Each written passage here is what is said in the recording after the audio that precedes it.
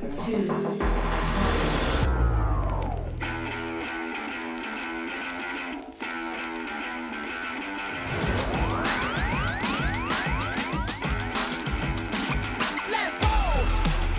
One more, you could attack for this, just the pass. Penny's there, it's over! Fernando Cifuentes has found it!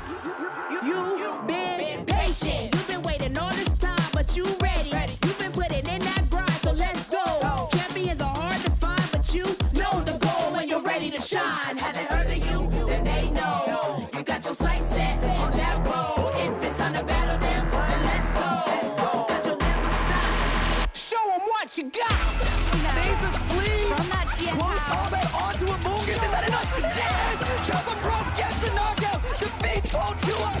Show them what you got! Yeah, they already know. You got your sights set on victory road. Show them what you got! Yeah, they already know. You got your sights set on victory road. Get the leg down, can you look down the whiz cash where he has a little bit of health left? Oh! What HP left? I know, it's over!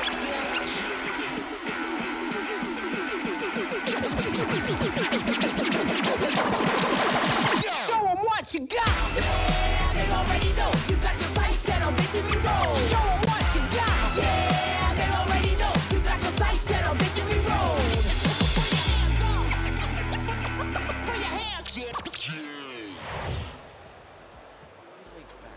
Buongiorno, Pokemon trainers, and welcome in to the culinary capital of Italy. And boy, do we have something cooking for you. We have 16 ingredients simmering in the heat, and they will make up a dish for you. That is the top cut of the Bologna Special Championship. I'm Marcus, and I'm here with my friends Farid, Martijn, and my colleague Abi. Welcome. Thanks, Marcus. We are in the Bologna Special Championships. This is the last event of the regional circuit here in Europe, and I think everyone has so much to play for. I'm really excited. I'm super excited because it is also the last championship in the Might and Mastery meta.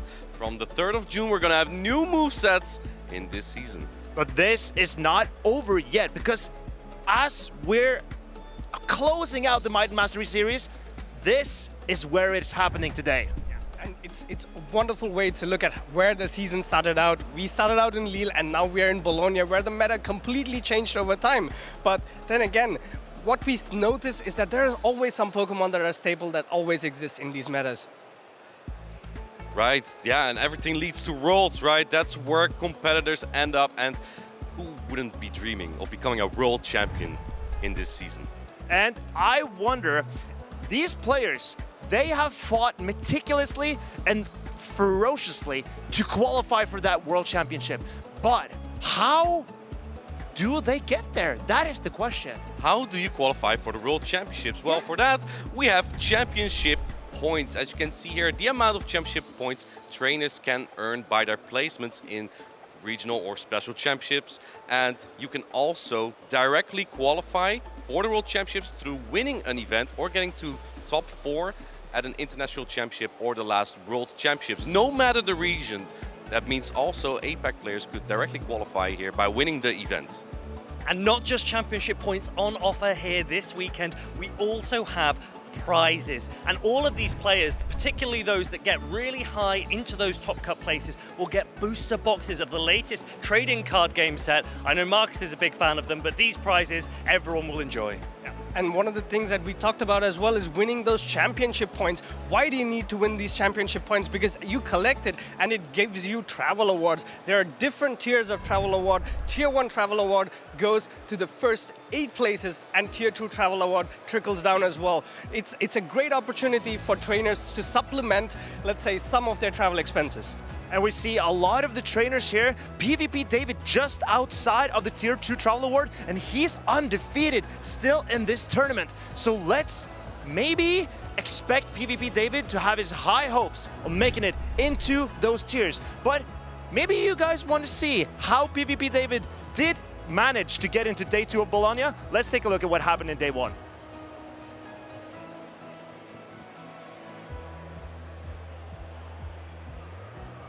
Right, game 1 is going to wait for a little bit. We're going to talk about what happened yesterday exactly.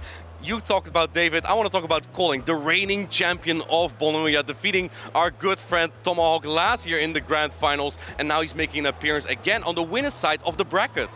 What I'm really looking forward is that matchup that we could potentially see his nickname going up against Colin. Colin was a completely dominant force last season, but this season he's still looking for that first place medal. But nickname has already won 2, and he's going for that unprecedented 3rd medal as well. Now, it's interesting that Marcus mentions PvP David, who's just outside of those travel award placements. And I was speaking to a few of the players who already are in that top 8, and they were saying, I think we're rooting for Colin. We need to make sure that these players that are just outside of the top 8 don't go and take our place. But if Colin were to win, if Nickname were to win, they would become the first European player in history to win 3 events in a single season, 3 regional special championships in 1 season. But Colin would then be the only player, if he wins, to be a 4-time winner here in Europe. As would Nickname, of course. As would Nickname. So both of them have something extra on the line, because right now, both Colin and Nickname are tied for 3 championships each. And that makes this event extremely special. It's all going to culminate to this, right? It's always great to see these trainers do well throughout seasons, and then there are personal records they can follow up as well. So let's take a look at the matches we have in store here today, because we've been talking about Colin. For example, he's facing off against Kazim, who has already won a championship this season. And Kazim is one of those players who is desperate to get a travel award placement as well, but not just that. He wants to prove to the world that Dortmund was not a one-off. He is a player that we've seen on the Go Battle League leaderboards all season, and I think he will really try to show everyone that Colin is not a fear for him. And I would really like to see how Filbe will do. He's a trainer that hasn't competed in many championships, but he is so consistent in the Go Battle League. And so far it has translated really well to his performance here in Bologna so far. But he's facing Nickname, one of the best European trainers this season. I'm curious to see how this showdown is going to go. A matchup that I'm also really looking forward to is the one with Frea. Frea has been a consistent battler. He's going to go up against Sir Cogis, who is an Italian and who wants to defend the Italian turf here. So that is a matchup that I'm really looking forward to see. And it's interesting, we've obviously got Withered again in this top cut, and he is a player that we have called a young prodigy potentially, but he is against another player, PvP David, who was also deemed that title, and he played against Pataman last time. Do we all remember Withered versus Pataman? And it was like these 2 young players, such quality. I think they're going to put on a show again. PvP David and Withered, I'm excited to see that one. It is no coincidence that they are on the winner's side of the bracket. We only had 2 Italians on the winner's side, but we have a couple more on the loser's side of the bracket. Not on the first match, that's going to be Stone Collection versus XL Cactus. One of my favorite, Alejandro versus Alfie, an Italian clash there. We have Borha, top 3 at Sevilla versus the 2023 Bochum regional champion, 23 EGB. And then we have Fastberry versus Ampolini, 2 trainers that have been around for a while but haven't had that much success just yet. So it's really exciting to see them here in the top 16. And I'm very excited, especially for that Borha versus 23 EJB matchup, because you and I, for Abi, we expected these trainers to do particularly well, because before this weekend we did a fantasy caster draft. That means we picked some players that we believe could have a deep run in this tournament, and I put my money on 23 EJB and PvP David, and I have 2 of those of my 3 picks still remaining. Martijn. I don't have a lot of money. But yeah, so you still have Borja in the running for the tournament. One of the reasons I picked Borja was that he was so calm and composed, and he had this very happy personality. I don't know, just a very fun vibe, and he's also a dancer. Being a dancer myself, I want to see another dancer do well. Yeah, I'm in a tricky position here because I've obviously got Kazim in my fantasy draft, and he's up against Colin 6, as we know, the reigning champion, currently leading on the European leaderboard. So I think my poker coins are going down the drain.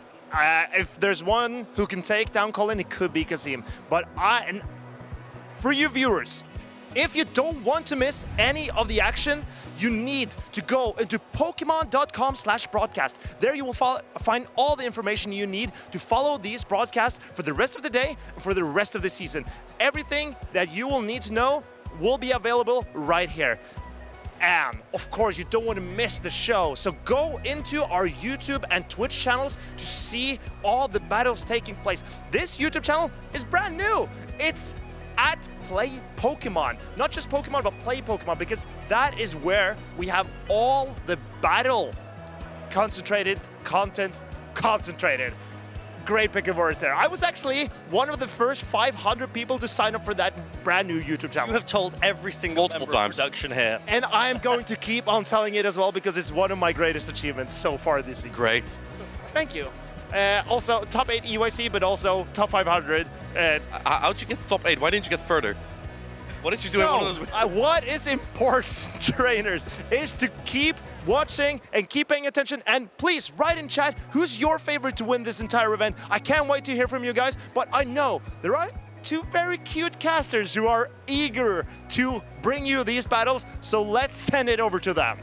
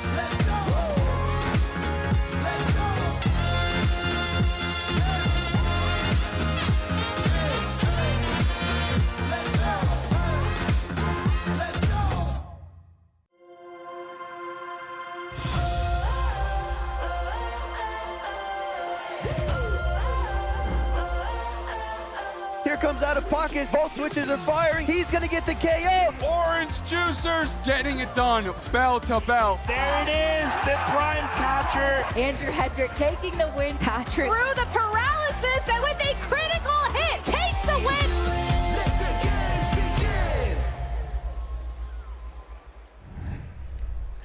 Here we are, trainers. Welcome to the action here in Bologna. We're gonna get into our top 16 today. My name is Martijn. You may also know me as Inadequate. Now I'm joined by my colleague slash friends. Sometimes, friend. Sometimes friends, except when, well, you know, when you... It depends. But things are getting spicy here in Bologna. I think we're all very excited to see these top players, and they all want to know how far they can get, and we get the pleasure of commentating over them. Do you have any favorite matches? I know it's very hard because these are all really good trainers and matchups to see. But do you have any favorites that you're looking out to see? It's tricky, but I really want to see PvP David go far. I think he's done really well in so many of the events that he's played, and he has he's coming off the back of a lot of confidence, I think. This season has been really strong for him, and a good performance here in Bologna not only puts him in the Travel Award placements, but it really puts him in a great position for the World Championships in Anaheim this summer. I believe he even got, was it the top 8 at the last World Championships? He did phenomenal there. But I think a lot of Europeans are actually not cheering for me here. Because if he, as a previous regional champion this season already would win, it means that one qualification spot will not cascade down to another European on the CP leaderboard. So a lot of players are probably more looking into maybe Colin, maybe Filbe. I know that a lot of the Italians are looking at Filbe and Alejandro particularly. Yeah, we were speaking to some Italians at dinner last night, and they were pretty confident that Filbe had a really good chance. They said if he can get past Nickname, then he could go on and win it all. They also said that if Nickname beats Filbe, they would back Nickname to go and take the crown. So I wonder if that is the match up to watch most this weekend. Well, we will find out soon. The first match we're gonna get is Colin versus Kazim. Teammates, friends, and they both have a lot of confidence. Although Colin, I think, really wants to win something this season because he's the type of player that is used to winning. He's like the European Doonbug.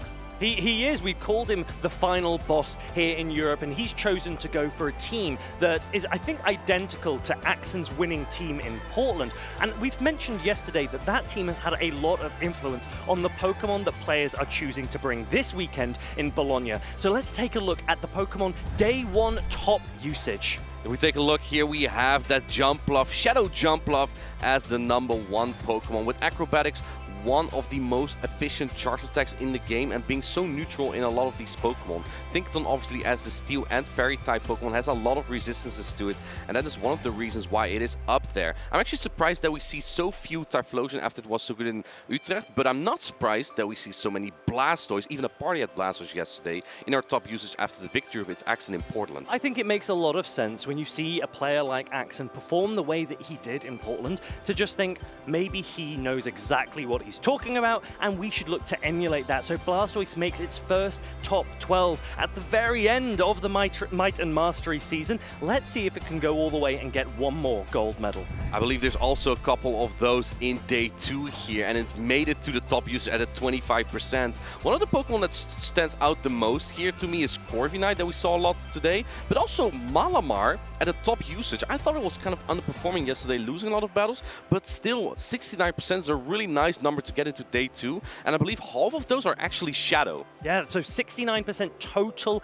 Malamar usage in day 2, of which around just over half of them were the Shadow variant, which is why we've got the Shadow graphic in front of you here. And then also that's standing out to me is this Corviknight Swampert, almost as a pair. We've seen Skarmory and Swampert for years in PvP. Corviknight is the new Steel Flyer of choice. Let's see how far it can go. It reminds me of the Skarmory Swampert core that we've seen so many times in the Go Battle League, and that just is it's a core that is almost unbreakable, especially when fighting type Pokemon that are usually pretty oppressive are not really existent right now. Because of so many jump love, that kind of core can work really well, and Corviknight in general does have a lot of believers, and I'm so proud of Corviknight. You're proud of Corviknight. I'm proud of Corviknight. Yeah. I know Skarmory is your favorite. I like Corviknight a little bit more, that can actually get so far. We don't see any Corviknight here in this match, but we do see 2 Blastoise. Yeah, both of these players look like they have... Colin's gone for a team that I think is identical to the Axon Portland winning team, and Kazim has gone for one that's a slight derivative of it. He's made a change there. You can see the Lapras is a Feraligatr, and he's also brought in Shadow Drapion as well.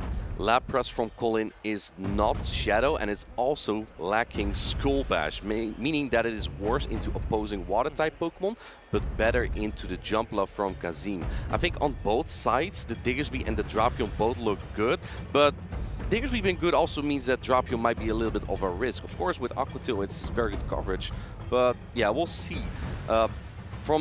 Like I said, Ice Beam Lapras, it's going to be a little bit difficult to bring into a team with a Blastoise from Kazim. I think both of these players will have practiced a lot last night, and that is the advantage you get. As soon as you start day 2, your first round, you know your opponent the night before. You get the opportunity to look at their team and prepare. And so these players, they should already know their strategies. They should already know their game 1 lines, and I expect to see a real show to kick us off here on day 2 of the Bologna Special Championships. Feraligatr has really been making a show here in Bologna, an absolute menace actually, and it's been just as common as the non-Shadow variant lately. We're used to seeing Shadow Feraligatr because Hydro Cannon just packs so much damage, but apparently the bulk of Feraligatr also has some use to it. Do you think that there are a particular Pokemon that Kazim has chosen and opted for the regular Feraligatr for? Possibly. It's also just possible that, just like Colin, Kazim's like, okay, I'll just take a nice looking team and I'll try that out. Both trainers are locked in. We're gonna get ready for our first match on day 1. We have Colin on the left, Kazim on the right. It's going to be the Lapras into the Tinkaton. This is a very neutral match. Yes, Lapras does 1 damage per Psywave to this Tinkaton, but it also is so bulky that it can tank a lot of attacks as well. So both players are going to stay in. It's a relatively neutral matchup. I am so surprised to see no Diggersby on the side of Colin, and I would say perhaps Kazim predicted that a little bit, but I don't know. Blastoise and Jump Love in the back is also a particular choice to tackle it. The playoff comes through, but if you have a Lapras with a very high defense and HP, it might hang on and get to 3 sparking area here to win this matchup when no shields are used. That's right, and I think that this is a very, not just a neutral lead matchup, but actually when you're looking at the backlines as well, the whole game is going to be based on energy management and not necessarily on alignment. And I think that Kazim's not exactly happy to see that lead here, so he switches out because he has better answers to the Lapras in the back, going into the Tinkaton now. And he resists the rollout damage here. However, Hydro Cannon is going to chunk. 2 Hydro Cannon barely won't be enough to knock out this Tinkaton, but the rollout damage will almost put it in there. And quite nicely for Kazim, he's managed to draw out this Tinkaton with his Blastoise, so Jump Up will have a lot more play in the backline, but we know that Colin also has a Shadow Jump Up in the back. So energy management and shield advantage could be crucial. Let's see how these players play out this mid-game. Another play rough lands, and Kazim is at multiple Hydro Cannons now. I do want to say, though, the Lapras has a little bit of energy and packs Ice Beam. So I think shield management on the side of Kazim may be even more important, especially after Colin has seen the Tinkaton already. He kind of probably knows where to place that jump bluff already. And letting this Hydro Cannon go, he's investing everything in the jump bluff. Now, this Tinkaton goes down. Do you come back in with that Lapras, or do you go straight in aggressively with your jump bluff? Colin chooses jump bluff, and Kazim meets it with his own. He's one Fairy Wind behind, and that means that there might be bait scenarios involved here. Yeah, that's gonna be rough. And looks like Colin is no-shooting the first attack. This is an air ace call. That's a tremendous play from Colin there. Actually, he didn't even build up to it, so kind of interesting because now he can go straight air ace. But man, if you land an acrobatics here, it's gonna do a ton of damage. He lets it go. It's an air ace as well. Aerial ace from both sides, and you can see these jump up in the yellow. They are getting into a range where one more aerial ace will start to threaten a knockout. Kazim's shield goes up.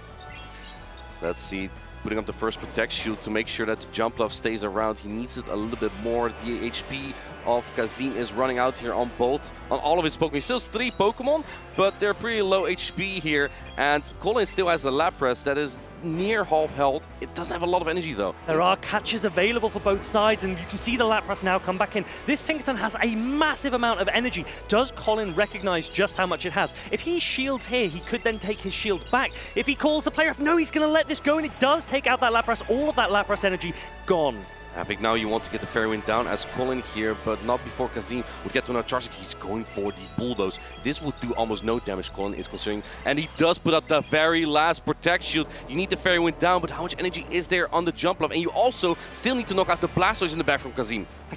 I think Kazim's jump bluff might be so close to an attack, and that could give him a huge advantage because Colin has no shields available, but he has a ton of energy onto this jump bluff. He doesn't have the ability to swap. He tried, he clicked into it, but he's now having to put up a shield. It's gonna get to Charge Attack Purity now because both players have an Area Ace loaded. Who wins Charge Attack Purity? It is Colin, and now it comes down if the Blastoise from Kazim has any energy. This area is gonna get really close to knocking out. I think the jump bluff is down from the field. Does Blastoise have any energy? It doesn't!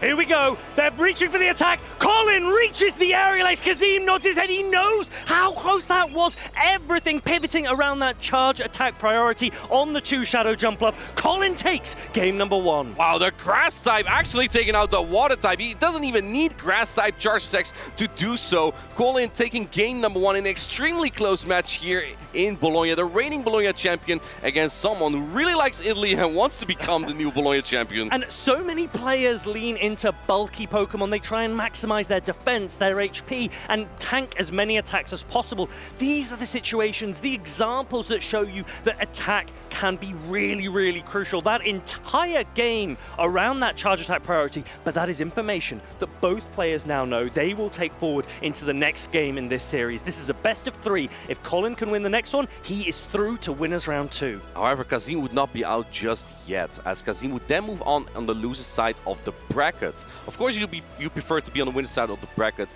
However, we've seen a lot of amazing losers runs as well, but we're not there just yet. How are both trainers going to adapt in this match here? I'm actually surprised that we didn't see any of the Diggersby of Colin here because it matches so well into many of these Pokemon. It has a great matchup into Tinkaton. It does really well into Feraligatr. Despite Super Effective Hydro Cannon, you double resist the Shadow Claw. You do okay into Blastoise because you resist Rollout as well, and with the same bulk that you can take on Hydro Cannon from Feraligatr, you also take him quite well from the Blastoise. Now, do you know what I was surprised by? Tell me. Any player that has a Shadow Drapion on their team usually brings it no matter what. Yeah, and Kazim didn't bring it. And so, is that something that Kazim will now try and lean into? We know how flexible it is. We know how strong a Shadow Drapion can be. And Kazim is a player that is able to utilize energy and shields and aggressive farm downs. And one other technique that you will always notice from Kazim, he will pause just before he throws a charge attack to ensure that his opponent is in the middle of a fast attack animation and therefore cannot catch. In these kind of matches, every single charge attack and energy matters. You cannot afford to make any mistakes. Pokemon Go PvP sometimes looks so flat on the surface when we're just tapping on our phones. However, behind that, the decision trees to throw your charge attack, manage your energy and health are just a fraction of a second sometimes. Colin 6, he knows how important this is to him. This is one of the titans that he is up against. He's up against Kazim 33 in the first round of day 2. He has locked in. Kazim has locked in. Let's get things kicked off here in Bologna. And we have that Tinkaton into the Shadow Drapion. This is a decent lead for Colin, as Tinkaton, despite being a fairy type, actually does great there because resists Poison Sting. In comes the Blastoise from Kazim, and there's no real answer here from Colin. He has double water in the back. And we've mentioned this before, that Blastoise safe swap into a Tinkaton is nice because you can reach that Hydro Cannon before the Tinkaton reaches the Play Rough. Colin's going to let this Hydro Cannon go and immediately throw the Play Rough. Will he then pivot into one of his water types and save this Tinkaton for the Shadow Drapion that's now in the back? I would expect him to go into the cool Blastoise. In comes the cool Blastoise. Why do I say cool? It is actually has sunglasses for it. That is true. We saw a party hat Blastoise last time. This one's wearing the sunglasses. Let's see which one comes out on top in this matchup. Skull Bash coming through, shielding it up. He's protecting the cool Blastoise, and even though this will increase the defense, the Blastoise from Kazim is already so low that it's almost in Hydro Cannon range, and Colin is just farming up energy, and it will get to so many Hydro Cannon in this match. And the first time you throw an attack with a Blastoise, all of your attacks for the next few charged moves afterwards, they will come slightly quicker. And that is a huge advantage now for Colin because he's got a massive amount of health, a ton of energy, and he can start to throw attacks really aggressively into this Shadow Drapion. This is a Skull Bash. It will do a massive amount of damage if it lands. Will Kazim shield it up? Oh, he no shields! Cool Blastoise throwing the Skull Bash and putting Shadow Drapion straight into the rest, and increasing the defense. Now you can take this crunch so much more comfortably and get to another Hydro Cannon even. Blastoise is rolling through this matchup. Shadow Drapion is already in the red. Blastoise still has a ton of energy. He's going to bank that Hydro Cannon, come into the he goes down with it. and he sidewaves it down, and Kazim's heart breaks before our eyes. Colin grins. You don't see that much from him. Yesterday, Kazim was making the Italian gestures all the time, but there's no time for that right here. He's in a tough spot here as Colin is sitting comfortable with that Lapras. He still has energy on the cool Blastoise, and his own Tinkaton is still out of range of 2 Bulldogs barely. Kazim is throwing the Play Rough. This will do a decent chunk of damage into the Lapras, but let's remember how much energy Colin already has on that Blastoise. A hefty amount of health on the Tinkaton in the back, and Lapras is very, very comfortable as well. Another Sparkling Area is coming through and will put Tinkaton just barely in the yellow, under 50% health. But at this point, Colin is the one to manage where to put his shield.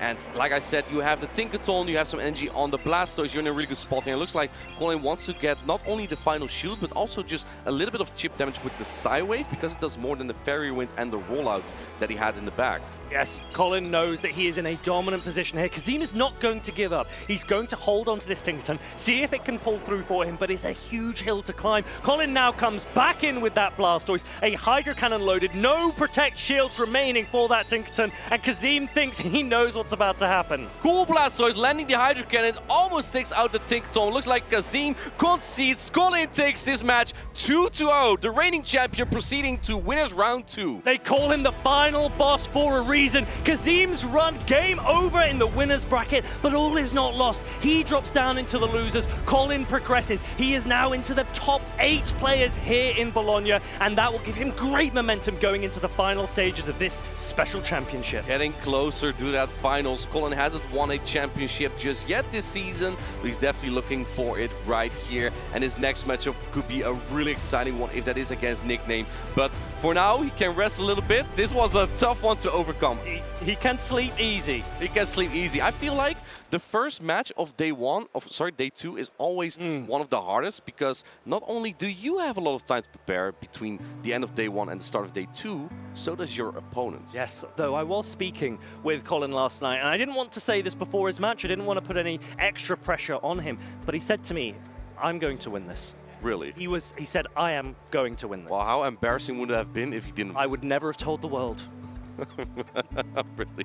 Well, I'm glad for him that he did it. Kazim is still in the loser side of the bracket, so it's not over for him just yet. And we know that Kazim is a phenomenal player as well, so there's still a lot of opportunities for him too. And it is crazy if you are in the loser side of the bracket right now and you are desperate to plow your way through, and then these titans are coming down from the winners bracket and you're thinking, things do not get easier, but that is the name of the game here in Bologna. Colin 6 taking on Kazim in our first match of day 2, and what a match to kick things off. And if we take look back here at this match here, the jump bluff mirror going straight air ace Kazim, and Colin did as well, but more as a bait as he built up to the acrobatics. That led Kazim to still try and call it, however. And in the end game of that game, the jump bluff from Colin was able to win the charge security in the mirror and then outpace this Blastoise. The pace of jump bluff was just so important here. Yeah, Shadow Jumpluff remains the top Pokemon. It is so aggressive. It might not be the most used Pokemon, but it definitely is a star of the show so far this weekend. And Blastoise here. Cool Blastoise with the sunglasses. He knows it's warm here and the sun is out in Italy. Going for the Scorpius and it landed. That did so much damage. Plus, there's a 100% chance to boost your defense with that. I really think that if Colin can go all the way with this Blastoise, someone needs to get him some sunglasses for the Grand Finals. I actually have some with me, so perhaps we can make that work. Yeah, but yours aren't cool, so that would be a struggle. That's unfortunate. Would you give him yours, or are they too expensive? I trust Colin. You know, you can't bet against Colin. This is the thing. He is such a good player. He is so meticulous in his plays, and when he goes on a roll like that Blastoise, he is unstoppable. Right. Colin has been a player that's been so good in this circuit. He will also be competing at the North America International Championship. I saw Wholesome, I saw Lil Winery in chat. You better be prepared for Colin. And this will be the third international championship that Colin will be competing in, because he is one of those players that has taken full advantage of the Travel Award.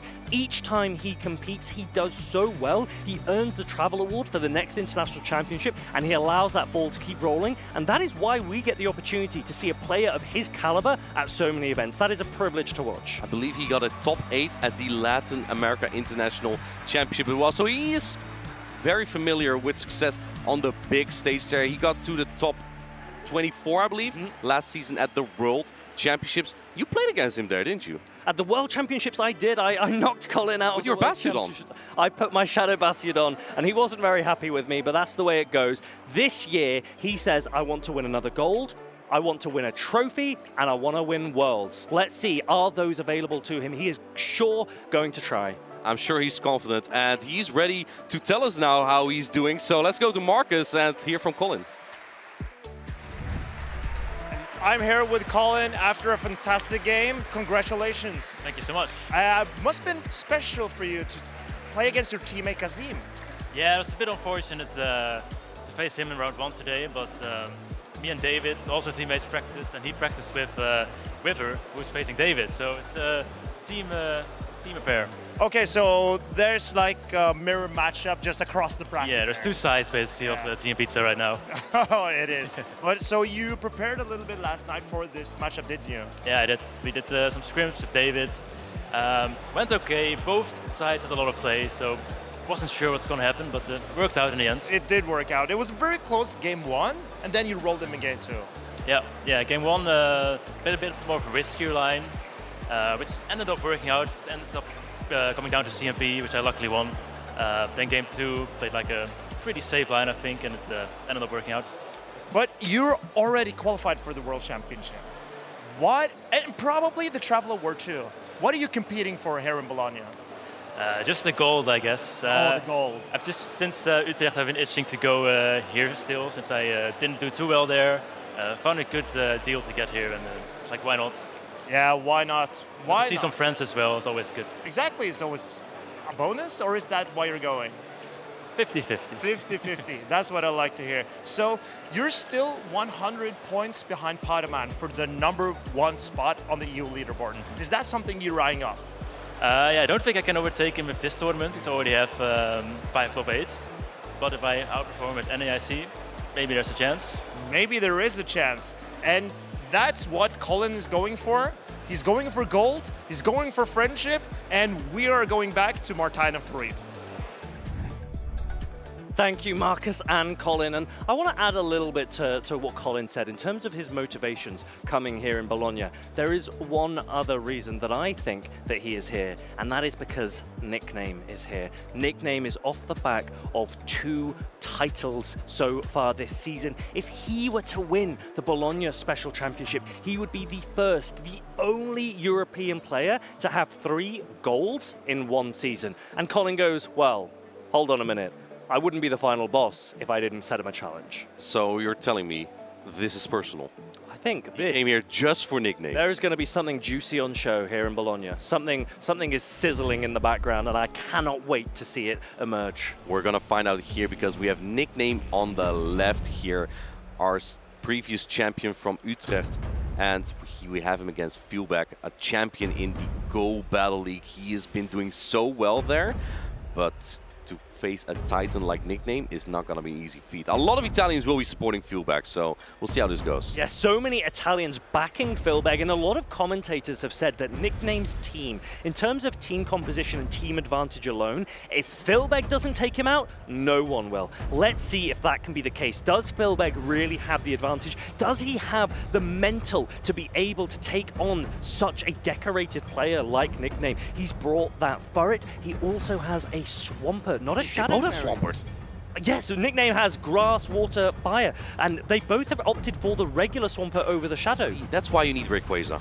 Yeah. to beat those elemental typing Pokemon. He's also the only one who's stuck to that Typhlosion. Like, there's almost no one else who had the Typhlosion or had success with it, and it actually looked good into many teams with double water. But I would not want my Typhlosion on a Swampert. Now, it's worth pointing out that both of these players have Shadow Malamar. We saw Malamar. It topped the usage for Day 2 here in Bologna. Which of these players will utilize theirs the best? And this is another situation where Charger type priority could be crucial.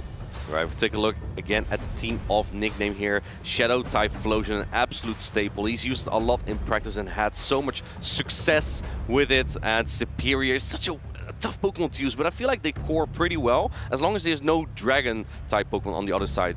Yes, Shadow Typhlosion, such an incredible Pokemon. As you say, the top players have had a lot of success with Shadow Typhlosion, but Superior and Swampert as well can create tricky situations for opponents. You really have to get your alignment correct, and maybe Nickname can be very aggressive with that Shadow Malamar in achieving it.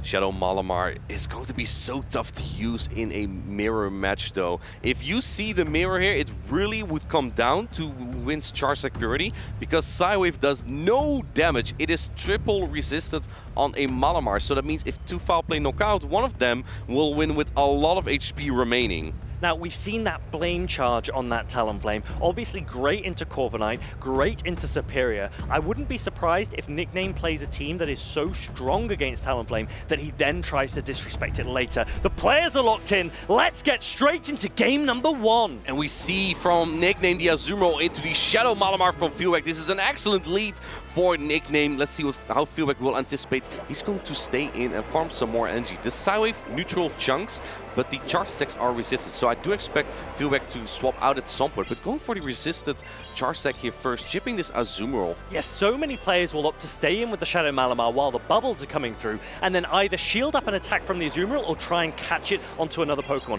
Filbe here, he doesn't have two Pokemon that he wants to catch it on. He has his own Azumarill in the back, but he might not want to give away the Furret just yet. So he's going to shield up this Malamar and continue to Psywave down, and look at that Psywave damage go. I love the way Nickname was swiping those bubbles, trying to pretend it's a play rough, but he's holding his phone under the table almost, so it's kind of pointless. You can never be sure, Martin, you can never be sure. But actually, Shadow Malamar could take the two-shield scenario against an Azumarill, and maybe Filbe is going for that. He's doing it again. Enlightenment. He is doing it again. Look at that strategy. That's a load of baloney there. And going for the Ice Beam here. Nickname is just getting farmed down. If he's going to stay in, can he get to another Ice Beam? I don't think you can. Can he get? No, he goes down with the Ice Beam, and Malamar has so much energy now, which is going to be valuable in the rest of the Pokemon of Nickname here. You can't Psywave this down. I don't think you can. That is an interesting play from Nickname because you're almost forced to maybe get some energy and then aggressively... There's so much! Yeah, one more foul play will take this Malamar out. Filbe is absolutely flying with this Shadow Malamar. He's letting it go! We spoke about this yesterday. When you play Shadow Malamar, if you want to degen with a Shadow Malamar, play it in the lead, use both of your shields, and look at what this is doing here. So how are you going to tackle this Swampert? You mentioned yesterday a regular Swampert, so non-Shadow, will not be able to knock out an Azumarill with two Sludges here. And that might be really key here in this match for Filbe because he does have the Azumarill in the back. I love this play from Filbe. He doesn't even bother to go up to a Trailblaze because he knows all he needs to do is get this Swampert into a range that he could fast attack it down. And that's what he's going for. Swampert will need to throw 2 Hydro Cannons to take out the Furret and 3 Sludges to take out the Azumarill. Nickname shaking his his head. He knows the position he's in. The only way he may win here is if there's a Talon Flame in the back. But this Swampert is so low already that one Incinerate and some Psywave may already knock it out. But there's no Talon Flame in the back. It's going to be the Azumarill, which doesn't get knocked out by 2 Sludge here.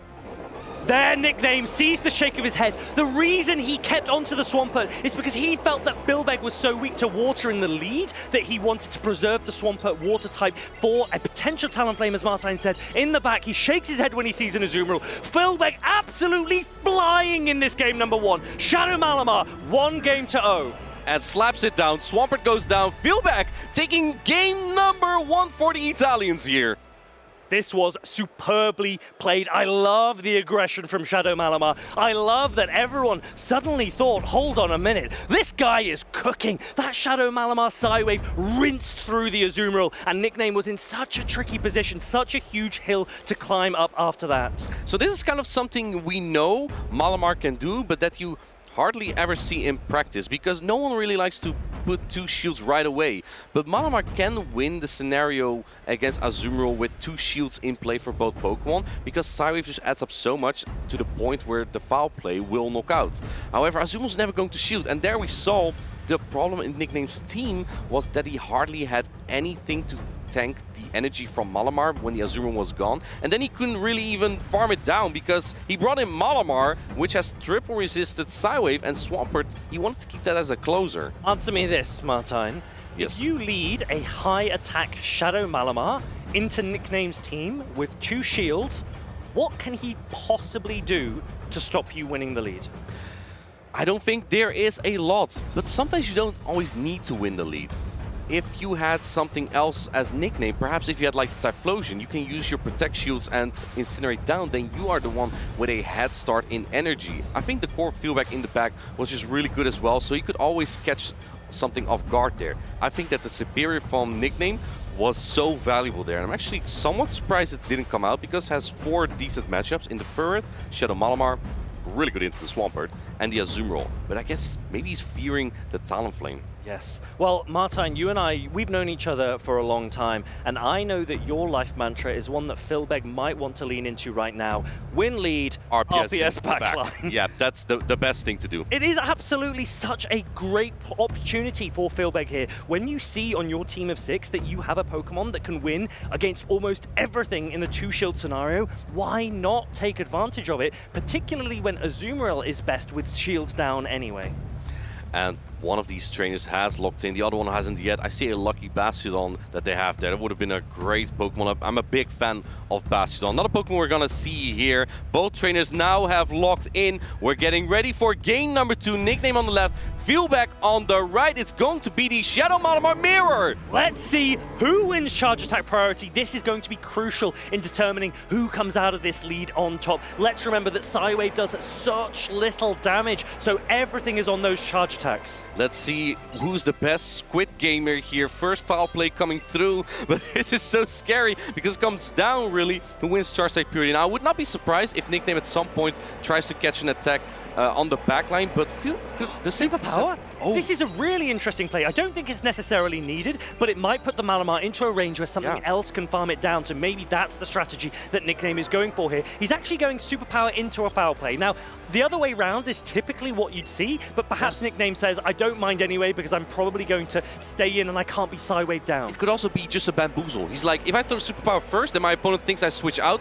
and then Bamboozle. I didn't switch out, I throw another foul play to get your shield, and now Nickname takes a shield advantage. Yeah, that is interesting. He does put this Malamar into a way lower health range, and actually I really like this play from Nickname because if you had gone the other way round, that Malamar would have loads more health than it otherwise would have. Now we've gone straight into the mid game. A lot of swaps happen there. Superior's now up on the field for Nickname with Furret there for Filbe. This is really interesting because Feelback brought the Tinkaton, and Tinkaton is good in the entire line of Nickname there.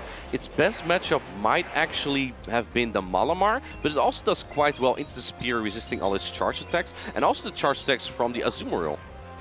Furret taking that first attack. It is a bulky Pokemon, but it has got a lot of energy, throwing the Swift just before Superior reaches that next Aerial Ace. Swift is being shielded up here. Nickname preserving the Superior, perhaps predicting a water type in the back here, and Superior is really good with that energy. Going for the Charge Attack Purity, but that's a miscount by Nickname because you lose Charge Attack Purity with the Superior to the third, and he's putting up his last Protect Shield now. Oh, Nickname puts his head in his hands. He knows that that was a slight error. Can he claw his way back? Furret is now putting Filbe into a commanding position in this game. And Filbe has already seen the entire line. Nickname hasn't seen the Tinkaton just yet, and in comes the Malamar still, going for the Tinkaton right now, and Nickname knows that this is looking terrible for him because Tinkaton resists all the charge attacks from the Azumarill. Is going to have a really comfortable time here. The Italians in the crowd, they raised their flags. They put their warning out there. They said, Filbe, he is the one to watch. He is the man that can take down a player of Nickname's caliber. And this Tinkaton is guiding the whole way through this. Play rough landing on that Azumarill.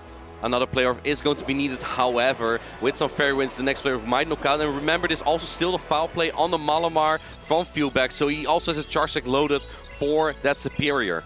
Here comes the resisted Play Rough and the bubble damage slowly whittling down this Tinkaton. But Tinkaton is a fairy and steel type Pokemon. It is here for a reason. It is here to take on that Azumarill, and it is doing a great job in doing so. Now the Malamar comes in with a foul play to knock down the Azumarill.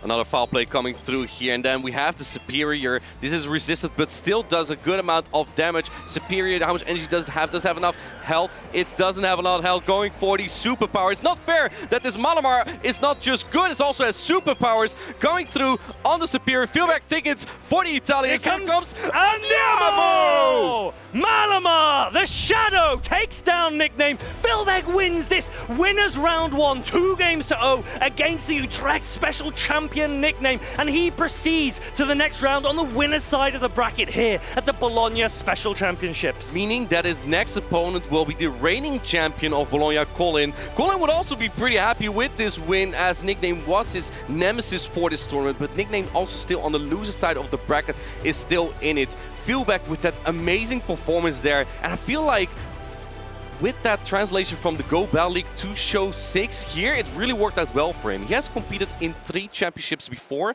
His most recent performance was, I believe, a top 10 at Lille. I think I have played Filbe in the past, and I've also played him a number of times in the Go Battle League. He is such We were playing on the toilet. Player. Perhaps one of those times. Playing everywhere, to be honest. I'm obsessed. But Filbe showing everyone that he could be one to watch. He's got the backing of the Italian crowd. This is his home audience, his home turf, and he will definitely want to go all the way. I wish that I had put him on my fantasy draft. Yes. It's actually somewhat disrespectful that you didn't. There are so many good players coming, so many interesting players to watch. Do you remember last year, Utrecht in the 2024 season? I do remember very well. He purposefully didn't put you on the fantasy draft to give you that extra motivation, and maybe that's the same momentum that Filbe's going to jump on the back of.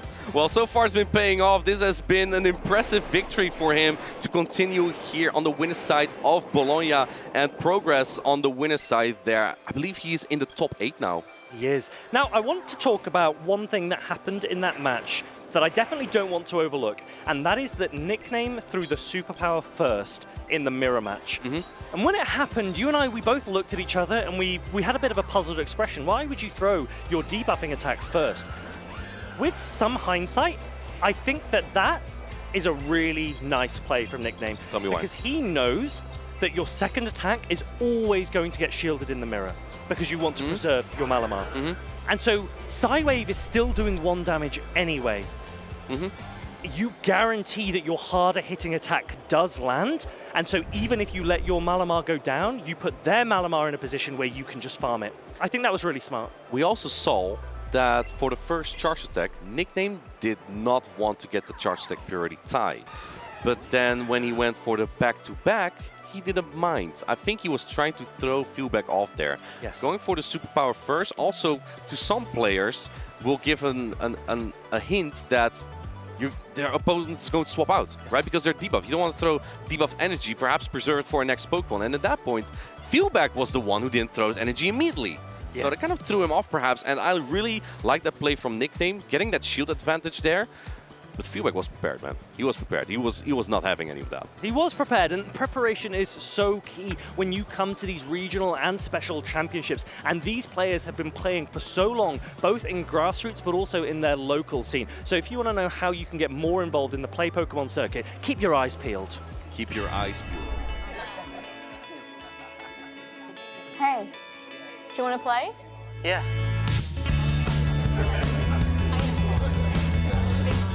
Nice. One shot? Wait, that card, yeah.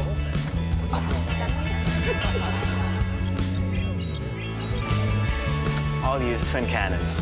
Great game, guys. Bye. See you next week.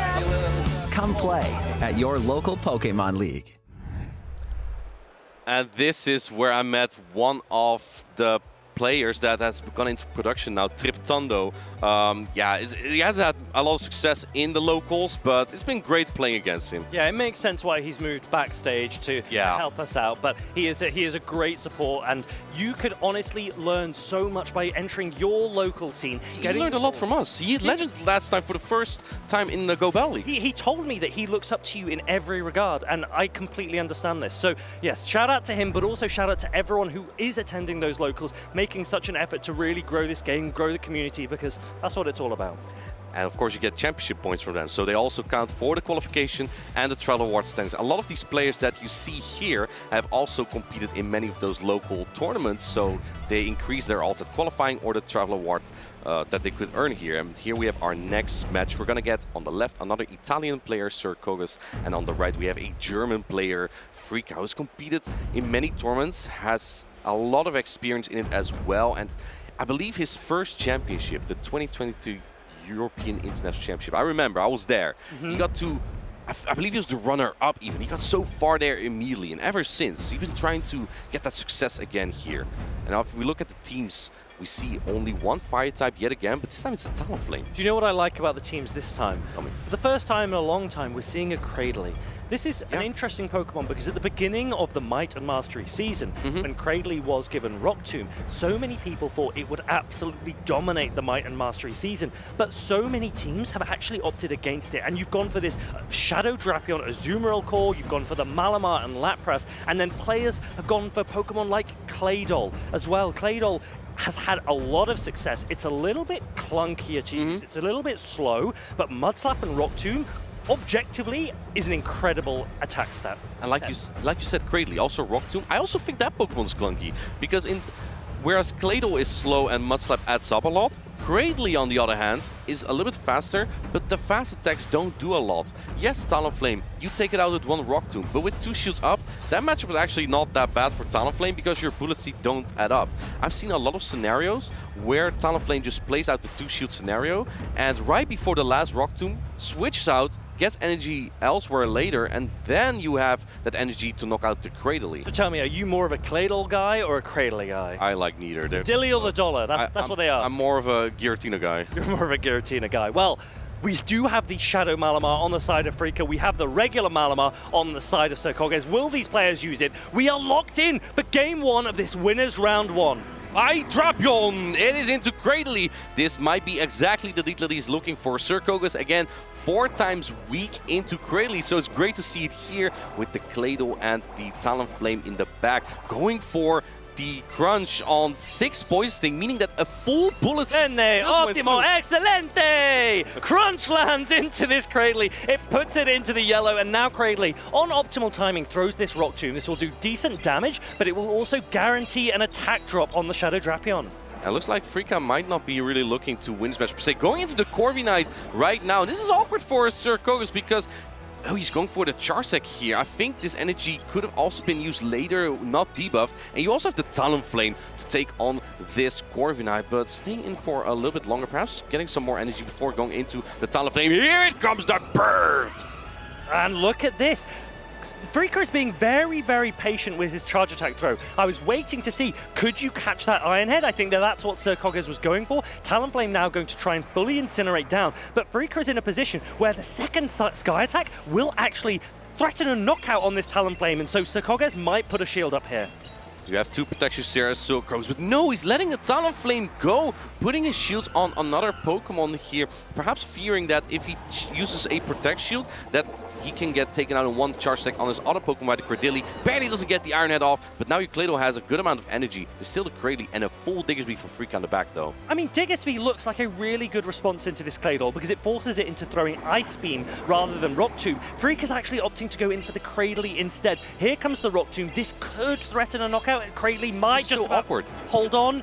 It does hold on. It's in the red, and it does reach that Grass Knot. This will do a massive amount of damage if it goes unshielded. You can't let this Cradily go, because if you do that, the Claydol could permanently debuff your Diggersby. So luckily, that Cradily barely hung on, and now you can use it as a switch later in case Silkrose goes for Rock Tombs again here. And he might, because it's still two Protect Shields in play for Freaka. At some point you have to use them. I quite like this play from Freaka. Overall, you put your Diggersby in a position where you will reach the Scorching Sands before you have to make a shield decision. Here comes the Ice Beam. This is super effective, but it's non-stab. It doesn't have same type he's calling it. bonus. It does a decent chunk of damage, but the Diggersby still has a ton of health. Let's remember, there is energy on that Shadow Drapion. But there's so much fast attack pressure here, so this is going to be pretty rough. I think Freaka tried to call a Rock Tomb there, which would have been pretty obvious. The Scorching Sands is not going to knock out just yet. You're going to need a Fire Punch as well, but the Mud Slaps are going to end up. That debuff really helps here. Are we ready for a combination play? We're going to throw one attack. I actually think you could have just thrown the Ice Beam here, because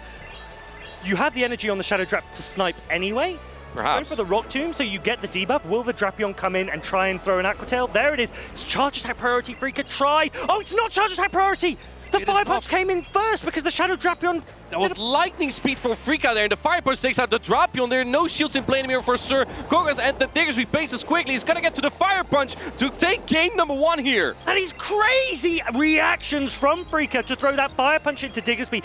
When that Shadow Drapion came in, did it do a Poison Sting first? I think it did, because the Aqua Tail, I saw him tap on it, but I believe also a Poison Sting went through, so the Aqua Tail didn't go off immediately, and Freaka was just ready for that switch. I was expecting the Snipe to come in. When we say Snipe, we mean you already have a Charge Attack loaded on the Pokemon in the back, and you switch in and immediately throw it to take out your opponent's energy when they're low. And Freaka was anticipating Shadow Drapion coming in, and as soon as he saw it, he pressed Fire Punch. The problem is Shadow Drapion had done a Poison Sting during that time, and so it wasn't a Charge Attack priority event, which Shadow Drapion would have won, but instead that Fire Punch landed, took it out, and takes Freaka one game up in this series. I think when the Drapion didn't launch a charge attack, Freaka was like, well, that is wunderbar. I'm just going to knock it out immediately, and that was very fortunate for Freaka there. Sir Kogas, however, still has 2 games to come back here. One of the Italian favorites here on the winning side of the bracket, but how will he adapt here? Cradily is such a menace. I think you can basically always expect it to come out, but you cannot really use Malamar as a reliable counter here, because Freaka covers the Cradily with double Fairy. I think it's also worth noting how little value Talonflame got in that matchup. I'm actually surprised by that. That to me was very surprising, that the Talonflame got the Incinerates through, but 2 Sky Attacks from that Corviknight were enough to take it out. So Kogas was hoping that one of them was an Iron Head, which would be resisted by Talonflame's Fire typing. But no, Sky Attack, more than enough to take out the Talonflame and put Freaka into a great position in that first game. I think if you shield the Talonflame there, you could ramp up with those flame charges. What's Cradily gonna do? Bullet Seed you down? It's not gonna do that. Cradily was not gonna have an easy time. And here we go for game number 2. Let's see, we see Cradily again from Freaka. He's brought the Malamar this time, and it's met with the Shadow Drapion from Sir Kogas. Shadow Malamar can put a ton of pressure onto Drapion with access to that superpower, but Shadow Drapion's crunches will also do a ton of damage. So I wouldn't be surprised to see Freaka start shielding. Maybe Sir Kogas will do some baiting. No, he goes straight for that crunch. This is no shielded. This will do a huge amount of damage. Chomp, chomp, chomp, crunch comes through, does so much damage, but it looks like Freaka knows his matchups, goes for the superpower right before the Aqua Tail here. I think this superpower will almost knock out this Shadow Drapion. Sir Kogas is not respecting it, and the top of 4th brings Drapion just as low as the Malamar was, and now making the catch on that Azumarill. That is a tremendous play from Freaka. He is so close to another charge attack on the Malamar as well, which may be very important for the end game here. I really like that play from Freaka, absorbing the energy from that Shadow Drapion onto his Azumarill. Sir Kogas meets it with his own Azumarill, and now we're in a little bit of a situation where the players have some time to think about how they want to navigate the backline. Freaka is 1 bubble ahead. this is such a freaky play from Freka, because now the main threat to the Cradley has been almost neutralized. Shadow Drapion is low in health, but also has no energy. So Cradley in the back is just looking really good here into the Azumarill Claydol backline from Sir Kogus. Yes, and both of these players need to be cognizant of their win conditions in the end of this game and take advantage of the energy and the shields that they might have available. We know that the Shadow Malamar almost has another superpower loaded, but Claydol with shields is generally a very strong Pokemon in this meta. And Freka is going to win this matchup either way, unless the Azumarill from Sir Kogus will hang on by 1 HP, because he's one bubble ahead on that swap in. In comes the Cradley to get a head start. In comes the Claydol. It is behind on energy though, and Freka is not messing around here, going straight for the grass knot. The win condition for Sir Kogus might be to call a Rock Tomb, and is he going to no-shoot here? Yes, he is going to make that call. Even though this lands and does a lot of damage, I kind of think that's an excellent play, because that is your win condition perhaps. It was your win condition to try and recognize the Rock Tomb, but at the same time, from Freka's perspective, his win condition is to put Sir Kogus in a position where he needs to make a shield decision. A no-shielded Rock Tomb would have been really, really difficult for Cradley, and now Cradley is starting to ramp up, and you can now go for straight Rock Tomb. Going straight Rock Tomb is going to drop the attack of the Claydol. Not exactly preferable. Freka still has those shields as well. And I believe that the Azumarill from Sir Kogus has a little bit of energy. Cradley going to win the charge attack priority. Both Pokemon are really bulky. Yeah, both of these Pokemon have a very similar attack stat, so this is information for these players, but it might not matter if Freka can take this all of the way. Ice Beam, this will do a heavy amount of damage if it lands. Will Freka put up a shield? No, he's going to let this go. Well, it is debuff after all, so the Cradley can hang on here. In comes the Shadow Drapion, but it does not have enough health. Azumarill comes in simultaneously from Freka to bubble down. And where do you go here with Sir Kogus, because he has no protect shields left? Yeah. Sir Kogus comes back in with the Azumarill, trying to bubble down in the mirror. Freka with a ton of energy already, reaching the play rough. This won't quite be enough to knock out. It will put Azumarill deep into the red. Freka really in a commanding position in this game.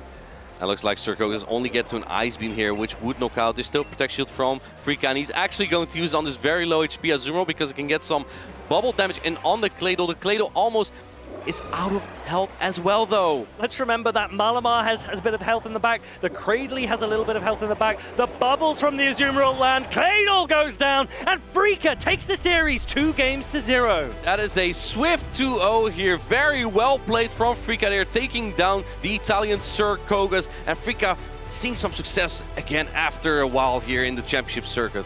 Yes, Freka proceeds to winners round 2, and this is huge for him because, as you said, he's a player that's not featured as much as he would have liked in the top cuts of these events in recent times. But this is the amazing thing about this Might and Mastery meta. There is so much potential, so much flexibility, so many options that players can bring, and Freka has been taking full advantage. And Cradley can be such a wicked core breaker. Like, if players are bringing a flying, fire, water and ground type combination of teams, like Cradley just Rock Tomb. Yes, imagine if Cradley got a good fast attack that could make it a little bit more flexible. Like Acid, maybe? Maybe, yeah, if there were a buff to Acid that could give Cradley a little bit more coverage and aggressive playstyle, then it could really be something to watch.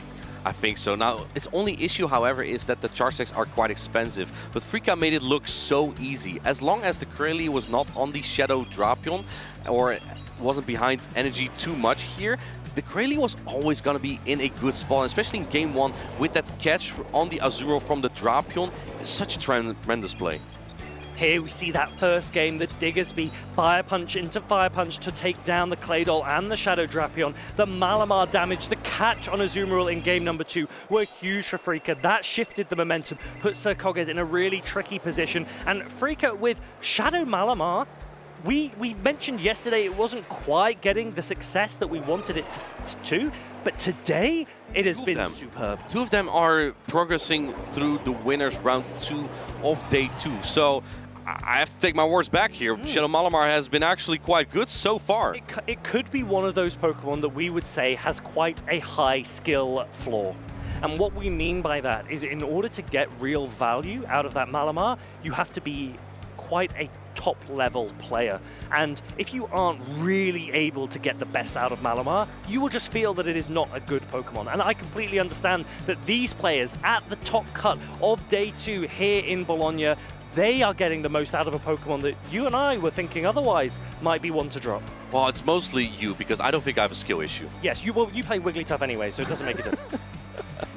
So you're telling me sometimes it's the driver, not the car. It's sometimes the player that can make any Pokemon work, and a Pokemon that has the versatility of a Shadow Malamar. We've seen it before in North America as well, with trainers like Nighttime Clasher and Out of Pocket doing so well with that Pokemon and making an interesting movement with it as well. Speaking of those young players, we've got a couple of young European players up on stage next. This is PvP David up against Withered, and these players are prodigies of the game. Just before we look at the matchup, do you think these trainers could defeat the combinations of Out of Pocket and Nighttime Clasher? I think that Withered is much newer to the game, and so I don't think it would be fair at this point to compare him against Out of Pocket and Nighttime Clasher. Nighttime Clasher is good? But I think for his age, he could comfortably eclipse a player like Nighttime Clasher, who really, truly was awful a few years ago. Yeah, so we'll see how they do in this match here. David with also that Ice Beam Lapras. I believe that is the same team Colin 6, his friend, was using as well. They were practicing yesterday. Good friends, but they may have to face each other later on potentially. First, David would have to face off against Withered, and Withered is looking for that World's qualification spot. He's already getting quite the amount of points if he gets far here in Bologna, but there's more to get. We mentioned that obviously Withered is very young, but PvP David, he is a player that I think if he really solidifies his gameplay, he could be one of the best in the world without question. Like his father. Just like his father also plays. His father does also play, yes. His father named his own in-game name after the Malamar sound. What is his in-game name, do you know? I'm not going to do an impression. But PvP David with the Axon team from Portland trying to repeat success here in Bologna. Withered with a Blastoise and a Feraligatr instead of a Lapras. The Shadow Drapion and Shadow Feraligatr both will put on a ton of pressure, but both do need shields in many situations to see success. I think it is Blastoise time in this matchup here. Blastoise being an absolute staple, and I think that in the previous match where we saw Colin play that Ice Beam Lapras, Blastoise was just never in the right spot. And I think if you have Blastoise on Lapras without Skull Bash, you can actually position yourself where you have the Skull Bash, the rollout, and you can manage a lot of energy and health. And as we know, once you have thrown one charge stack with Blastoise, 3 rollouts are needed only for the next Hydro Cannon, which is incredibly fast. Yeah, it has a really good energy cycle after that first attack is thrown, and these players will want to take full advantage. As we said, all of these events, they are leading up into the next competition and then eventually into the World Championships. You mentioned players like Out of Pocket, like Nighttime Clasher. They will be going for the World Championship title. They are players that back themselves to succeed. PvP David, he wants to be on that list as well. Can he get through the competition here in Bologna? Well, we'll see here, because this truly is a first test already in this competition. Even though it might not be the same meta, you are still the one to make those kind of Pokemon work. I think a good player, it doesn't matter which meta it is, you have to make the Pokemon work that are good in that meta. So looking at these teams, do you lean into Malamar if you are PvP David, or are you a little bit apprehensive of the potency of Shadow Jumpluff, Tinkaton, Shadow Drapion and Shadow Feraligatr? Does that make it difficult to bring Malamar into this team?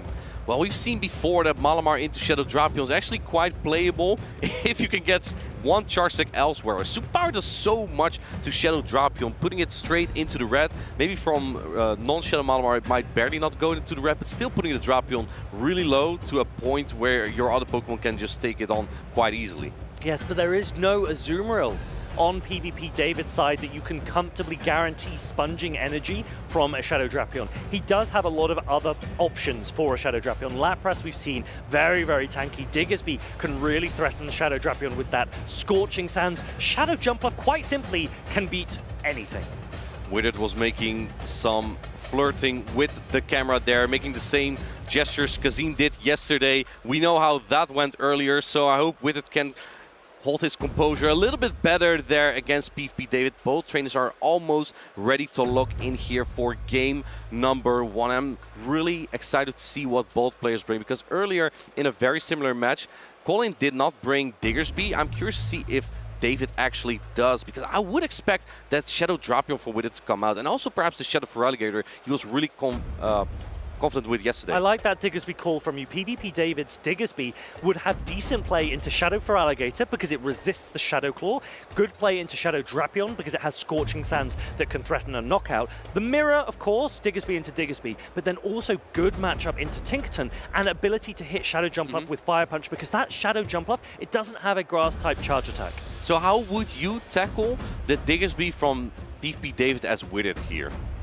I think Withered approaches games in a slightly different way. I think he tries to give off this very casual vibe, this I'm just happy to be here look, and I think he tries to get into the minds of his opponents. We've seen it at previous events. He really got into the mind of Pataman when he played against him, and he's going to try and do the same to David, because the pressure, in truth, the pressure is on David here. He is the player that we all know as being a world-class player that we want to see succeed, but Withered knows that he has the ability and the potential to take him down.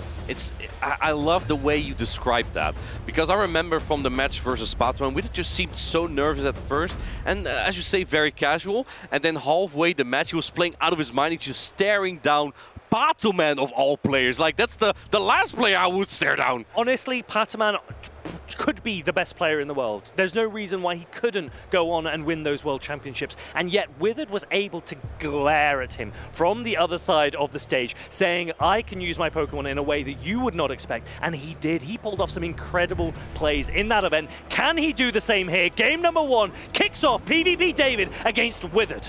This is actually more neutral than you might think, because rollout from Blastoise on Diggersby does not add up. But if you look at the entire team of Withered, this might just be the exact spot where he wants the Blastoise. And for PvP David, he's probably also kind of happy to see the Blastoise here, because he has that Lapras without Skull Bash in the back. Look at this, Withered already looking up, staring at his opponent. There comes the attack drop, and now there is that catch. PvP David taking the Hydro Cannon on his own Blastoise, but this is also debuffed, so this will not do very much damage at all. And Blastoise can now get rolling on the side of David, met by a Shadow for Alligator. This is not exactly a Blastoise answer, but with some chip damage and still the raw damage output here from Feraligatr, it can probably hang on. You may have to use protection as Withered, but if you can get a clean Shadow Claw down here, the energy from this Feraligatr might be very threatening. It looks like PvP David is not taking any chance expending so much energy with the Skull Bash, so he's going straight Hydro Cannon to at least get some chip damage in case the first attack gets shielded, and we do see that happens here. Yeah, the race is on Hydro Cannons. David's actually leaning for a Skull Bash, but Withered has thrown the Hydro Cannon just before. If David shields, this could be a 1 HP knockout. We're going to stare at the screen. Can the Blastoise hold on? It looks like it can. Skull Bash now will threaten a knockout from this Feraligatr. And it looks like Withered does not want to get bashed today here by this Blastoise. Put up Protect Shield, getting that Shadow Claw down. The energy is going to be valuable either way into the team of PvP David. However, this Lapras can hang on there quite well. And this Feraligatr is slowly getting into even a resisted Sparking area range. Oh, but the catch though on the Blastoise. That's a tremendous play from Withered. He is saying, I don't want my Gator on here. Are you out of your mind? I want that Hydro Cannon on your Diggersby. That is really, really valuable from Withered. He's able to now lean for that Skull Bash. This will do a huge amount of damage to the Lapras.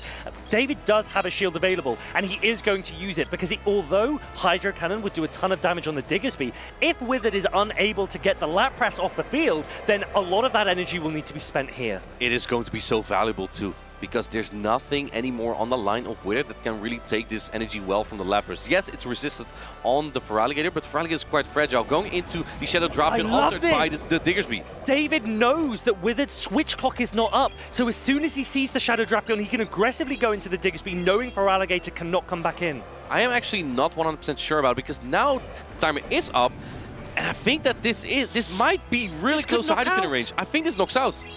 This could knock out. I think it will knock out, and that puts Withered in a really good position. The Diggersby goes down. It doesn't get any value, and Withered already has a Hydro Cannon available against the Lapras. The question is, David leans forward. Can you take out this Feraligatr before it reaches another Hydro Cannon? I think that is the only play. Let's see if Shadow Feraligatr is bulky enough in contrast to his regular one. Can he get to the Hydro Cannon? And David not taking any chance of going for the Hydro Cannon right before the Feraligatr could potentially get to the Hydro Cannon. I think the side wave down was possible, but can't get this Can you get to double sparkling area? I was gonna say Skull Bash, but of course his Ice Beam on this Lapras. I don't think you're going to reach the next sparkling area before an Aqua Tail. It's going to be very, very close, but I think Withered might have this. And Drapion is spacing really quickly. Can it get to the Aqua Tail? It does get to the Aqua Tail right before the sparkling area. This match was looking so good for PvP Day, but Withered, he's showing that he doesn't really mind the Diggsby. He's taking game number 1 against PvP David. The players briefly discussing what happened in that game, but Withered does not mind. He comes out on top against PvP David. The pressure piles on, and this is exactly the position that Withered wants him in. The whole time, PvP Day was looking in a great position there, especially after a catch of the debuffed Hydro Cannon from Withered's Blastoise into his own Blastoise. But the way Withered played with that Feraligatr was just so good. Throwing on the Charge Attack Purity with that Blastoise for the Skull Bash, making sure that he pulls another shield and then catching a Charge Attack from David on his own Blastoise to preserve all the energy from the Feraligatr was so useful for that end game. I really think that was the pivotal moment, wasn't it? Yeah, because all of that Lapras energy disappears very, very quickly into the bulkiest Pokemon that Withered had available.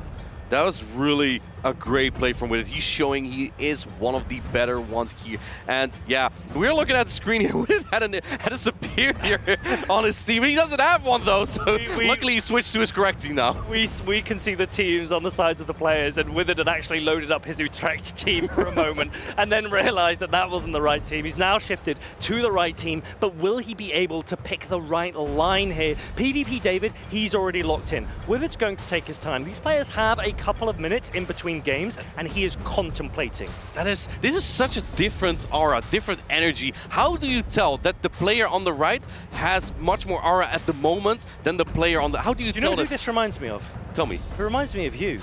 Really? You used to sit like this, and you used to just rock with your hands together, and you would stare at the opponent, and then look at the crowd, and stare at the opponent. And it does have an impact. Maybe Withered has taken inspiration like Triptando did.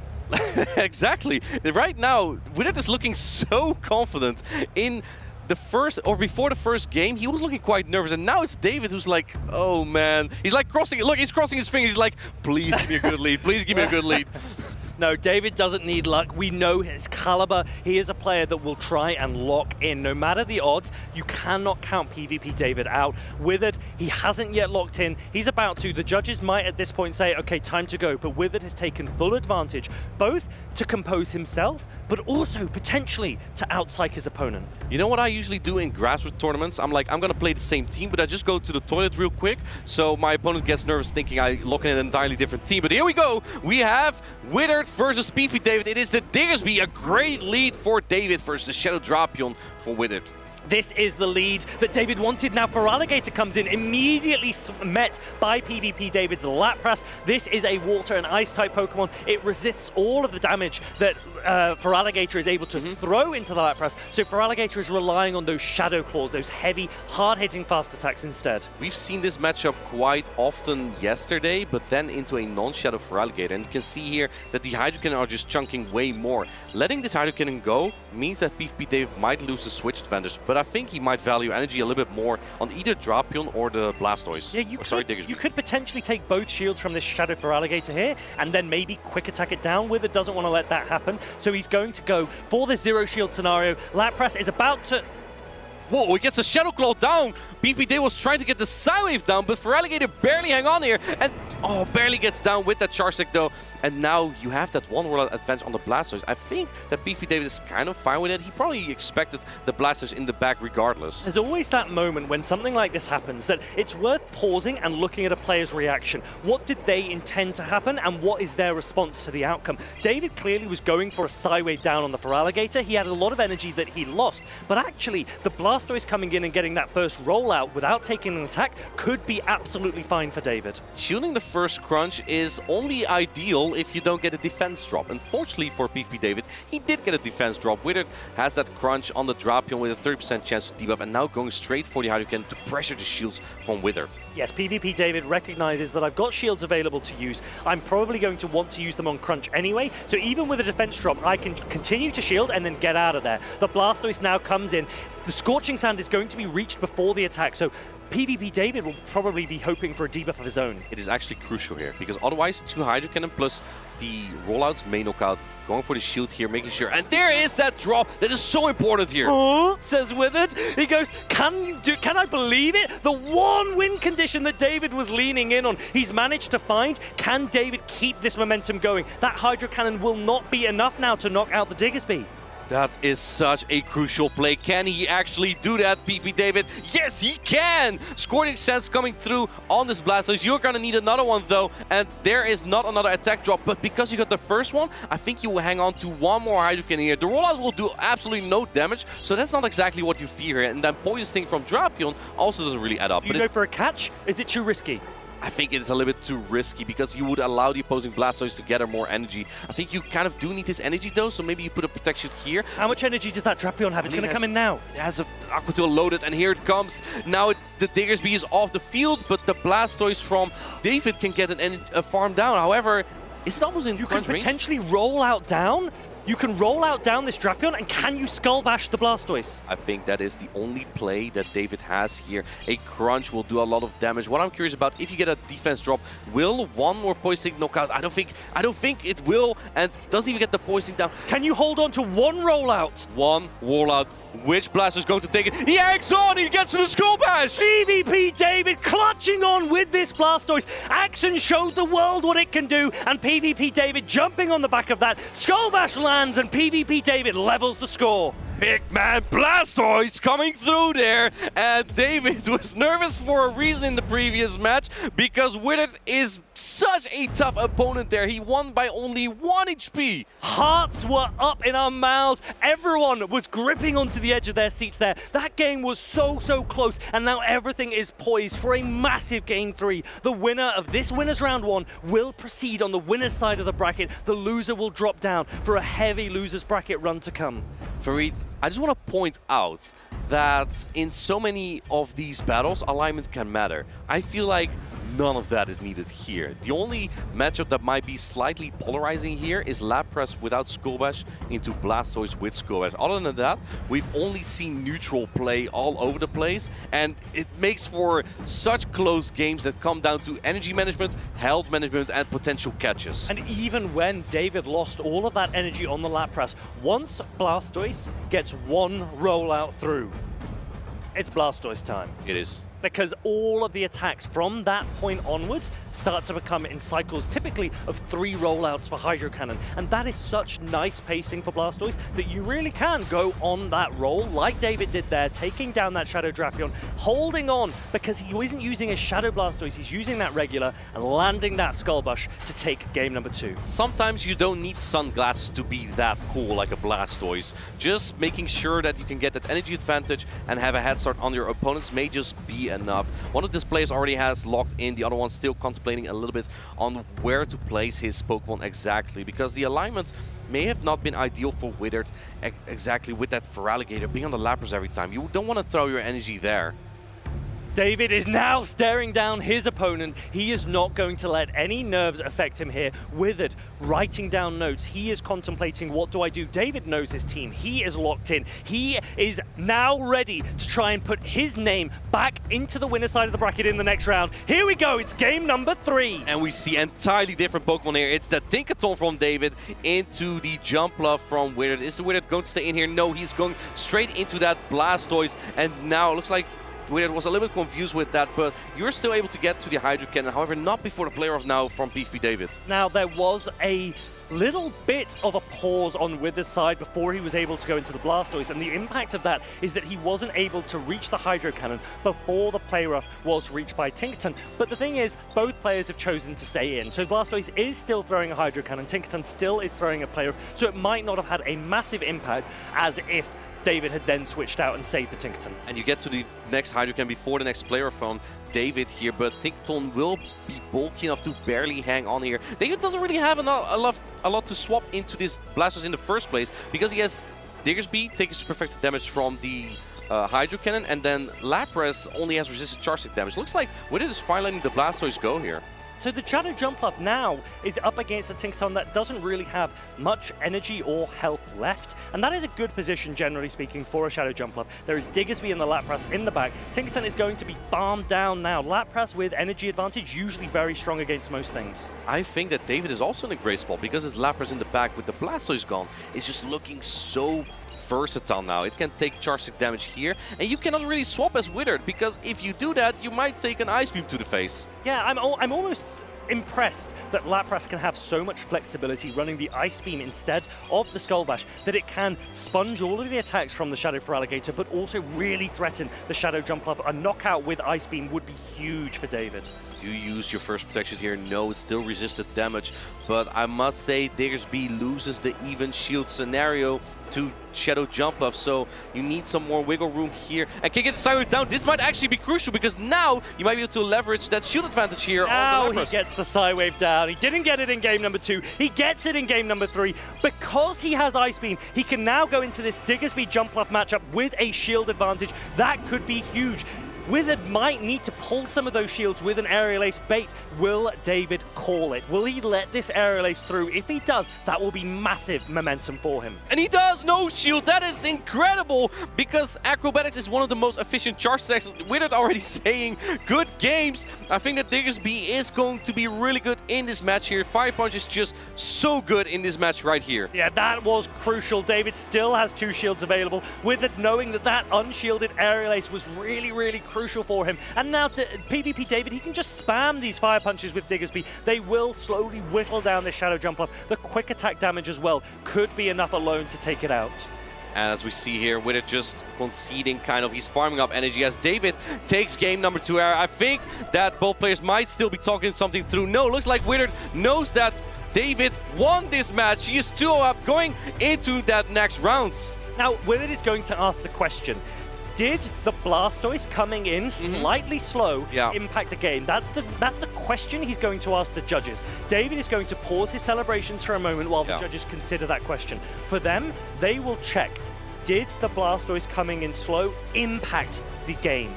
Right, I will start off a little bit because I thought both players had discussed it, but looks like that Withered still wants to go through it just to make sure that wasn't impactful on my Blastoise there. In the end, he did get to the second Hydreigon before the Tinkaton would get to the next player off, but I think the idea is just to get to your Hydreigon before the first player off and maybe see if there's some wiggle room there. Perhaps then you want to put in a Protect Shield once your Blastoise has that extra rollout. And in many of these situations, when an instance like this occurs so early in a game that there are still so many win conditions available to the players, that is something that judges will take into consideration. Yeah, that's what we have the judges for, to look into these games. Players can ask them if there was something going on, and yeah, that's what we're going to wait for here. In the meantime, this was, of course, a tremendous matchup between these two great players and such a neutral match. But I was curious by the choice of Pokemon they changed to. Yes. Because we saw the Tinkaton not shown before by David into the Shadow Jumpluff, not shown before by Withered. Why do you think that he brought the Shadow Jumpluff exactly? I think both players are trying to make predictions, and David probably recognized that Withered was leaning into Pokemon like that Shadow Drapion, and I think Shadow Drapion was the target of the Tinkaton that he brought. He actually ended up meeting the Shadow Jumpluff, which was great news for him as well. That Shadow Jumpluff brought by Withered was probably targeting that Diggersby. He knows that Shadow Jumpluff has a very neutral matchup into a lot of the waters and the Diggersby, and he felt that it could be a very flexible option for him. Even if it soft lost the lead, you could then farm down with a Blastoise or a Feraligatr or something to then get an advantage for the endgame. I feel like a Tinkaton matchup could still be really awkward though. Now, fun fact, if you have a Jumpluff that is not Shadow, you actually win the zero shield scenario, so both Pokemon don't use any shields against Tinkaton with only resistant damage. Isn't that just mind-blowing? I think there is a little bit of stats relevant to that matchup. It has to be very, like a very bulky regular Jumpluff, but Shadow Jumpluff has the ability to win against the Tinkaton with shields up, and this just really shows the strength, the prowess of that Acrobatics. Fairy Wind Acrobatics with Grass Flying typing and the bulk of Jumpluff makes it a really strong Pokemon. So I just got confirmation. It is indeed the swap not going through immediately that is currently being reviewed, because that may have thrown off with it a little bit of his initial game plan. And that's, of course, unfortunate. So we'll see if we'll get a review for that. And regardless of whether or not a rematch is awarded, I think that Withered will have a lot to take away from this game. If a rematch is granted, he needs to think about how do I adjust now, and recognizing that David has already been making adjustments, and what can I do to bring myself back into this series. If no rematch is given, he maybe then needs to recognize that you cannot let an instance at the beginning of the game impact the way that you play the rest of the game, because you could see that it was playing on his mind. You could see that it was something that he was concerned about already talking to the judges whilst David was locked in. So no matter what happens, I do think that maintaining your focus can be really key, especially at these stages of an event. Like in the worst case scenario, moving down to the losers bracket means that you have still the opportunity to make a longer and further run. And like said before this match, Withered really needs those championship points to potentially qualify for the World Championships where he wants to go to. He went to Bologna actually with Colin's brother, Kaleo. So, you know, Kaleo's also going to the World Championships to cheer us on, perhaps compete as well. I don't know how far he got in championship points currently, but you know, going as friends together will be fun.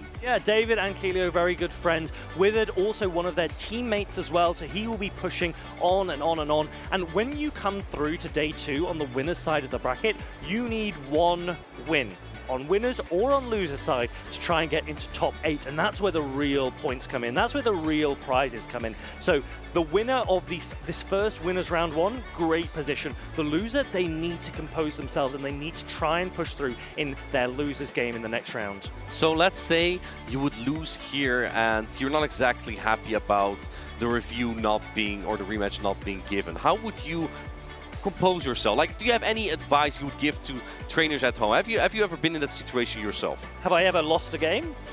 You've lost so many, but I'm saying if you have a rematch not been given, like how do you compose yourself? I think as soon as I ask for a rematch, I mean, you and I have been playing the game a long time. I will, generally speaking, have a good idea if a rematch is likely or not. If it's likely, I will argue my point. And then you have to hope. If it's unlikely, I probably wouldn't have asked for a rematch in the first place. But if the judges go against you and they don't give you the decision, you just have to compose yourself. And we talk about esports in general as being a very peculiar activity for people, because a lot of people just view gaming as something that you do in a very relaxed manner at home, and you might take it competitively. But there is so much more to it, both physically and mentally, that put these players at an advantage. And if you are allowing yourself to lose focus, that will cost you in the end game. I can really tell from experience where I was unhappy about a situation, but you have to focus. Sometimes you just have to deal with it and realize the situation you're in. You're still in the tournament, and the only thing you need to do is win battles. That there's nothing else is relevant at that point. Yes. Right? And it's tricky because when you get to really high level Pokemon Go, or any game or any activity that you really care about, you do put so much on the line. You do have so much care and passion. And so being knocked down, it can hurt. It can really hurt. I remember when I got knocked out of Utrecht, I just went and sat down on the floor against a wall, and I just thought to myself, and I just started to breathe, and I was like, yeah, this hurts and it's sad. And you take that moment, you feel your feelings, you address them, and then you try and move forwards and you say, who do I want to be tomorrow? Who do I want to be next week? And what are the steps that I need to do to get there? These players, they have been taking that journey and they have been seeing success. And you would just need to pick up yourself again and get ready for that next tournament. The next tournament could be it, right? That's any tournament you would be competing in. And we've seen that from so many times that trainers we haven't seen as much, like Filbe, for example, can suddenly make such a good run and just have so much success straight up from the Go Ballot, you know. So if you're successful there, you know, Tiptano just hit Legend. Perhaps for once he can win a tournament as well. Yeah, he hasn't hit Legend for so many seasons, so we're really, really proud of him because he works very, very hard behind the scenes. And for anyone else that is pushing at this late stage of the Go Battle League season, best of luck to try and get to whatever your targets are. These players, they are targeting medals. They are targeting golds here in Bologna, and any of them could succeed. And yeah, we have so much more to see too. There will be a new meta upcoming soon. Are you excited? I am very excited, I'm especially excited. the Pokemon that you can catch at the Go Fest for it in these events. We have one running in Japan now, but next week we have a stream actually as well for GoFest in New Jersey. I will be there, by the way, so you know, if you see me, you know, just say hi. I'm not dangerous or anything. You can just I like to meet people out there, and some of these Pokemon will be so useful for PvP. Martine is very friendly. He tells me he loves hugs. So if you see him at GoFest in Jersey City, make sure to come and give him a hug. I know it's going to be warm, but friendship is everything to Martine, and so make that heard. I think you're mistaking me with Marcus because he said he had no friends. But either way, make sure that either you attend these GoFests, you get involved on the game, but definitely tune in to the broadcast if you are not in Jersey City, because it is the first time that we are broadcasting an event like this, and I think it's going to be a great one to watch. And again, Pokemon that you can catch for PvP. The 3rd of June, we're gonna get that moveset update, so other Pokemon will be stronger. You asked me what I'm the most excited about.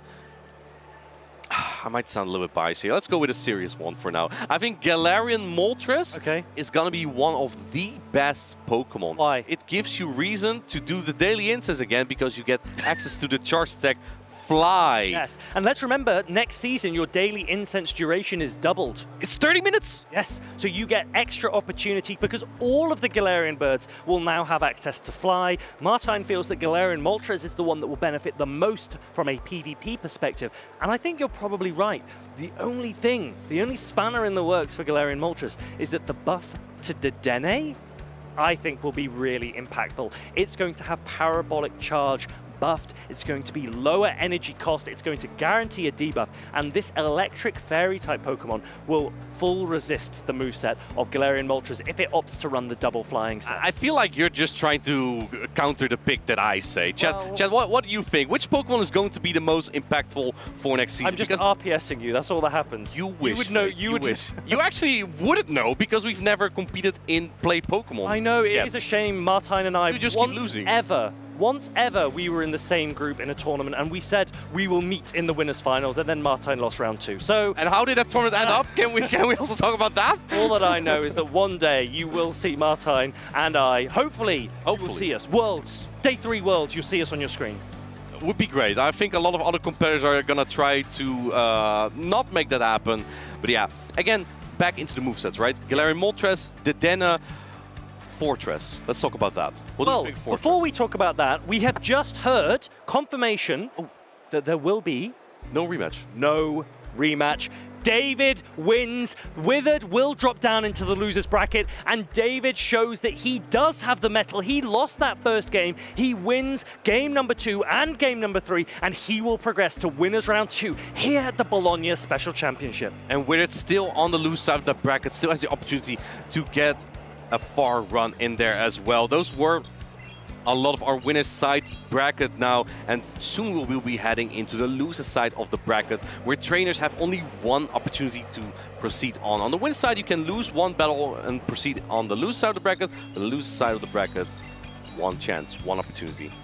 Look at this Lapras into Blastoise. That was the catch that allowed Withered to take the get the advantage in game number 1. And PvP David with his Diggersby in game number 2. He didn't waste it this time. He got the debuff that he needed. That was the opening of the win condition. And PvP David will now have a little bit of time to think, because every round now makes such a big difference, both for championship points and for prizes. And we see at the very end, because David was able to get to a last Ice Beam on the Lapras beforehand, the Diggersby had a shield advantage versus the Jump Bluff, and in that case, the Diggersby would just take that match head on. One of my locals played in Utrecht as well, and he ran in Diggersby with Mudshot. Okay. This is one of the reasons you don't run it with Mudshot, because Quick Attack is actually neutral into Jump Bluff. Fun fact, he went with one of his best friends there to Utrecht, 010 DSN, if you know him, and he has been practicing a lot, 010 DSN. Then he's bringing his friend, played like 3 battles over a year, and that friend did better than him. These things happen, but it's he has talent. It is worth going to your events with friends, because that can make a massive difference. You and I, earlier this season, I think we have traveled all across the world playing Pokemon Go, casting Pokemon Go. We were in Sao Paulo, Brazil. Do you remember that? Yeah. The Latin America International Championships. Friendship's what it's all about. If you missed LAIC in 2025, then this video is definitely one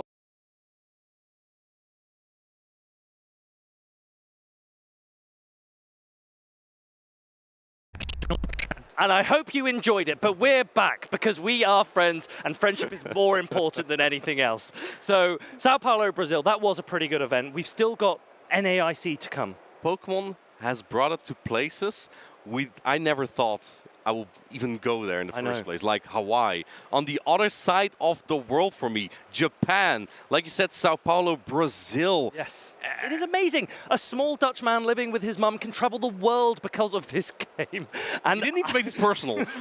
And I really do think that Pokemon Go not only... I think Martin mentioned actually friendships that he has been making through this game will be ones that he keeps for life. And I think he's absolutely spot on. It's not just about playing the game. It's about meeting people that almost have that similar mindset to you, that similar humor, that similar mentality. Yeah, and we'll see about friendship with people who talk about your mom, though. I saw in chat we should battle it out sometime. We should. We could do a stream. Actually, hold on a minute. No. Hold on a minute. We did it. Martin has just remembered, and he's just reminded me that at our rehearsal on Friday... Rehearsal? I wasn't there. I need to practice putting up with this guy, that's for sure. At our rehearsal on Friday, we did do a test match, didn't we? And how did that go? I think it was against Marcus, right? Marcus, it was against you, right? There was a corner that you were leaning into. I can't remember which one it was. I think it was top left. No, I don't think it was. I think it was the charge tech knocking out your Pokemon if I was playing there, of course. Maybe. Well, Martin and I, we both love playing. We love casting as well because getting to watch some of the players here in Bologna has really been a treat. I know you've been enjoying it at home, and I think that there's so much anticipation as to what we're still likely to see this weekend. I'm curious because we've had our winners round 1 now, and we have winners round 2 coming up later on. First, we have losers round 2, and we haven't seen losers round 1 on the stream, but trainers that have been successful there already have a little bit of the momentum. So we're going to get some really good battles when that is coming up. Yeah, and when you drop into the losers bracket, it isn't over. When you get knocked down, you have to try again. So why don't we try one more time? Highlights for LAIC. It's time for a quick recap of the Latin America International Championships 2025. I'm Tomahawk UK, and I was in Sao Paulo when Mato Galde took Brazil by storm against many of the best Pokemon Go players in the world. Famous for its electric atmosphere, LAIC was a showcase of some of the best talent, support, and sportsmanship that Pokemon Go has to offer. Dominating the scene were meta staples, including Clodsire, Azumarill, and Shadow for Alligator. However, LAIC was also ripe for spice, as Primeape, Jumpluff, and even Shadow Alolan Marowak found their way into trophy placements. Championship Sunday kicked off with a face-off between friends, which saw fan favourite Mato Galde take a quick victory over his teammate Richie1409. Richie dropped into the losers finals for a sensational set of 5 against local hero 12 Vitorello. In fascinating fashion, Vitorello and his Galarian Moltres recovered from a 2-game deficit to secure his place in the LAIC Grand Finals. Vitorello went on to stun the crowd as he steamrolled his way through the first 3 games against Mato Galde, resetting the bracket and leaving everything to play for. In one of the most closely fought finals the game has ever seen, Mato Galde and Vitorello took the series to a final game of 5. An immensely climactic charge attack priority event saw Azumarill and Galarian Moltres exchange heavy blows, with Mato Galde coming out victorious. Mato Galde is your 2025 Latin America International Champion! Give it up for the Tercero del Mundo! Off the back of his 3rd place finish at the 2024 World Championships, his 1st place finish at the 2025 Lima Special Event, Mato Galde sealed his name as a legend of the game, as he became the 2025 Latin America International Champion. Make sure to keep up with all of the incredible action and Pokemon champions this season at pokemon.com/compete. Man, Mato Galde, what a brilliant trainer. I think he's cemented his place as one of the best trainers, I think, if not the best trainers to have ever played Pokemon Go. And this season has been incredible for him. He's won 4 titles this season, 4 major trophies. That's incredible. Yeah, that's a lot of trophies. And I think it's the thing that comes as well. Like, you participate in so many of these tournaments, and then slowly you build up, and then you go and start winning championship. Mato Galde is a trainer that's been in the Pokemon Go PvP scene for, I think, from the very start. He has. Even when there was only grassroots before we had the Play Pokemon series. Martagalde was one of the first players to do exceptionally well on the global stage. But I also saw some players there. Vitorello doing incredibly well. Richie for 1409. He's also an incredibly established player. And then in the crowd, I also saw Fede. You also saw Fede. Of course, I always know it is Fede. Of course, you're always on the lookout for Fede. I always am on the lookout for Fede. But one of the things that we had a great start to the tournament already. This is day number 2. We had some amazing battles, but that's not the only battles. There have also been battles off stream where we had the losers round 1, and some of those trainers made their way through further as well. And I know 2 of our faster fantasy caster predictions. Caster fantasy draft. It's a hard title. They faced off 23 EJB against Borha MN, and you were the one who pulled out the longest straw in that one. Yeah, lucky for me, because I saw how I was able to cast some of Borja's games in Sevilla, and the amount of composure he brings on stage when he plays the game is just unmatched so far. So I went for Borja even before this happened. So other matchups that we have to look at is Stone Collection. He won against XX Cactus. Alejandro DL, unfortunately, losing to Alfie. Alfie was the winner of that Italian derby. And then you have Faz, who beat Ampolini. And this is looking incredibly stacked, because you see in the losers round 2, there are the winners, or no, the losers from the winners bracket are now facing off the winners of the losers round 1. So you have Withered against Stone Collection, Sir Kogas dropping down to the losers bracket, now facing Alfie in another Italian clash. Nickname against Borha, and Kazim versus Faz. Yeah, Kazim versus Faz is another interesting matchup as well. These two are friends, and one of the things that I was talking about backstage as well with Faz is Kazim was the one who asked Faz to go to Gdansk to kickstart his career in Pokemon Go PvP. That is incredible. I've also heard that Faz is getting so close to that World's qualification limit, so he needs to get into the top 8 for that final bump to get his points to qualify for Worlds. There's a lot in store for this battle. It's not just Faz, it's also Kazim. I think he's also a few wins away from securing his travel award, which puts my colleague here in a very tricky situation. He does not know who he has to root for. I mean, I would love for Faz to qualify for the World Championship. That's all I want to say about that. I mean, I'm gonna root for Kazim just so that, you know. Oh, you have a side here. Okay, I see. I'm totally unbiased. But I'm super excited to see what these players are bringing. Faz really showed against Scafo 99 yesterday what a brilliant player he has become. So with the help of Kazim, he's developed. Yeah, I think Faz also told me that if there's any trainer who's helped him get better at the game, who's kind of coached him, it would be Kazim as well. Wow. So that's a great opportunity. You are going the student against the teacher. Faz going up against Kazim in an important matchup in losers round 2. Kazim on the left, Faz on the right. And I have some information, because these trainers are so good friends, like you and I can become, Abi, that they have gotten a lucky trade, and they want to perform that lucky trade on stage. I wonder what Pokemon they will be trading with each other. Could it be legendary Pokemon from Master League? I mean, it has to be the legendary Pokemon, or one of the Pokemon that got released recently.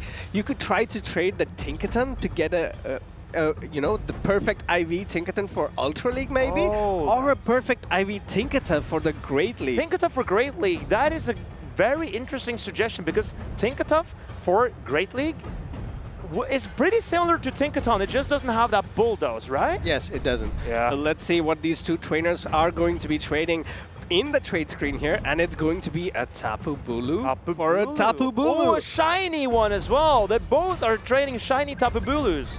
All right.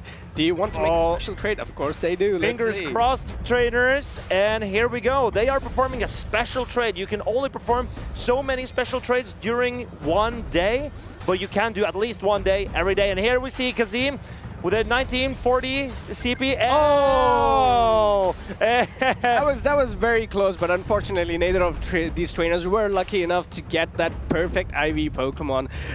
The stat distribution unfortunately did not work out there. One of the things that that also we need to point out is when you come to these special events or regional championships, you get to have extra trades that you can do, extra special trades. So these legendaries, daily you could only trade 1, but in these events you can trade 3. Wow, so there are more opportunities for these trainers to acquire that perfect stat distribution that they are looking for. But here, taking a look at Kazim's team, he has that Ice Beam on the Feraligatr, so he went with Skull Bash on that Blastoise. Anything standing out to you here, Abi? I think the main thing that we are seeing here is a slight deviation away from the team that it's accent piloted, where instead of the Lapras that runs the Sparkling Aria, the Water type charge attack and Ice Beam, he has opted for a Feraligatr instead with huge damage with Shadow Claw. And then we also see the Drapion here with on the side of Kazim. Instead of that Malamar, correct. So a very interesting change from Kazim, and I wonder how Faz will go around it. You see the Shadow Malamar on his side with that Talonflame, with the bravest of birds, not with that our favorite charge attack, Flame Charge. Yeah, unfortunate for Talonflame, but Talonflame is still a good Pokemon to have into, let's say, into Jumpluff, because it doesn't matter if you have the fire type charge attack, but looking at the other Pokemon that is on the side of Kazim with that Feraligatr, the Blastoise, it's gonna be a very tricky Pokemon to bring. I think the pressure that Talonflame puts on makes it so that Kazim cannot put his Tinkaton in the front and Jumpluff in the back, for example, because if Fazberry goes for that Talonflame lead, then Kazim would be weak in the front with Tinkaton and also weak in the back with Jumpluff. So just the Talonflame's presence forces Kazim into some patterns, and that makes the matchup more predictable for Faz. Especially because if Faz has been paying attention to how Kazim has played in day number 1, he's been piloting that double water team composition for a long time. I think he's used it maybe 4 times, 2 times yesterday and twice today as well. So it's kind of, you cannot run that Talonflame into that. You gotta be benching Talonflame here. But without a grass or an electric type, how is Faz going to hit Kazim's water type for super effective? He has a poison type into a grass type. This has to be a good start for Faz. This is a good start for Faz, but we all know acrobatics being such a good move will do a ton of damage on to this Drapion. But however, it all depends on if Kazim goes for that Aerial Ace bait to land that acrobatics to flip that matchup in the one shield scenario. I think this Drapion is looking incredible for Faz. Kazim needs to put some damage on this Drapion immediately. Oh, and we see a swap from Faz. And now this Azumarill will outpace the Blastoise to a Play Rough before he can get to a Skull Bash. Yeah, this damage is very crucial here because this is a damage that goes on to the Blastoise without that defense boost here. So it will do a lot more. This is a best way to play it out. Skull Bash now coming in from this Blastoise, and this will be enough to get its defense up. But as you can see, the Play Rough will not be a 2-hit knockout on that Blastoise. So, yeah, especially with that defense buff. So, Fazberry will have to throw a lot of damage to get rid of this Blastoise here. Yeah, what's tricky about this matchup as well, you have to go for that Skull Bash to knock out the Azumarill. You cannot go Hydro Cannons here because it's not enough. And as Fazberry in this matchup, it's a great position to be in because the Drapion can now come in, get that extra energy to amp its damage and also the charge attacks up. Oh, but it's an undercharge from Kazim. Can Azumarill get there? Oh, it was barely reaching an Ice Beam, but this is good for Kazim. Even though he's losing switch advantage here, he can come in and start building up energy on some of his Pokemon. I think Fazberry will have to try to hard pivot to the Drapion, and that's exactly what we see on the screen here. He is pressing on that Drapion, hoping for it to come in really quickly, and that's immediately met with that Jumpluff from the Kazim. I think Fazberry should conserve his shields here for a Shadow Malamar, but he falls for it, and there is an Aerial Ace bait, and Kazim is already at the acrobatics. This is just an Aqua Tail, but this will put that Jumpluff dangerously low. Oh, Kazim pulls up the Protect Shield, knowing full well that he needs to get that damage onto the Drapion. Again, goes for another Aerial Ace bait here. This is a great position to be in if you're Fazberry, because you have to no-shield it. No, he pulls up a Protect Shield. And this looks so good for Kazim right now because he has a shield in store and he has an acrobatics getting ready to launch into this Drapion, doing massive damage. Acrobatic comes in, takes that Drapion out. Both of these trainers are going to try to hard pivot into their next Pokemon. Malamar at the back for Fazberry, and it is a Feraligatr at the back for Kazim, and this is looking great for Kazim. Can the Malamar withstand a Hydro Cannon, get to 2 charge attacks here? That is the question. Kazim pulling up his shield because he does not want to take this charge attack from the Malamar. First foul play is shielded by that Feraligatr. Now Hydro Cannon reach, and this will do a lot of damage. Of course, Shadow Claw is going to do neutral damage because of the part Psychic type of Malamar. Can the Feraligatr Shadow Claw this down? It's going to go all the way to the wire here. And Malamar gets to a final foul play, but Faz is shaking his head. He could have thrown a superpower that does slightly more damage. Can this knock out the Feraligatr? No, barely not. And there is an Azumarill. Can the Azumarill get it? No. The Feraligatr will take down the Azumarill and Ice Beams the Malamar for the win in Game 1. Ice Beams the Malamar for good measure here, and that is a dominant Game 1 from Kazim. It was not the best of leads. Fazberry tried to dance around with the Azumarill, but Kazim identifying that he needs to try to get that energy jumpstart, undercharging the Skull Bash onto the Blastoise, and Azumarill being forced to throw there completely changed the dynamics of the game. But the game was basically sealed for Kazim because he also had a jump bluff in the back, and that jump bluff had, even though it was deep in the red, it had enough HP to not be knocked out easily by the Malamar or the Azumarill. It was a close game. I think both these trainers planned it out and played it almost perfectly as well. One of the things that I really liked is Faz tried to use that Azumarill to soak in all that jump bluff energy. Unfortunately for him, Kazim, being the trainer that he is, was patient in throwing his charge attacks. Did not throw that acrobatics on to the Azumarill. Got a lot more energy up there. I think he went up to 100 energy before swapping onto the Blastoise. And not getting that catch, of course, made it tough for Faz. But shielding those aerial aces was what made this matchup detrimental and unrecoverable for Fazberry. If he could have called at least one of those aerial aces, then it could have been a lot easier because then the jump off would have been drier, it would have expended less valuable energy, less efficient energy, and then perhaps the Malamar could have pulled it back. Yeah, would a superpower have been enough to win that game for Faz? I think it would. And Faz was shaking his head when he threw that final foul play because he realized that superpower, even though it doesn't have the same type attack bonus as that foul play, it's still such an efficient charge attack that it does more damage in neutral situations. Yeah. Let's see how these trainers modify their teams to get that win. Faz needs a win to stay in and continue his run in the tournament. Kazim also needs one win, but I think Faz needs to take this game as a sudden death. And Faz is now locking in with his strategy for this game number 2.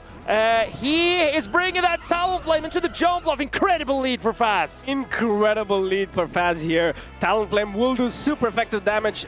Kazim, knowing exactly what to do, goes for that Fairy Wind before swapping on to his Blastoise. Blastoise did have that energy start that made it so that it reaches the Hydro Cannon before the Drapion gets to the crunch. And Faz puts up a shield on this Hydro Cannon because this Blastoise is very annoying for him to deal with. Faz realizes he wants shields down in this matchup. If he loses switch advantage, then possibly the Azumarill can land an Ice Beam later on the jump bluff. That is Faz's win condition here.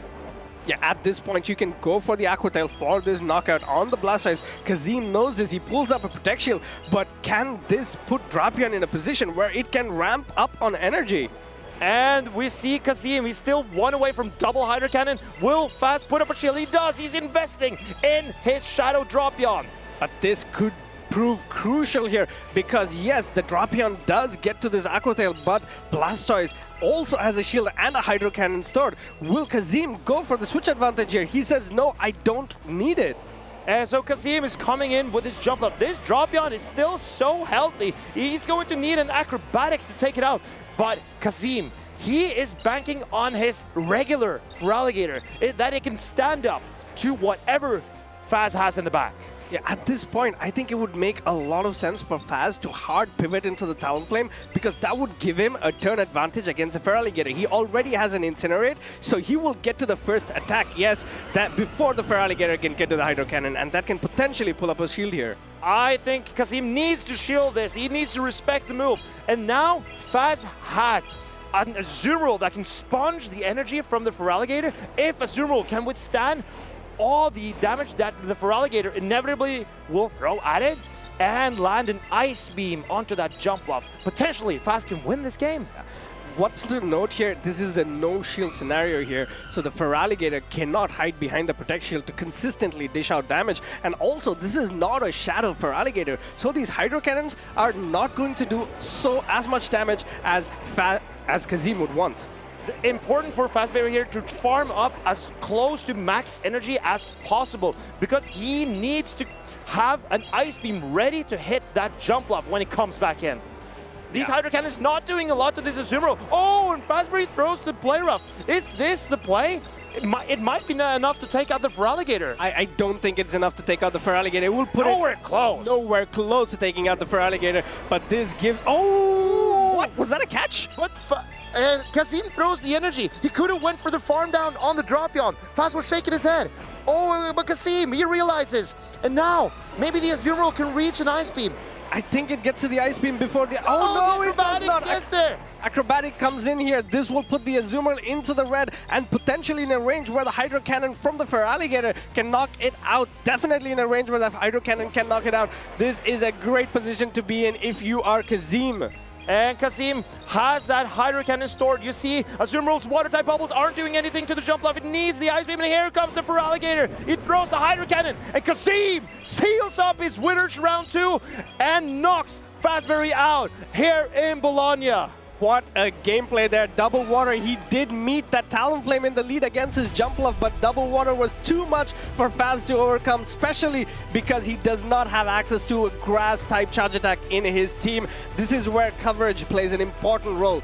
Do you consider coverage when you're building your teams? I always do. And for example, that drop yawn with such great coverage, poison, dark, and water, it puts on so much pressure. And it was a really good Pokemon for Faz, but not enough. The Blastoise and the Feraligatr for Kazim, they pulled through and made sure that Kazim is still in contention for that Travel Award. You can see how much it means for Kazim here. He is so relieved. He talked to me before where he said this is potentially one of his biggest game in this season because it means so much. He gets access to so much because of this one game. And this is potentially worth $3,500 for Kazim if he can get into that top 8 of that travel award, and that is a substantial amount of money for regular Pokemon trainers like you and I. Yeah.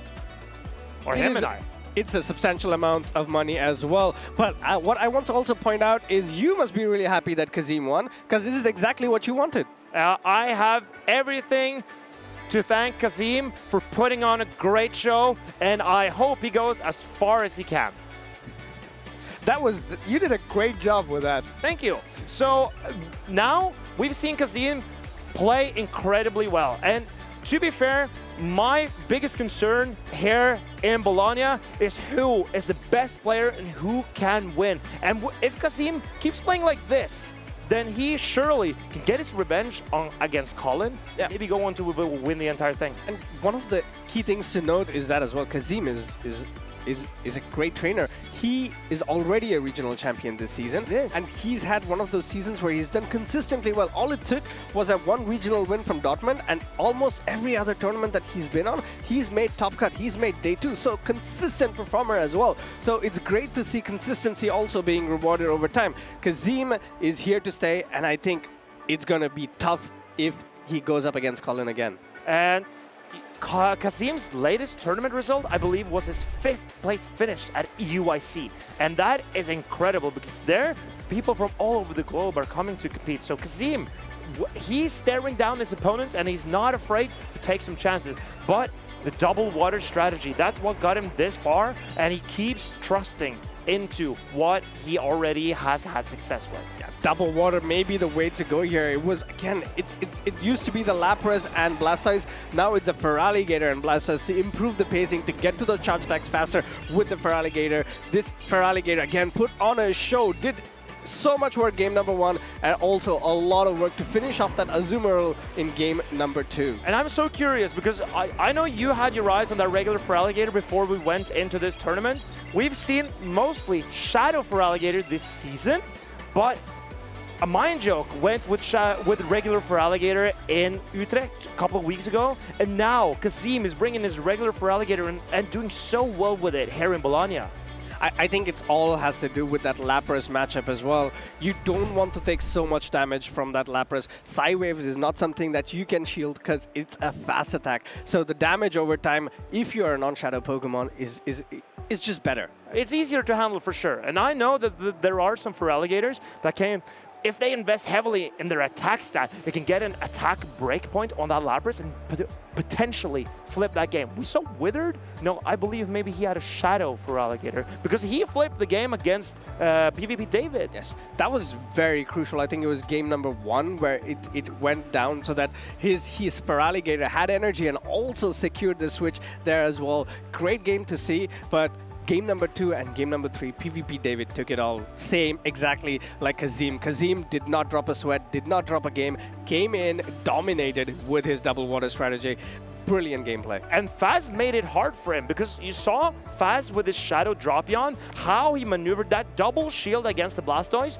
Because Faz got the debuff from that crunch, then the Blastoise all of a sudden was threatened by the Aqua Tails. So you have a water type shielding water type charge attacks. That's not ideal. And the Drapion was so healthy as well, but the regular Feraligatr being able to withstand that play rough a lot better made it so that Kazim could use that Feraligatr to close out that game. Yeah, it's also Kazim understanding the mechanics quite well as well. So against that Talonflame lead, he did one Fairy Wind and he transferred that damage of the Incinerate onto the Blastoise, understanding full well Incinerate's damage registers much later, and that Jumpluff would not take any damage on it. That's very impressive, actually.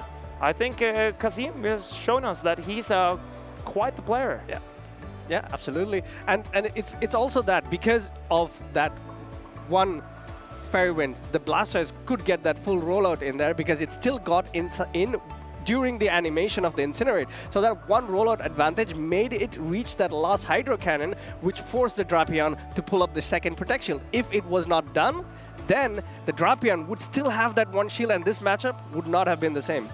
And I am so impressed by these trainers because what they did is spend their Pokemon to the best of their ability. And I'm sure that Kazim is very happy he changed out the Lapras from its accent team to that regular Feraligatr. But I've been really impressed by Lapras here in day 2 because Lapras running either Ice Beam or Skull Bash. We've seen Skull Bash on, for example, Borha's side, but we've seen Ice Beam for PvP David and for Colin. And Lapras being that water and ice typing, that water typing helps mitigate some of Ice's kind of problematic matchups. I think defensively, Ice is, let's say, the worst typing in the game. Yes? I think that's Bug, but sure, go ahead. Go with your Ice typing. Fair. All right. So one of the things that I really like about Lapras is that consistent fast attack damage that comes over time, and also the potential to buff your defense. It's great to have such a bulky Pokemon like Lapras doing consistent fast attack damage and then constantly building up bulk. So one Lapras, if in the right matchup, can completely change the tides of the game. It can secure you at the game just by one switch. And the Psy-Wave fast attack, that's undebatable on the Lapras currently. That is a Might and Mastery season acquiry. So Lapras previously was usually running Ice Shard. That's a charge attack that's that's a fast attack that charged up energy a lot slower than that Psy-Wave. So Lapras now being able to utilize that Psychic type Psy-Wave to really get to those charge attacks a lot quicker. That has helped Lapras so much. And not to mention Sparkling Aria. It wasn't... That is true. Yeah, it was Surf before what we used, but now we run to Sparkling Aria as well. I like Surf too, but Sparkling Aria is definitely better. Yeah.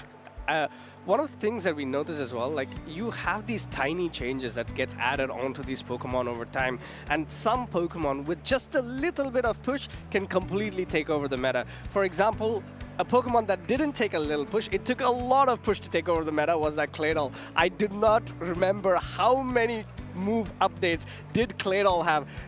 It was so much. I think it got access to Shadow Ball, Scorching Sands, Rock Tomb, Ice Beam, a lot more. I don't remember. I can't remember either because there were so many of them. I remember posting on social media late 2023 that by this rate, in this tempo, Claydol will be meta by late 2025.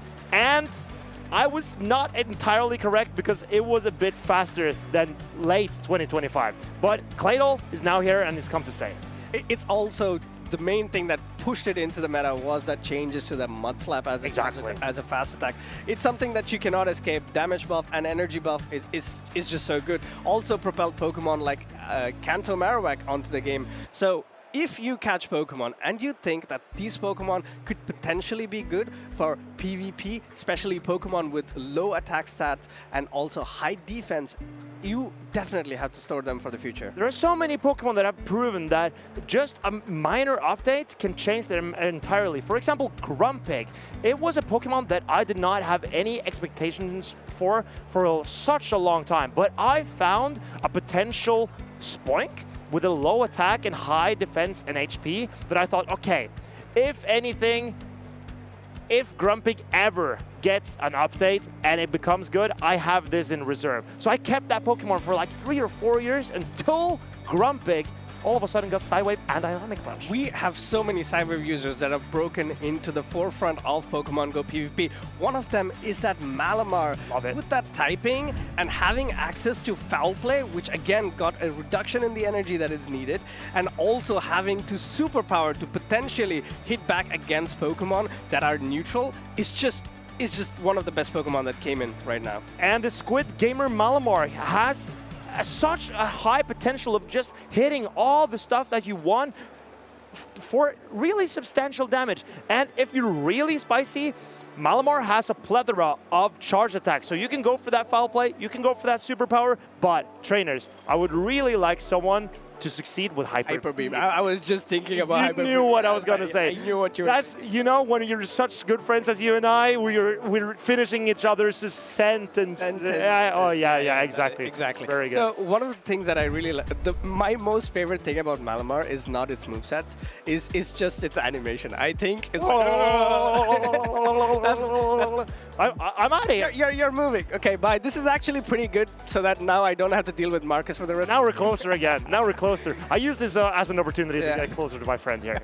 So, Malamar as a Pokemon, the Pokemon design is also great, and a special thing about Malamar is how you evolve the Inkay. You need to turn your phone, and it took me a while because when, you know, exactly, you need to turn the phone vertically. I was trying to do it horizontally and it did not work out for me. Dude, I struggled so hard evolving that Malamar. I had to look it up. I searched all over the internet to try to find out how do I evolve that Malamar. And what I did was eventually I had to go in and go into my game, open the Pokemon, open Inkay, and then I tried to press the button, no, flip my phone upside down, and then I could evolve Inkay to a Malamar. And I think Malamar is one of the Pokemon that a lot of the players have deep dived into, especially how to train your Malamar. Do you need a Malamar with high attack? Do I need the Malamar with enough amount of defense or enough amount of HP to try and work their way around these matchups? Speaking of matchups, we have another one on your screen right now. It's going to be Nickname 29585 going up against Borha.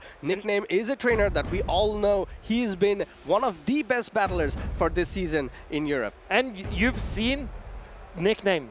He's only dropped one set. His two last tournament, well, now it's 2 sets because he also lost in the previous round, but he has been in formidable form this past couple of months. And here you see the Shadow Malamar on Nickname side, and then you see the regular Malamar on Borha side. But just looking at these two teams, I'm gonna take a quick look at what Borha has before we touch up on what's on the other side. Corviknight coming in here, it's as we talked about earlier in day one, is that it's such a great setup Pokemon to have. The good thing about Corviknight, like Azumarill, it doesn't hard lose a lot of matchups unless it's, for example, against a Talonflame with our favorite charge attack, Flame Charge. Exactly. And you see the regular Swampert and the Superior and the Typhlosion for that Fire, Water, Grass core, and also the Azumarill.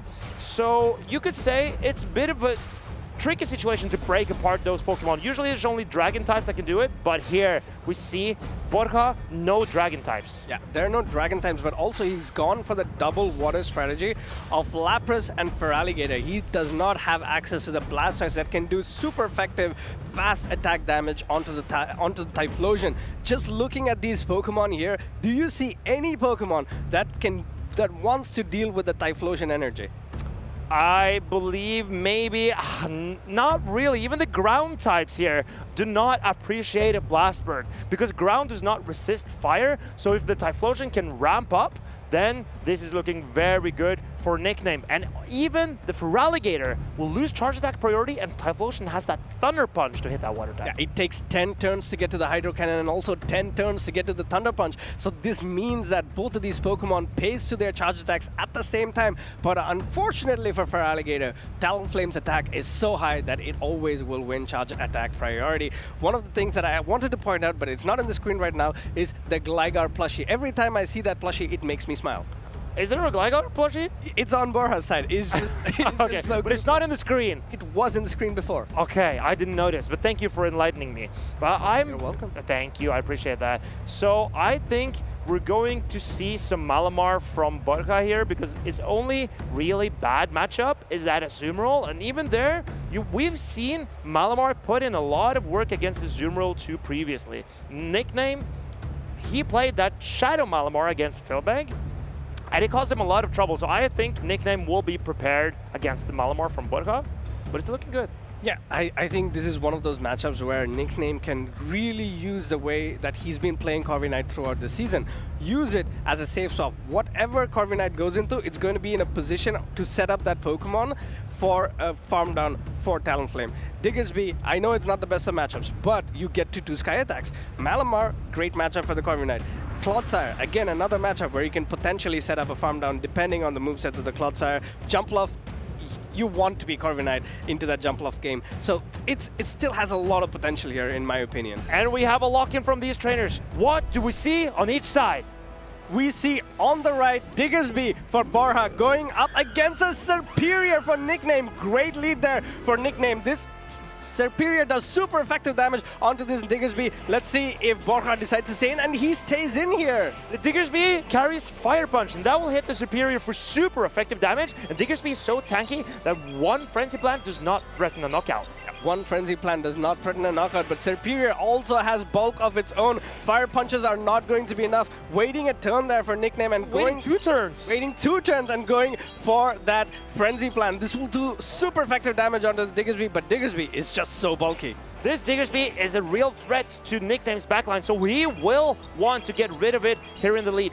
But does this threaten the shield? No, Nickname decides to keep it for his squishy Typhlosion in the back. Yeah, shields will have to be saved for the Typhlosion. In comes the Jumpluff. Oh, no, this is exactly where you want to be as the Typhlosion. These Incinerates are like charge attacks onto that Jumpluff. But at the same time, Jumpluff threatens heavy energy with that Acrobatics. Nickname must respect the Acrobatics. Oh! No, it's an Aerial Ace. What a call from Nickname. Aerial Ace called by Nickname. I think he's done it previously as well. He calls these great timings of the charge attacks, and in comes the Thunder Punch. Thunder Punch does not knock out the Jumpluff, but Jumpluff will get to another move, going for another Aerial Ace here, which would be enough to knock out the Typhlosion. Nickname decides to shield because he has a lot of energy on this Typhlosion still, and the energy on Typhlosion threatens everything on Borha's side. Yeah, Typhlosion will most definitely get shield parity, whatever be the Pokemon that comes in. If it's a Diggersby, can Nickname completely incinerate it down? Oh!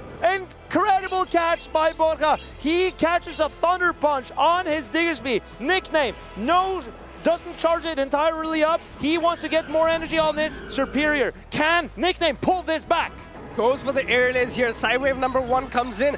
Nickname has to survive another Psywave to get off another charge attack. Going for that air lays bait so that he has that frenzy plant onto the Malamar. No second air lays coming in. Superior barely holding on to get this damage onto Borja's Malamar. And Borha shields up an aerial ace. This is unfortunate for Borja. Nickname now with a shield up. Corviknight is looking primed to win this game if he can just hold on through this Malamar. Yeah, Malamar has 2 charge attacks loaded. Foul play number 1 coming in. You don't have to shield these charge attacks from the Malamar. And also Psywave, we talked about how good of a move it is. It is resisted by the Corviknight. So what a position to be in if you are Borja. And Nickname goes up, charges up, and here comes the Sky Attack. And this Sky Attack might sweep Malamar out of this field, and swoosh, it comes in.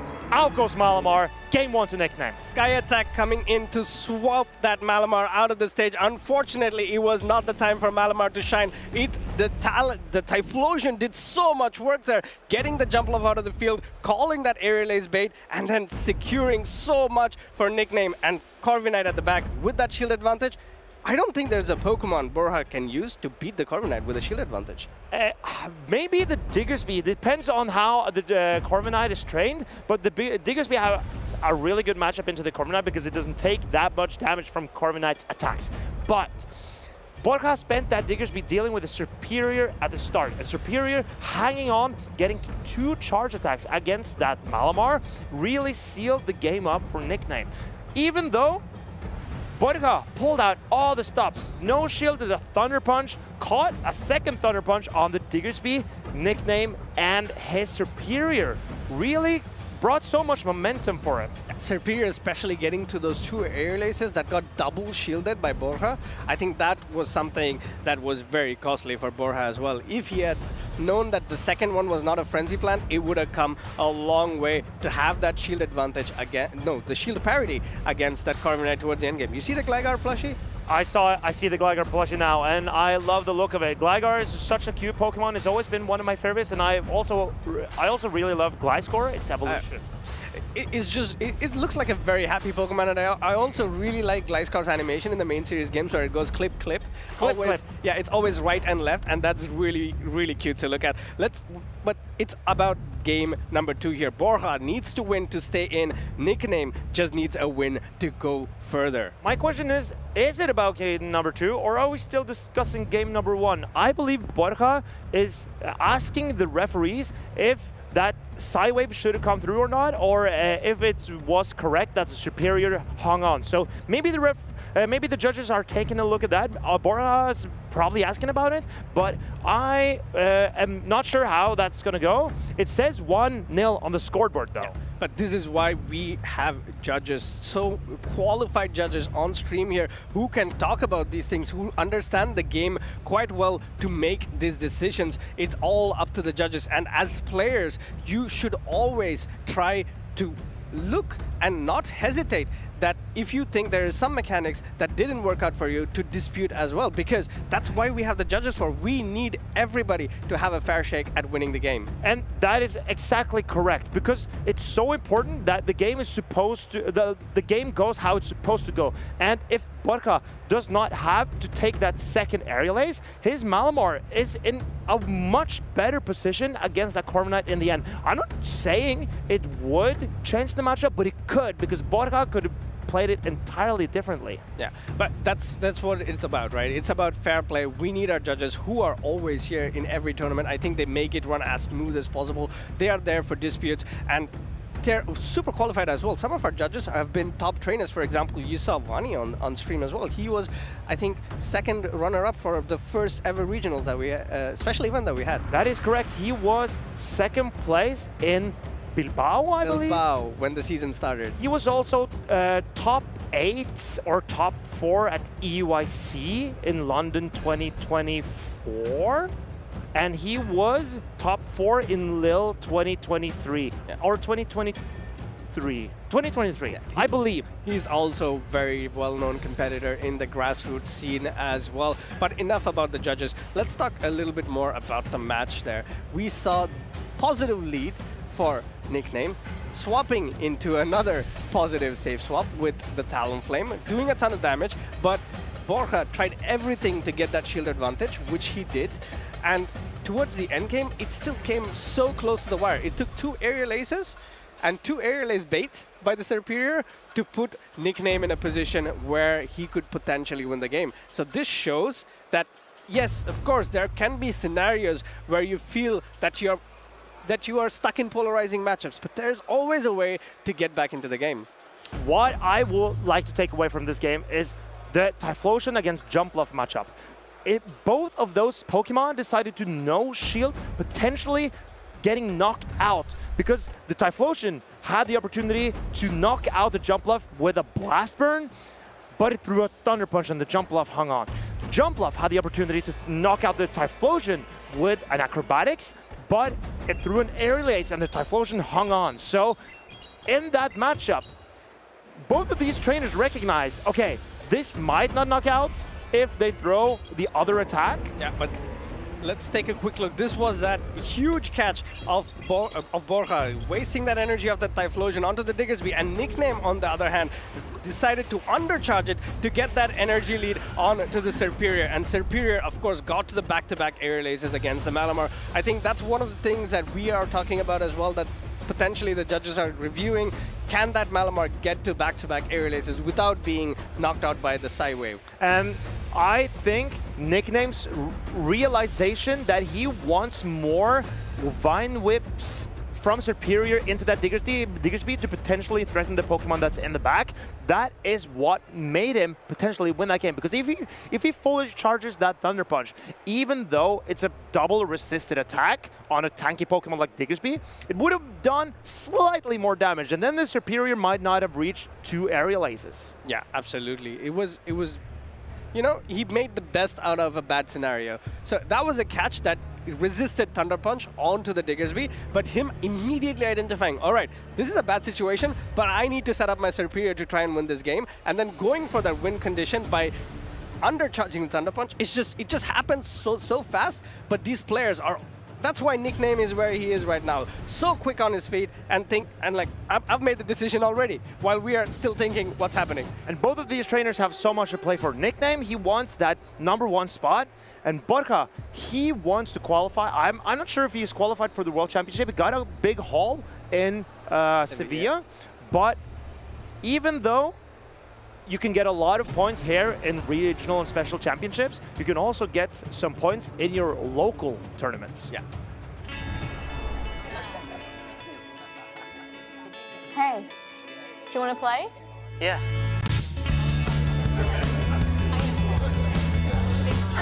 Nice. One shot? Wait, not gone yet.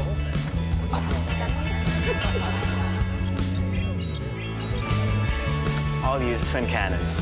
Great game, guys. Bye. See you next week. Come play at your local Pokémon League. So if you are looking to qualify for the World Championship, take a look at this, scan this QR code and take a look at the events that are happening near you. Or if you don't want to go for the World Championship, maybe just go get some new friends. Go make new friends, or you can find people who have the same mindset, or people you can learn from and improve your gameplay, because of course the season is long. You can start out the season with not knowing a lot, but then towards the end of the season you could be a potential competitor. You know, it's all about proving to the world that if you're the best, that no one ever was. And I really want to be the best like no one ever was, but do you want to be the best that no one ever was? I for sure do, but it's so hard because there's a lot of other trainers who also want to be the best like no one ever was. And I believe that the referees, that the judges have concluded that there's no rematch for this situation. And Borha still has the opportunity to appeal to the head judge, because we, of course, would like democracy to go its way here. But Nickname is now currently still remaining 1-0 up in this set. Let's see if Borha wants to appeal to the head judge or not, but then again, let's not take away from... Okay, let's try to brainstorm ideas here, right? So, if you're Borha, after that match, you had the very bad lead, Diggersby onto the Superior, and then swap in Talon onto the jump level. What would you change? Which Pokemon would you potentially bring to work this game onto your favor? For Borha or for Nickname? For Borha. I think I still trust in that Malamar for Borha. There's no Azumarill coming from Nickname side, so that means Borha is still free to run that Diggersby and Malamar, because Azumarill can handle both Malamar and Diggersby, so I think it was a risky play by Borha to lead that Diggersby and have Malamar in the back, and it was just a jump bluff that's also kind of soft to that Azumarill. So it's a tough situation. I think Borha, maybe it's worth risking that Clodsire. I was thinking the same as well. Clodsire could be a good risky play, but I feel Nickname has a lot of incentive to go and try to play the Corviknight in the lead. We saw the Diggersby lead, we saw Jumpluff. The only Pokemon that was there on the side of Borha that could potentially have a neutral matchup against the Corviknight was Malamar. It's also not a great matchup. Superpower still hits for neutral, but it has to be the Malamar Superpowers and dips out. And if you have a polarizing Pokemon like a Talonflame, not a Talonflame, like a Typhlosion, it can do so much work into that swaps. But I cannot even see a Corviknight lead for Nickname, because I believe Corviknight is best in the back, sponging up and cleaning up the remaining remains. Because that is what Corviknight's best for. It doesn't threaten a lot of damage, it doesn't threaten a lot of shield, but it has so many resistances and it's just annoying to take out. So when you have depleted your opponent for resources, I think that's the best situation to throw in a Corviknight. So maybe Malamar lead from Nickname. We discussed this yesterday as well. Malamar lead with Corviknight in the back, that could be a real treat. I think Malamar as a lead is always going to do a ton of work, but we're just talking about Corviknight on how good of a Pokemon it is. Why Corviknight is so good is not only because of its fast attack, sand attack, charge attacks, iron head and sky attack, but also because of its typings. And Corviknight, I believe, resists 11 different types, and it only takes super effective damage from fire and electric. And we don't see a lot of electric coverage in this meta, so it's mainly fire types that threaten Corviknight with fast damage. So, as a bulky Pokemon with incredible defensive typing, I think it's... Oh, it says 10 different typings here, not 11. I can't read. Maybe I should learn to read someday. It's difficult for all of us, Marcus. Thank you. But one of the things that is good about Corviknight as well is that it took over that slot from Skarmory. I think Skarmory was the peak flyer for the long time, especially in the early stages of Pokemon Go PvP. I think we've played grassroots tournaments where there was a lot of Skarmorys in the sky, and then Skarmory got that change to its fast attack, having access to Steel Wing. I think there was a small meta where Steel Wing Skarmory came into the forefront, and then Corviknight just came in and completely took over. Yeah, when Steel Wing was nerfed a little bit, so it generated less energy, and Sky Attack was made more expensive, then Skarmory became almost unplayable. So Corviknight, when it was released with Sand Attack and Sky Attack, that Sand Attack generates energy a lot quicker than the Steel Wing does. And that is why, that's what separates Corviknight from Skarmory, and getting to those Sky Attacks makes Corviknight viable in this meta. I'm also a huge fan of Ravens, so I do buddy up my Corviknight quite a bit, because if you see how big it looks next to your avatar when you're walking, it's just immense. It covers half your screen. Really? Not half, but it has a huge presence. I didn't know that Corviknight was that large, because Me neither. Because it's a Raven. Ravens aren't that big usually in the real world. But no, if you look at the Pokemon anime, there's Corviknight taxis. Oh, so, you're right. Yeah, it can carry people as a taxi. It's also a Pokemon that kind of, it's a good position to be in, and a Pokemon that has to come in, because one of the things that you also see in the anime is Tinkaton versus Corviknight. They do not like Corviknight taxis, so they throw stones at them. So it's in a Tinkaton meta, it makes sense for Corviknight to come in. But Corviknight in Pokemon Go is really good into the Tinkaton. Yeah, even there, but it's just rocks. I guess that's why Tinkaton finds it so annoying. Yeah. you know, it comes from a, you know, place of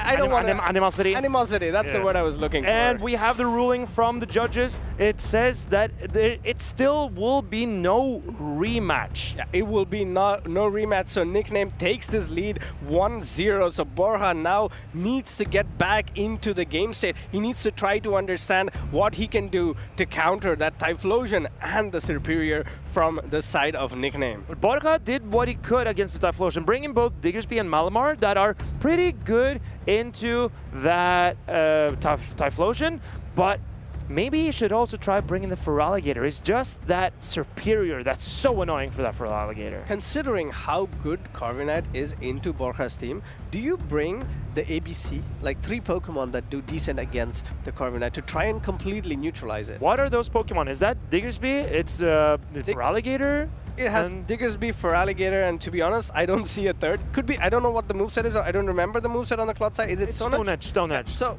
again, it's fine. It's fine, not the best, but then again, we don't have a C here. But if, let's say you go with a Diggersby, Clodsire, and Feraligatr, what if Nickname leads his Swampert? Maybe Diggersby is not the worst into Swampert, to be fair. And also, Diggersby can also, as you saw, hold its own against the Superior. So maybe sticking with that Diggersby lead with the double ground strategy and bringing the Clodsire in the back, maybe that could be a play. Yeah, but also Diggersby is also having a great matchup against Pokemon like Typhlosion on the side of Nickname. It does do okay against the Swampert because, of course, Mud Shots are not doing a lot of damage onto the Diggersby. It's a Hydro Cannon that threatens it. Potentially, if you shield the first Hydro Cannon, go for the Scorching Sands, get an attack fall on the side of Swampert, then suddenly you're not in a worse matchup. I believe actually the Diggersby can win some scenarios against Swampert. At least I remember Diggersby can pick up the 2-shield scenario against Shadow Swampert, but this regular Swampert takes those Scorching Sands slightly better than the Shadow does. Yeah, let's see what these trainers have in store for us. It is, you know, go big or go home time for Borha. Nickname does have 1 game win on his side. This means that he has 2 games where he needs to pull up 1 win here. But if he wins this one, he goes through on to loses round 3. Huge game for both these trainers. I wonder if we're going to see any Malamar from Nickname. I would really like to see it, but he has been leaning into that Typhlosion, and it has served him so well so far. So expect to see some Typhlosion here. Yeah, let's see. Both these trainers will have to lock in their team soon enough, and it's going to be a match to watch. Malamar, again, on the side of Nickname, as you said, looks extremely dominant onto the side of Borha. Yes, Jump Love does do super effective damage with his Fast Attack Fairy Wind, but the Psy Waves you cannot shield, and the Foul Play also comes in so quick. So I believe our trainers, they want to get into this match, and will Borha stick with his Diggersby, or will he take a risk on something else? I think Diggersby is one of the safest Pokemon for Borha here, but other than the Typhlosion and the Corviknight, it's not that great, but here we go. Game number 2, loses round 2, Nickname versus Borha. It's a Typhlosion lead onto the Diggersby. A great matchup for Borha. And Borha manages to keep his Diggersby away from the water and the grass type in the back. This is very good for Nickname. I think Nickname did something for Borha, for Borha, but Nickname did something that a lot of Typhlosion players do, is going to build up to 2 Incinerates and then swap out, because you're at the charge attack and whatever Pokemon comes back does not win charge attack tie here. Nickname with that Azumarill going up against Borja's Feraligatr. Player from number 1 lands. And here we see the regular Feraligatr, non-shadow, taking that play rough very well. That's sturdy Feraligatr, throwing these Hydro Cannons, tickling the Azumarill. Tickling the Azumarill, but then again, we have to understand, yes, Hydro Cannons will put the Azumarill lower and lower, but Borha will have to pull up a Protection to secure the switch here. Will he do it? Because if he does, then suddenly you're setting up that Typhlosion for success. And I think this is very clever play by Nickname, because if Borha wants to keep switch advantage, he needs to put up a shield. And Borha has saved up a Thunder Punch on that Typhlosion. Yeah, the moment he puts up a shield, the Typhlosion can potentially come in and do a lot of work here. The Azumarill going for the player of Borha, not pulling up that Protect Shield. This could be crucial on how the game ends here. I think Borha is coming in with a Diggersby to load up on that valuable energy on that tanky bunny. No! He comes in with a jump love. Can he farm down before an Ice Beam? No! And he catches an Ice Beam on the ground type Diggersby. He catches an Ice Beam on the ground type Diggersby, but we know what's in the back. Diggersby is going to be met with that Superior. It is going to be super effective damage after super effective damage onto this Diggersby, but not before the Diggersby counters with a Fire Punch. So this grass type Superior will take substantial damage from these Fire Punches. But can the Superior simply farm this Diggersby down? I think at this point Superior can go for those aerial aces to slowly whittle down the Diggersby. All it needs to do is put it at a point where the Typhlosion can incinerate it down, going for the charge attack tie here. Aerial ace coming in. This, if unshielded, will knock out the Diggersby, but also give the Superior and access to that another aerial ace to do super effective damage against Jump Love. And it's important for Borha here to charge up as much energy as possible on this Jump Love, because it needs to land an acrobatics on this Typhlosion. Charge up energy? No, the switch clock is up here. Typhlosion is looking to incinerate this Jump Love down. First charge attack coming in, it's going to be that aerial ace. Again, 2 shields, and shield number 1 goes down. Can Typhlosion do this for Nickname? Typhlosion has come through for him in so many tournaments. It needs one more tournament and few more incinerates to do it once more. Can this Jump Love get to its 3rd charge attack? This Typhlosion, the incinerates are doing way too much, and the Jump Love goes down. The Nickname takes these game 3 Pokemon 2-0. 2-0, and unfortunately for Borha, he was stuck in that situation where that 2 shields, he could not use it. Typhlosion showing why it is such a dangerous Pokemon, completely incinerating down the competition, and Nickname goes through. And I must say, I'm super impressed by Nickname here. How he charged up that Thunder Punch on Typhlosion in the early game, that threatened the Feraligatr so much that Borha couldn't shield that Feraligatr against the Azumarill, and he lost switch advantage. It's how you play Typhlosion matchup against these ground types that charge up to get to their charge attacks much later, because you can do 2 incinerates against a lot of the ground types that you see. Diggersby, for example, you can do 2 incinerates without them threatening a Scorching Sand. Clodsire, you can do 2 incinerates without them threatening a Stone Edge or an Earthquake. So 2 incinerates, and then you swap out, and then suddenly you have to always keep in the back of your mind, oh my, there's a Typhlosion with 2 incinerates at the back. What do I do? I don't want my water types to be taking that Thunder Punch, that's for sure. And Nickname, bringing that Fire, Water, Grass combination, I think it has not the strongest reputation among trainers because people see it as very alignment dependent. But Nickname showing that against a team that doesn't have the strongest fast attack pressure into Shadow Typhlosion without like the Mud Slap, then Shadow Typhlosion can store up some energy here and there and then threaten all the Pokemon on Borha's side. Yeah. It's just what it is. 2 incinerates where the Typhlosion took not enough damage, and then coming back in, if he had to secure the switch, if you look at the game sense in a way, the lead was very favorable for Borha. The swap-in was also not bad because Feraligatr having 2 shields can potentially flip the Azumarill matchup as well. But if it commits the 2 shields, then Thunder Punch is going to be like, hey, Feraligatr, bye, Feraligatr. Exactly. The Typhlosion, if it has a shield advantage against a team like Borha's, I think is way too hard to come back for Borha there because he can't take out the Typhlosion quickly. Yeah, it's something that Nickname has piloted so much. I think he's one of those trainers that has used Typhlosion extensively and this successfully in this meta as well. Yes, because he won Utrecht and that was with that Shadow Typhlosion. But here we see another fire type. Sir Koges is running that Talonflame. Is this our favorite type of Talonflame? We will find out. And it should is. Be. I believe it is. On the other hand, we have Alfie. Also, one of the things that we need to point out is this is another Italian derby as well. Sir Koges is Italian, so is Alfie. Both these trainers have taken different approaches to team building. We see, let's say, a secure ground type damage on the side of Sir Koges in that Claydol. It does super effective damage to Pokemon like Typhlosion with that Mud Slaps. On the other hand, Alfie has gone for, let's say, a more charge attack based thing with the Swampert.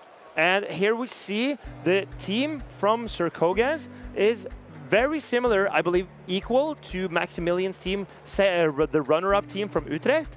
And this is Sir Koges, his second best finish ever. He's top cut one tournament before. That was Bologna last year. So being a local to this scene, this tournament means a lot to him. And to be honest, I really like the team composition here. It has so much bulk with a Pokemon like Talonflame that can finish up the game for him that I really like, and also having Malamar that can potentially use the shields that his bulky Pokemon can get back from the other side. But here we see again for Alfie, the Drapion, Jumpluff, Swampert, Corviknight. Corviknight is a great Pokemon, but on the other side we have the Talonflame, so it needs to, you know, tread the waters very carefully. I'm sure Alfie will rely on his Swampert a lot here, and also the Ferret is looking very good as well. This is Alfie's first ever top cut. He has never top cut a tournament before. He's currently very high on the GBL leaderboard, around 230th place, and this is a very, very strong player, and this being his best tournament run ever, he will try to go as far as possible. You have to constantly keep practicing to hone your craft of being or becoming a good Pokemon Go PvP trainer, and one of the places that you can do that is the Go Battle League. Of course, it is a blind format where you do not know, but then again, you can work on your mechanics quite a lot. These two trainers, I know this is such an important game. They are in the losers round, which means if they lose this, they are out of the tournament, taking away their opportunity to contest for that champion title. And Alfie, I'm sure he's practiced a lot in the Go Battle League. Probably Sarkogas is too. So I think both of these trainers, we've seen them on stage. Both of them incredibly well-versed in this game. And I think the battle we are going to see is going to be incredible. Yeah, so many water types. I think this meta has now evolved into and peaked into multiple double water meta where we see Azumarill, Feraligators, and Laprases in the teams as well. Let's see, these two trainers have locked in their Pokemon. It's going to be a Drapion lead into the Azumarill. Sarkogas shaking his head. Maybe this is not where he wanted to see the Azumarill. So what does he want to see here, Sarkogas? Maybe he wants to see the Ferret, because Sarkogas knows that Ferret could be a threat to his team. Especially to his backline. He will have to try to lure out the Ferret at some point, but not before going for this crunch, because Drapion gets to these charge attacks so quickly. But there's no Ferret on Alfie's side. Sarkogas, he will want to preserve this Drapion and puts up a shield. Pulling up that Protect Shield, and this puts him in a very good position, especially because the first crunch from the Drapion debuffed the defense of the Azumarill. So this is a great position to be in. Goes for the back-to-back crunch here and launches the first one. With this debuff, the matchup is so much tougher for Azumarill to manage. And here we see a catch from Sarkogas, getting that play rough on his own Azumarill. Player up from the Azumarill of Alfie coming into Azumarill of Sarkogas. This is great way to soak in energy, but in comes a Swampert. Swampert has access to its new move, Sludge, which will do super effective damage on the Azumarill, but Azumarill being Azumarill is gonna shrug this off. This is now a two-hit knockout on this Azumarill because it took the play rough from the opposing Azumarill as well. But Sarkogas now threatened the Swampert with a play rough. Will Alfie put up a shield to protect their Swampert? Oh, Alfie going for the no shield here, trying to put everything on the Jumpluff at the back, but Swampert is still going to be able to farm up so much energy here, going almost to that 100 energy, and then goes for that Sludge. This will pick up a KO for Alfie. In my opinion, this is great recognition by Alfie because Drapion in the front is a target for that Swampert. So you realize the Swampert probably doesn't have the greatest matchup in the back, so I'm going to put it all on my Jumpluff. Yeah, it's going to be all on the Jumpluff. Swampert goes for the Sludge. This will do a reasonable amount of damage onto the Lapras because it's so bulky. But then again, these Psy Waves, you cannot hide behind. This is also a Skull Bash Lapras, so it paces a lot slower against the Jumpluff. And Drapion comes in, gets that crunch off to that Jumpluff. And I believe this is a charge attack priority. Alfie also queued up his Aerial Ace. He wants to get rid of this Drapion. It's imperative that this Drapion disappears as soon as quickly. These Poison Stings will dent this Jumpluff. Poison Stings do slowly and steadily dent this Jumpluff, but Drapion also has a lot of energy previously stored here. He's going to try to get that charge attack tie. Unfortunately, Alfie recognizes that's exactly what Serkoges wants and lets him get off another crunch. Great recognition by Alfie here. He wants to build up energy to knock out, but a great recognition by Serkoges. He realized that Alfie wanted to throw the aerial ace before he got to a crunch, so he throws a parting Aqua Tail just to deliver some damage into that Jumpluff before it faints. Yeah, that's a brilliant... That was one of the best outcomes you could have as Serkoges in this matchup. Jumpluff still has a ton of energy, but so does Lapras. It did come in, get that energy lead. So Acrobatics is going to come in. Will this be enough to knock out the Lapras? Because as far as I remember, other Pokemon in the backline of Alfie were very low and also energy dry. Not enough to knock out. And this Serkoges will need to land the Skull Bash. And Alfie tries a catch to try to catch the Skull Bash. But no, the Jumpluff still is threatened by this energy. What is Alfie doing? Is he bringing in the Jumpluff or the Swampert? He has to bring in the Jumpluff here. Oh, and Jumpluff does exactly that. He does a Fairy Wind through. Is this Lapras inner range where the Swampert can mud shot it down? It's going to be so close. Skull Bash coming in, boost the attack, defense of the Lapras. Swampert coming in, tries to mud slap that.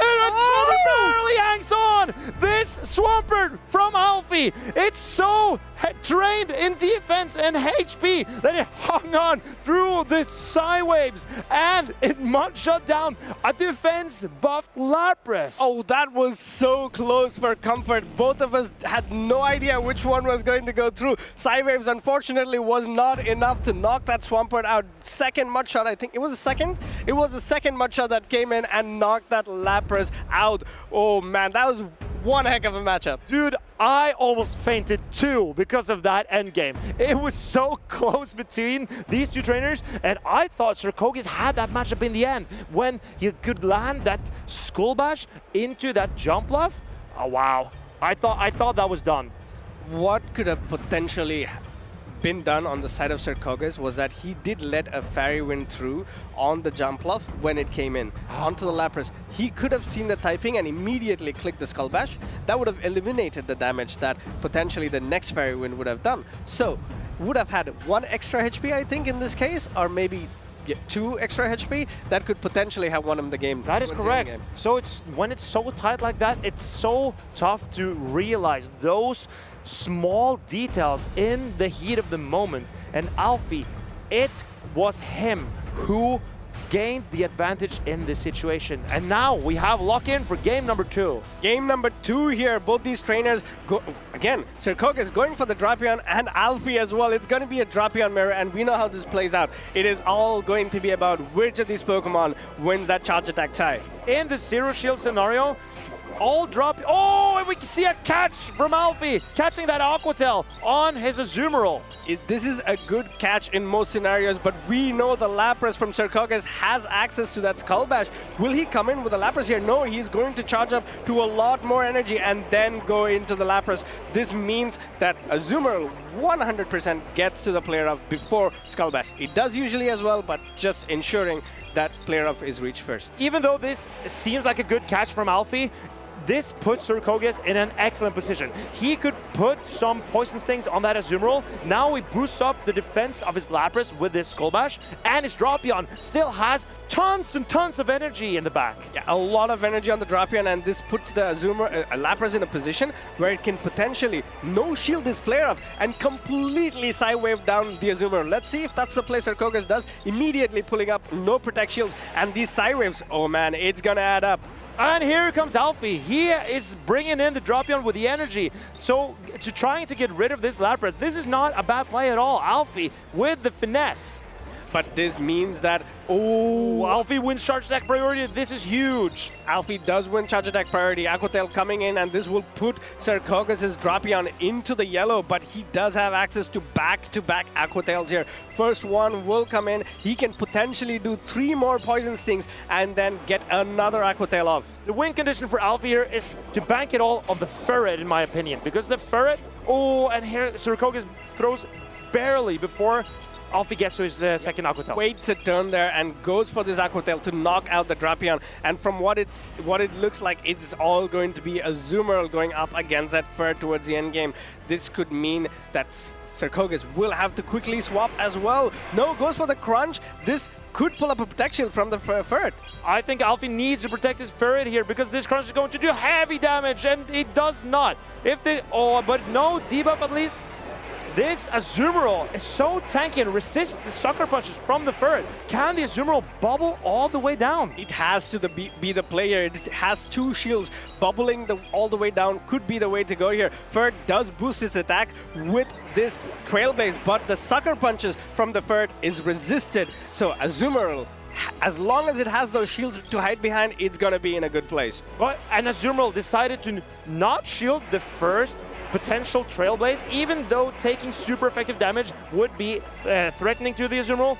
The second and third Trailblaze would be even more threatening as Trailblaze boosts up Ferret's attacks. Yeah, I think the Ferret is just a few bubbles away from being knocked out, but Sarkogas doesn't want to risk the end game. That Azumarill at the back could prove crucial, where he could potentially get to a Moo as well. It is still fairly healthy. Tries to go for a catch, but unfortunately for Sarkogas, he gets Sucker Punch down here. Swift, number one, coming into the Azumarill. This would put the Azumarill in a very tricky situation here. All of a sudden, this is very tight for both of these trainers. Can the Ferret hang on to get to another charge attack? Yes, it gets to a Swift. But this is just single boosted, and Swift is not the heaviest type of the charge attack. Swift is not enough to knock out the Azumarill. It's going to be Azumarill versus Azumarill here, but Sarkogas' Azumarill does have a lot more energy. Goes for that Ice Beam here. Ice Beam will be enough to knock out Alfie's Azumarill, and this is going to be 1-1, taking it all the way to game number 3. Incredible play by these two trainers. I think Alfie's decision to catch that Aqua Tail on his Azumarill proved costly. He gave up switch advantage so early in the game, and that meant that Sarkogas' Drapion was still so healthy that it gave the Ferret a lot of problems in the back. I think that Crunch going off onto the Ferret was a very crucial moment, so much damage, but if he had shielded the Crunch, then the Azumarill would have gotten to 3 moves. It's always, I think, it's just so close to call at that point, but Azumarill, man, it's a Pokemon that doesn't lose you games. I heard you say that, but it lost Alfie this game in my opinion. I think for Alfie, when he sees the Drapion from Sarkogas in the lead, that is the one Pokemon on Sarkogas' team that the Ferret does not want to face.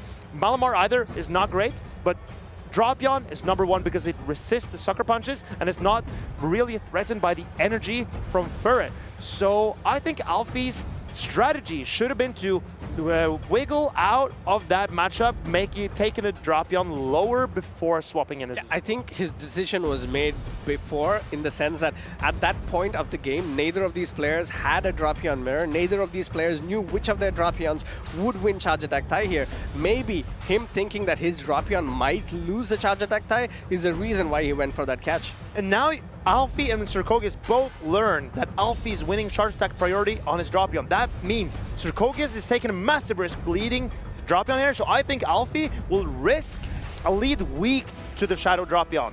Let's see, it's gonna be Malamar going up against Jumpluff. This is not a great scenario to be in as a Malamar, but it's still a neutral matchup if you can call that Acrobatics. Immediate safe swap into the Drapion, but Alfie staying in.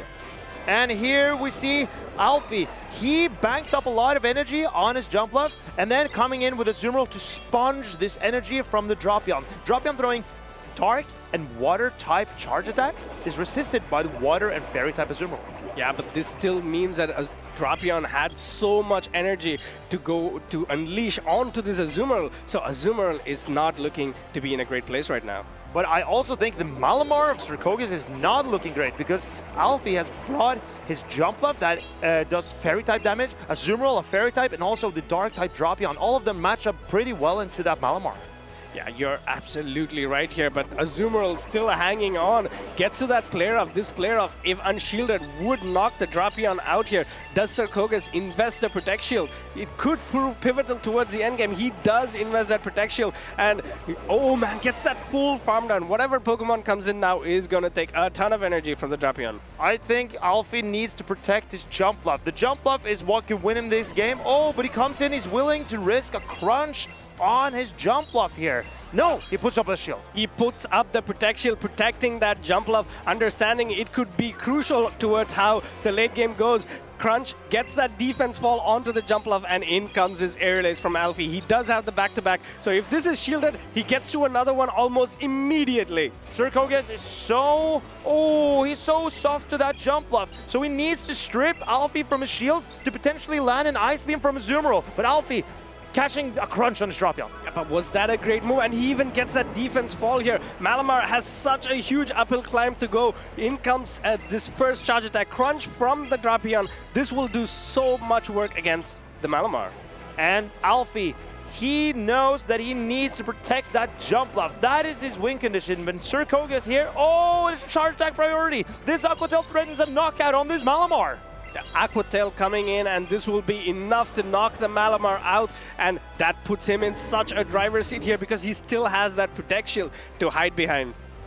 Sarkogas, he's wondering what he's bringing in. Is it the Azumarill? Is it the Drapion? He's coming in with the Azumarill. He knows he needs energy. So Alfie, I think Alfie should swap out here and go into the jump bluff as soon as possible before the Azumarill can start ramping up. Yeah, Azumarill has quite a bit of energy lead already, immediately going into the jump bluff, but of course, jump bluff does have that energy lead. But was this an acrobatics or was this an... It's an acrobatics, and this is a debuffed Azumarill. Oh, it does so much damage. So much damage onto the Azumarill. This jump bluff still has a Protect Shield to hide behind. Sarkogas also has that very low HP Drapion at the back. Will he try to swap it in and try to get to the charge attack? I don't think it will be possible at this point. I think Alfie needs to make a play, and he does. He realizes the Drapion is coming in. He's getting rid of it, and now it just needs to get to another aerial ace to take out the Azumarill. Sarkogas needs to get to the Ice Punch. Can he get there? Yeah, Sarkogas trying to bubble into the jump bluff, but unfortunately jump bluff gets to that aerial ace. It started the game in the lead, and it's at the end closing this game out for Alfie, winning him, loses round 2, and he proceeds further into the tournament. And this is Alfie's tournament, and the crowd is going wild. Alfie, the hometown hero here, he is proceeding further in the tournament. He is in the top 8. Can he go all the way? He for sure wants to. Yeah, he sure wants to. He is a trainer that is completely breaking through all these matchups. Sarkogas had a great start on day number 1. Unfortunately, his run comes to an end because Alfie just outplayed him. He really did. Alfie realized that his jump bluff could be the win condition in this scenario, and really impressive play by Alfie in this position. Yeah, just for like educational wise, would you do anything different in that game if you're Sarkogas? Excuse me, say again. Just for the sake of let's say knowledge building, would you do anything different if you're Sarkogas in game number 3?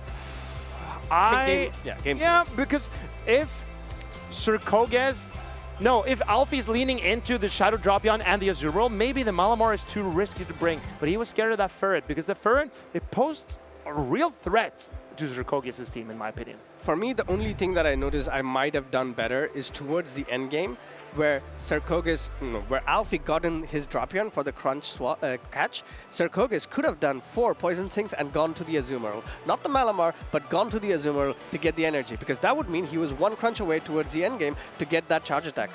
That's very curious. There's a lot of stuff the players could have done, but Sarkogas and Alfie have made it here so far, and their judgment should be trusted. I'm very interested as to the line picks by both of these trainers. And remember that this game 1 was decided by single-digit HP on that Swampert. Look at those sideways go, but the Mud Shot was what came through first. Oh, it was so close. That's another 1 HP and a dream. We had it in day 1 with that Typhlosion, and again, sliver of HP is what that Swampert survives with. Again, Aerial Ace coming in here to knock Azumarill out, winning Sir Alfie the 2 points he needs to go into the next round. And I gotta say, this matchup was so tight, but you also see Sirkogias is applauding his friend here for beating him, and that is the trainers that we have here. They're great friends, and their communication and chemistry is so good as well, and they're rooting for each other, even though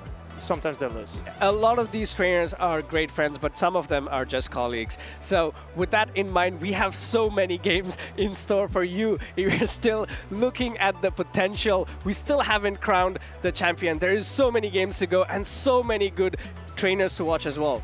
And I'm very interested to see this next matchup, because I believe Withered is coming up on stage against Stone Collection. Ooh, it's a tried and tested trainer against a new upstart. Withered going up against Stone Collection, and we saw in Withered's team, he bought that Shadow for Alligator when a lot of his, let's say, his friends and teammates have went for that normal for Alligator. And I think this makes very interesting a matchup against Stone Collection, because Stone Collection has brought back that Shadow Kanto Marowak, and Withered going for that Shadow for Alligator doesn't have the same bulk as that the non-Shadow for Alligator that we've been seeing a lot, so it cannot withstand the mud slaps from the Marowak very well.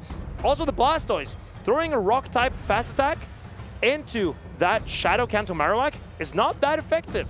Yep, Shadow Kanto Marowak was another one of those Pokemons that broke into the meta with having the ability to beat a Pokemon that should potentially counter it, which is the Feraligatr, just because of the fast attack pressure with the Mud Slap. And on the other side, let's take a closer look at Stone Collection's team as well. You did say that he had that Shadow Kanto Marowak, but he also has that Credilli to do a great job against the double water strat that potentially Withered can come in with as well. And we see the Shadow Malamar as well, and the Corviknight. I think this is a great composition by Stone Collection. He is a veteran of the game, but this is, I think, the first time we see him on stream this weekend. Yeah, it's the first time we see. Maybe second. He probably made it through the losers finals. Yeah, he probably made through the losers finals. We also have Corviknight on the side of Stone Collection. It's another Pokemon to take a good look at, because it has 3 extremely positive matchups onto Withered's team. It is great against the Tinkaton,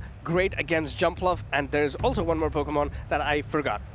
But I think that if Withered is bringing his Jumpluff, the Marowak looks very risky for Stone Collection, because the Jumpluff dominates Shadow Kanto Marowak. The Rock Slides are not even enough to two-shot that Shadow Jumpluff. Yeah, but in a way, Marowak still has some play, but it's just the fast attacks of the Marowak does no damage almost onto the Jumpluff. It's not a great matchup to be in as a Marowak, but you can do something. 10 out of 10 times I would prefer to beat Jumpluff in that matchup. 11 out of 10 times I would prefer to beat Jumpluff as well. The numbers are not my strength, but that sounds like a very weird statistic. But okay, let's go and have a look at what these trainers are picking for us. Do you think Withered can bring that Diggersby? I think it looks pretty bad here. Yeah, Diggersby is not going to have a fun time, especially if it's going to go up against Pokemon like Credilli, which will do a lot of work against it. There's also the Azumarill and the Malamar that can fight back against the Diggersby. So at this point, I would say you should try to leverage your Tinkaton. Yes, the Kanto Marowak is going to have a lot of play against it, but the player of still do decent amount of damage. So it could be something that you can potentially leverage to try to get the Marowak out and then use a Pokemon like Jumpluff to counteract whatever energy the Malamar has. So the Cradley, as you mentioned, don't you think that looks incredible for Stone Collection? It is incredible, especially as a safe swap. If you swap in your Drapion a few turns later, the Credilli can outpace you to the first Rock Tomb, and then that matchup is very, very close. It all goes down to a crunch debuff. The only Pokemon that really stops that Cradley is Tinkaton, but let's see what these trainers have picked for game number 1. We see the Marowak and the Jumpluff. 10 out of 10 times I would be Withered here. Withered having that beautiful lead of that Jumpluff going into the Marowak, and Stone Collection immediately safe swapping to the Credilli, only to be met with the Steel Fairy type Pokemon, which is the Tinkaton. None of the charge attacks or fast attacks from this Credilli do super effective or even neutral damage to the Tinkaton. We saw that Grimmage from Stone Collection. This is the exact situation he wanted to avoid, because he's strong in the front and he's strong in the back into that Tinkaton, but he got the lead call wrong. Yeah, Tinkerton is doing a lot of work against this Credilli, but of course, it is not going to reach another player before this Credilli comes in and debuffs the Tinkerton's attack again. We already saw how little damage the first player off did. It's going to do even less as the game progresses. But this is Stone Collection's nightmare, because this is probably his most valuable Pokemon, the Cradley, and now it's lined up and it's a terrible matchup.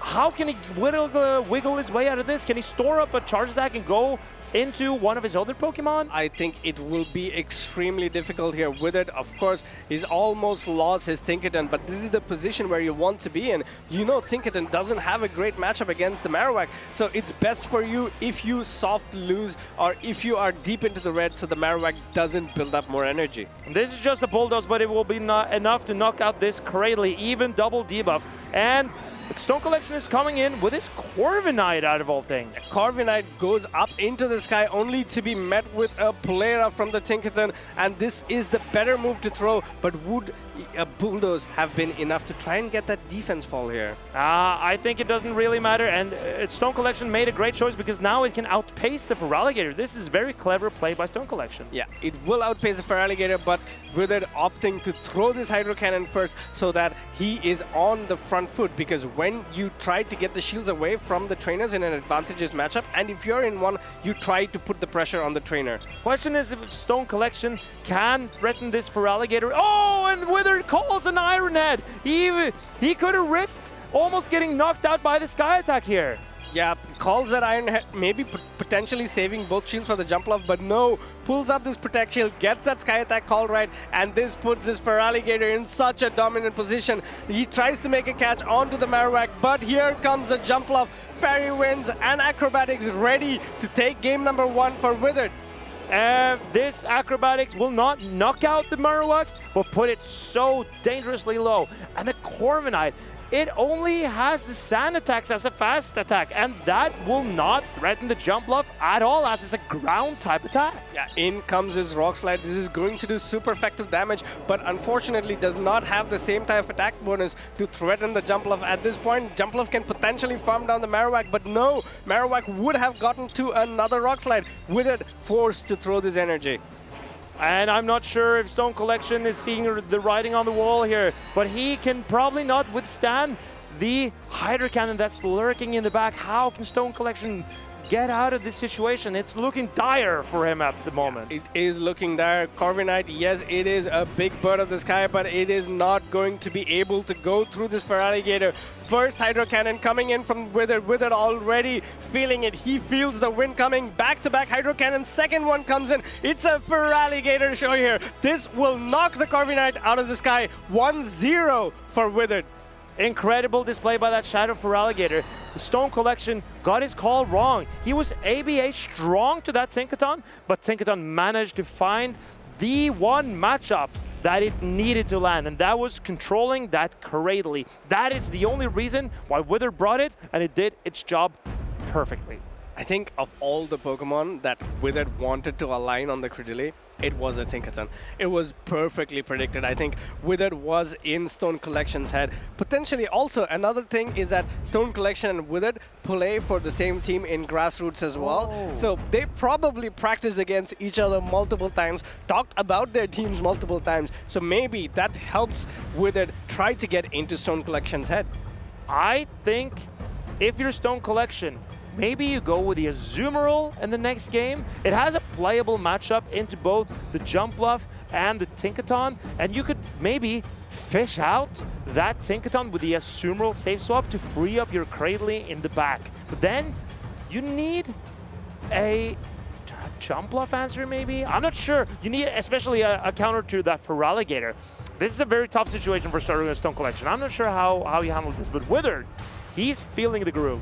Yeah, Withered is feeling it. It's very refreshing to see somebody having this much confidence going into the game. It shows that he's in a commanding position. Stone Collection needs to focus up. He needs to get all the experience together to try and get back into the game. What will Stone Collection do? Will he still go for that Kanto Marowak lead?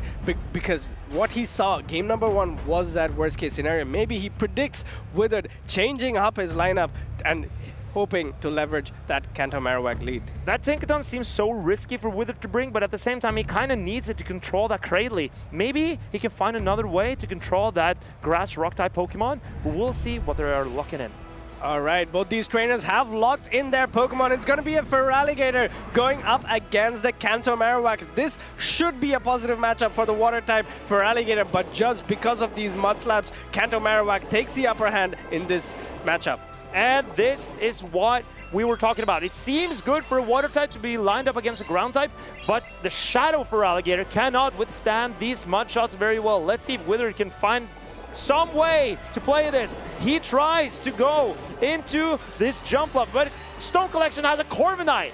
Stone Collection this time around is reading Withered as well. Corviknight coming in only to meet this Jumpluff. All of Jumpluff's energy is resisted by this Corviknight, but look at it. The fast attacks from this Corviknight is not doing enough damage onto the Jumpluff. The Jumpluff looks incredible for Withered here, because even though this Steel Flying type has a great matchup against the Jumpluff, look at Jumpluff still putting in work. Yeah, Jumpluff gets to the second Acrobatics. The amount of damage this Jumpluff has done onto the Corviknight is unprecedented here. Acrobatics number 2 comes in. Corviknight is already into the red.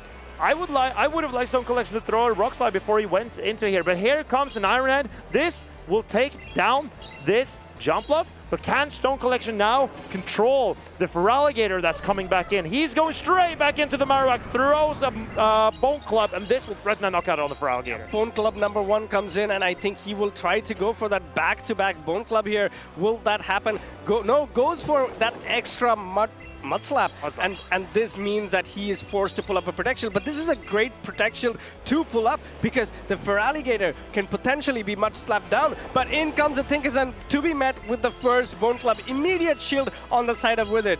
Withered, Tinkaton does not want to take these Bone Clubs, and Stone Collection is so close to the next one. He gets there, and if this Tinkaton gets low, maybe Cradley can finish this game up for Stone Collection. It's still going to be really close. At this point, if you're Stone Collection, you want to do as many Mud Slaps as possible onto this Tinkaton. He gets 2 there. Tinkaton gets to this player up. This will knock the Marowak out, but this puts it in a position where the Cradley can get some energy lead. So farming down this Tinkaton with the Cradley now will threaten a knockout on the Feraligatr. Tinkaton, even though it's a Steel type, does not threaten a knockout here on Cradley with his neutral play rough. Stone Collection looking primed for a win. Is this over yet? Because play rough will land, but Feraligatr does have a move, or does it not? Does it have an Ice Beam? If it does, it would be enough. No, Cradley gets to this Grass Knot. Grass Knot will take out the Feraligatr. Of course, 1-1 now. What a game. Game 1, Withered was in Stone Collection's head. Game 2, Stone said, if you can do it, I can do it too.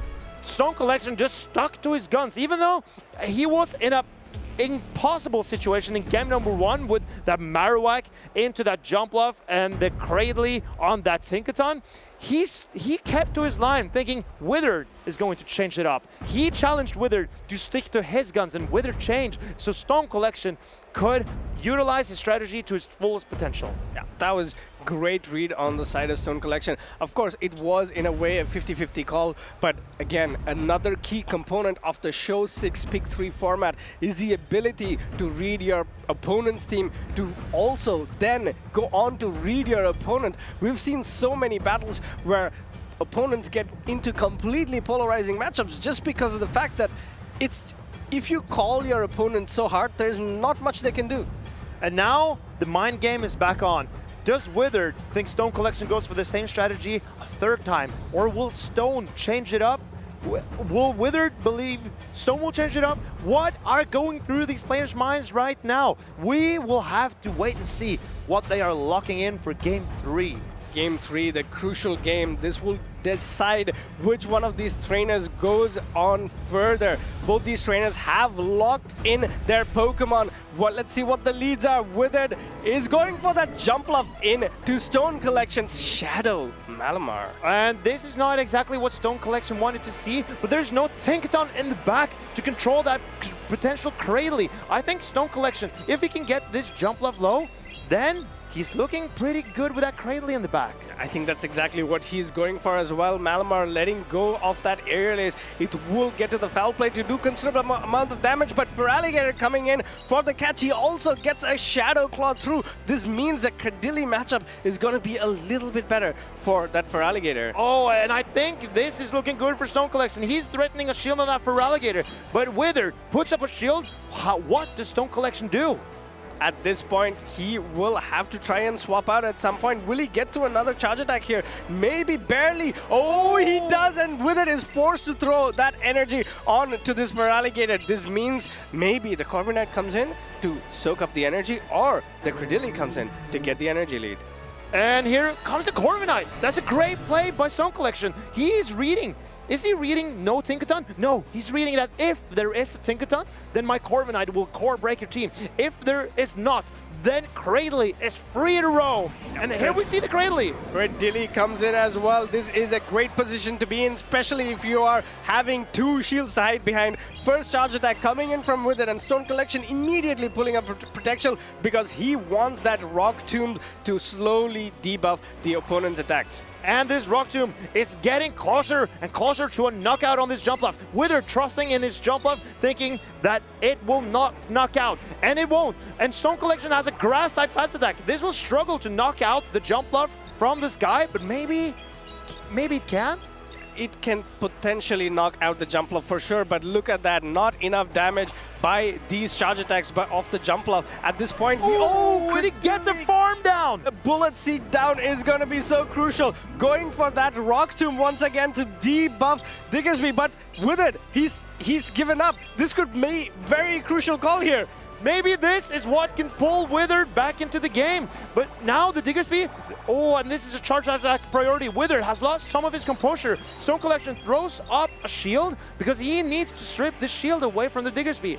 Let's see what happens here. Goes for another Rock Tomb. He doesn't have to strip the shields if the Diggersby is not going to do a ton of damage onto the Corviknight. Rock Tomb number 2 coming in, and with it finally pulling up that Protect Shield. Unfortunate, one more Bullet Seed for this Cradilli to get to that Grass Knot. Grass Knot going to do super effective damage on to this Diggersby.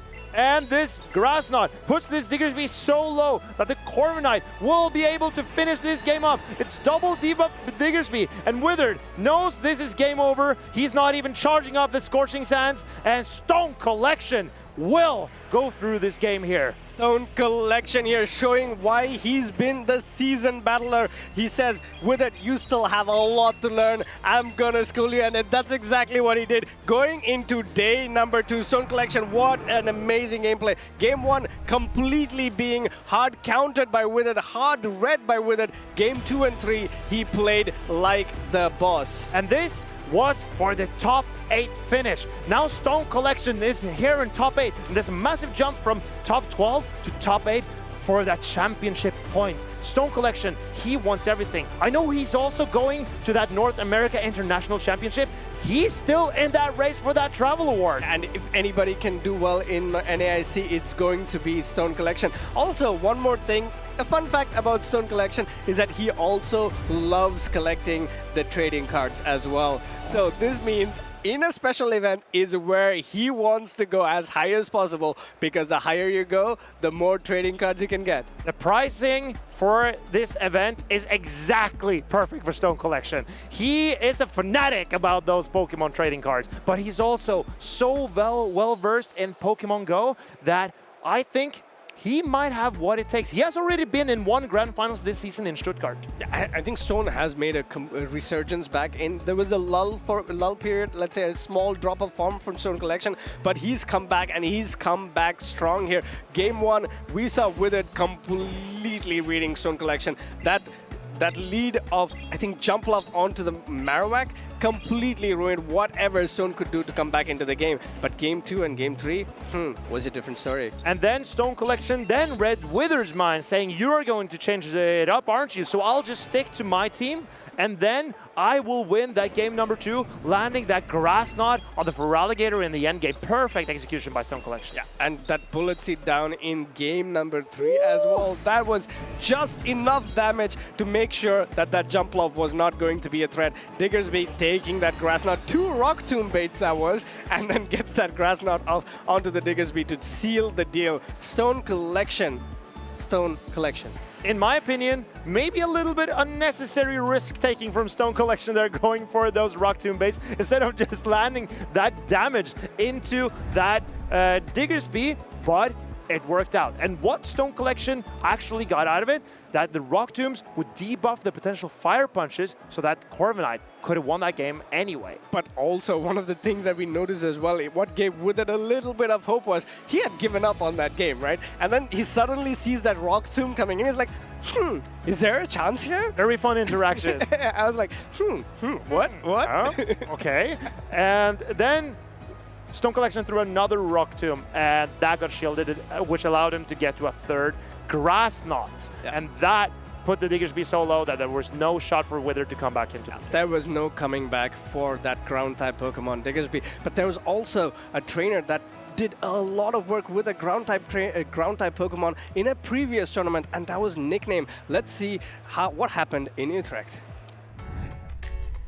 Hey there, trainers. My name is Martijn. You may also know me as Eloquence, and I'm here to bring you the recap of the Special Championship Utrecht 2025.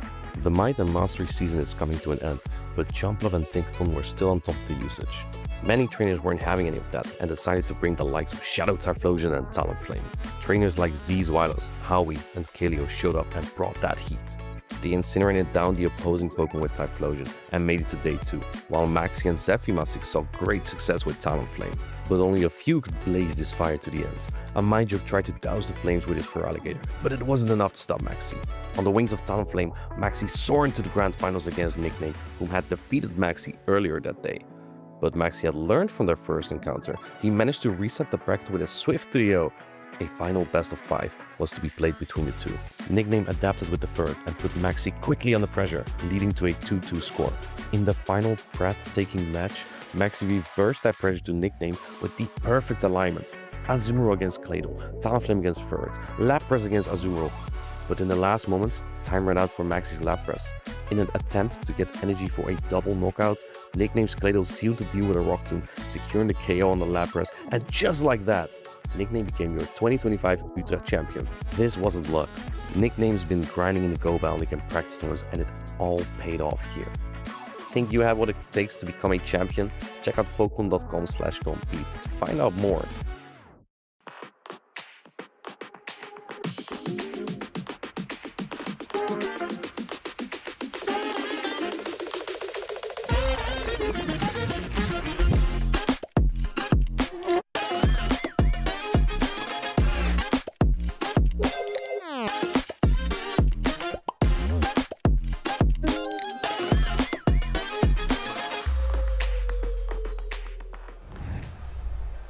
Here we are again, trainers, in Bologna. Myself is Martijn, also known as Eloquence, and I'm joined here by Tomahawk, also known as Farid.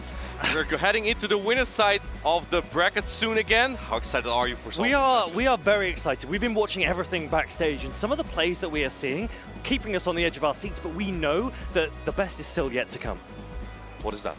The best of the best.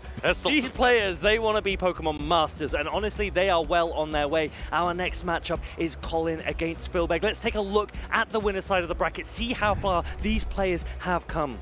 We see here Colin first defeated his teammate Kazim, and he's up against Filbe next, who had to defeat the previous champion Nickname. Nickname's still on the loose side of the bracket, and then on the other side of the win side of the bracket, we have Frea and PvP David facing off against each other. Okay, Martijn, you are a player that is so good at making predictions in game. How well can you make predictions out of game? Can you tell me the winners of both of these semi-finals in your opinion? Before I answer, I just want to reinstate that I got none of my Cast of Fantasy drafts correct, so... Redemption opportunity. You're Redemption opportunity, yes. Okay. Yeah. Feelback and PvP David. Ooh, that's what I think, but that doesn't mean that I think these players are particularly better than the other. We know Colin has won multiple championships previously. Frea has top cuts before, including at the EUIC, so they have formidable opponents. Yes, and I think Colin and Filbe especially is going to be a really exciting game to watch. We've seen Filbe take down Nickname. That was a massive victory for the local Italian. Can he take down a player that many have revered the final boss? These are the stages of a tournament that you would regard as the real challenge. If you can beat these players, then you are worthy of these titles. Well, the final boss is definitely a challenge that Filbe has to overcome. Having his experience mostly from the Go Bow League, and now he's up against an absolute veteran. Using the team that its Axon won last week in Portland, Filbe has overcome many of these kind of variants of teams though. And Colin 6, he's obviously a great player, but he's not untouchable. You played him at Worlds as well, didn't you? I played against him 3 times. You played against him 3 times in the Play Pokemon circuit. I did. Okay, and what's the current scoreline between 2-1 in my favor. Okay, yeah, well. He beat me the first time, I was like, can't let it happen again. The thing is, when you're a player of Colin's caliber, you are always licking your lips at the prospect of going up against other tough opponents to really test your skills. And he wants to test himself here at Bologna. He is the reigning Bologna Special Event champion. He wants to win this Bologna Special Championship and retain that crown. And frankly, not just only is he the reigning champion, I think no other player in Europe has seen as many grand finals as he has. I believe he also has 1 or 2 silver medals as well on his collection. Yes, he played against Boom earlier this season. That was an incredible match to watch, but he will want to get back into those grand finals, so he has another opportunity for gold. We've mentioned already 3 times he has won a regional event, and he will want to be the first European player to hit number 4. But Filbe standing in his way. Filbe already has taken down Nickname in that first set. He played so incredibly precise, and he told me that Swampert was really key for him. And I like Swampert, especially into the team that Nickname had, because Swampert is one of those water types that can shut down Typhlosion. Now, Typhlosion is only remaining now on the loser side of the bracket, and Swampert doesn't really have a lot of play into Lapras exactly. But you do have Sludge as coverage for Shadow Jumper, so I'm curious to see if Filbe is going to bring it. We're heading now into game number 1. Let's get things going. This is the winner semi-finals. Filbe against Colin, and the leads are out. We have Tinkaton on the right for Filbe, up against Malamar for Colin. This is a great lead for Filbe. I can hear the Italians in the crowd. Colin staying in for a bit. I think he's going to do that out-of-pocket strategy, going for the superpower and then into Jump Love. And then we look at the backline. There's not exactly an answer for the backline of Colin. So you can take 1 superpower here. Let's see if Colin is going to attempt for a catch. He's going into the Blastoise actually, and answered by the first immediately. And it was interesting, Colin didn't go quite up to just before the playoff. He threw a second earlier and then comes into this Blastoise. Filbe recognized, I've got time. He doesn't throw an attack into the Blastoise like some players have been doing. He goes straight into this trailblazing fire. This will now boost its attack stat. Something I want to point out. Filbe had a great lead with Tinkaton to Malamar, but look at the backline. He brought both of his fairy type. He's not having any of Malamar today against Colin, so he might not even go for a switch advantage here. This could be a perfect farm, but no, looks like Filbe wants to keep the ferret and perhaps just keep that boosted attack on it. I wonder if Filbe knew that Colin had seen Filbe use Malamar in the lead against Nickname, and he goes, I don't want Colin to use that strategy against me. That's why there are the 2 fairies there. Try and dissuade the Malamar from coming. This is a boosted ferret now. Swift does a decent amount of damage. Malamar should be very comfortable holding on. Malamar taking the Swift here. It's boosted, won't knock it out just yet, but Furtis at another one, but making the catch on the Azumarill. What a great play! Bellissimo from Filbe. And now we start to see the quality of Filbe shining through, making that first catch. All of that energy from Malamar effectively wasted. Colin responds by coming in with the Shadow Jump Up. Let's remember, Azumarill's Ice Beam, it's double super effective. Colin will likely shield this up when it comes. After catching that attack on the Azumarill, 2 acrobatics will knock out this Azumarill from the Jump Love. Even though it's not super effective like Energy Ball is, it is such an incredibly efficient charge attack. Filbe going for the Ice Beam. I think this is the attack you definitely want to shield up. You have 2 protect shields as Colin, now 1, but this will definitely do the most damage. Yeah, this is exactly correct in terms of determining when you use your shields. Think about the percentage damage that you're going to take, and that can be a really good indication of the value you will get out of your only 2 protect shields. Next up is an Acrobatics coming in. This is enough to take out the Azumarill. that Ice Beam is now gone. Interesting no shield there. I thought you want to pull the last shield there from the jump up. Looks like Filbe is going to try and close out with the Malamar. Do keep in mind there's still a little bit of the Malamar left on Colin, which may be able to get to another charge stack on Filbe's Tinkerton / Ferret. Yes, Acrobatics now coming in, and this shouldn't be enough to knock out the Tinkerton. Tinkerton is a steel type, remember, it resists the flying type damage, but Acrobatics is such a strong attack. It has same type attack bonus, and wow, look at that. It really puts pressure on that Tinkerton. This now is going to be about the Ferret. Can it get to the charge attack on the jump level? Can again then get the Sucker Punch down? It's gonna get down to these moments. In comes the Swift, being caught on the Malamar, but I think that Fairy Wind doesn't do enough damage to knock this out with Fairy Wind only. Here we go. The Aerial Ace is already available for the Jumpluff. The Jumpluff needs to throw an attack into this Ferret. It's on Swift there, so the Swift is reached. Colin wasn't able to land both the Aerial Ace on both because there are shields on the side. Down goes Jumpluff. Swift comes through. That's a swift victory for Filbe here, taking the first game against the final boss. That is a big victory. What a spaghetti of a game. Catches and swaps all over the place. And I think Colin, he paused for a moment. He thinks to himself, how can I win this game? I need to take out the Ferret, but he has a shield. If I throw an attack, he will get a Sucker Punch through, which means he guarantees reaching a Swift, so I'm not going to bother. He recognized, he nodded, he respects that his opponent played better than him in that first game. Filbe now in the driving seat of this series. I want to know from you, chat, who are you supporting? We have Colin on the left, the final boss, but on the right, a player from Italy competing in Bologna, has a lot of support from the crowd. And my friend Maxi also told me he would love to see a newcomer win this tournament. Yes, Filbe is a player that hasn't been seen too much on the Play Pokemon leaderboards so far this season, but if he can get a big result this weekend in Bologna, then that could be massive for his chances going forwards in this Travel Award race and for everyone else that's involved as well. I just want to point out, by the way, the Swampert, very unique pick. We see a lot of the same team amongst many of these competitors. The team that was inspired by, mostly from North America, by like its accent. A lot of that double water with a Tinkerton, sometimes a Drapion. We have a Jumpluff Malamar.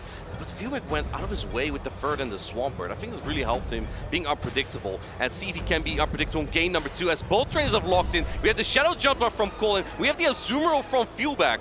We've got Fairy in the lead, Fairy in the back. It is party time for Filbe. He knows that he wants to suppress this Jumpluff energy. He's going to try and force a switch for this Jumpluff and then hopefully align the Tinkerton against it in the back. Swift immediately reached by the Ferret. This is why Ferret is usually such a good safe swap in this meta. Because it paces so quickly, so your opponent won't catch up that quickly with fast attacks. However, this is kind of exactly where Colin wants to see the Ferret, because he has double water in the back. The Lapras does have Ice Beam, so it's not that great into the Azumarill. This is a very unfortunate shield because you want to shield an Acrobatics, not an Aerial Ace. Swift, again, on charge attack priority. Ferret has a higher attack than Jumpluff, so this will land. It won't be enough to knock it out, and then Colin can potentially draw a second shield from Filbe, or threaten a ton of damage with this same type attack bonus Acrobatics. Oh. Going 2 shields down this early on, I think Filbe immediately recognized there are going to be water types in the back. In comes Lapras.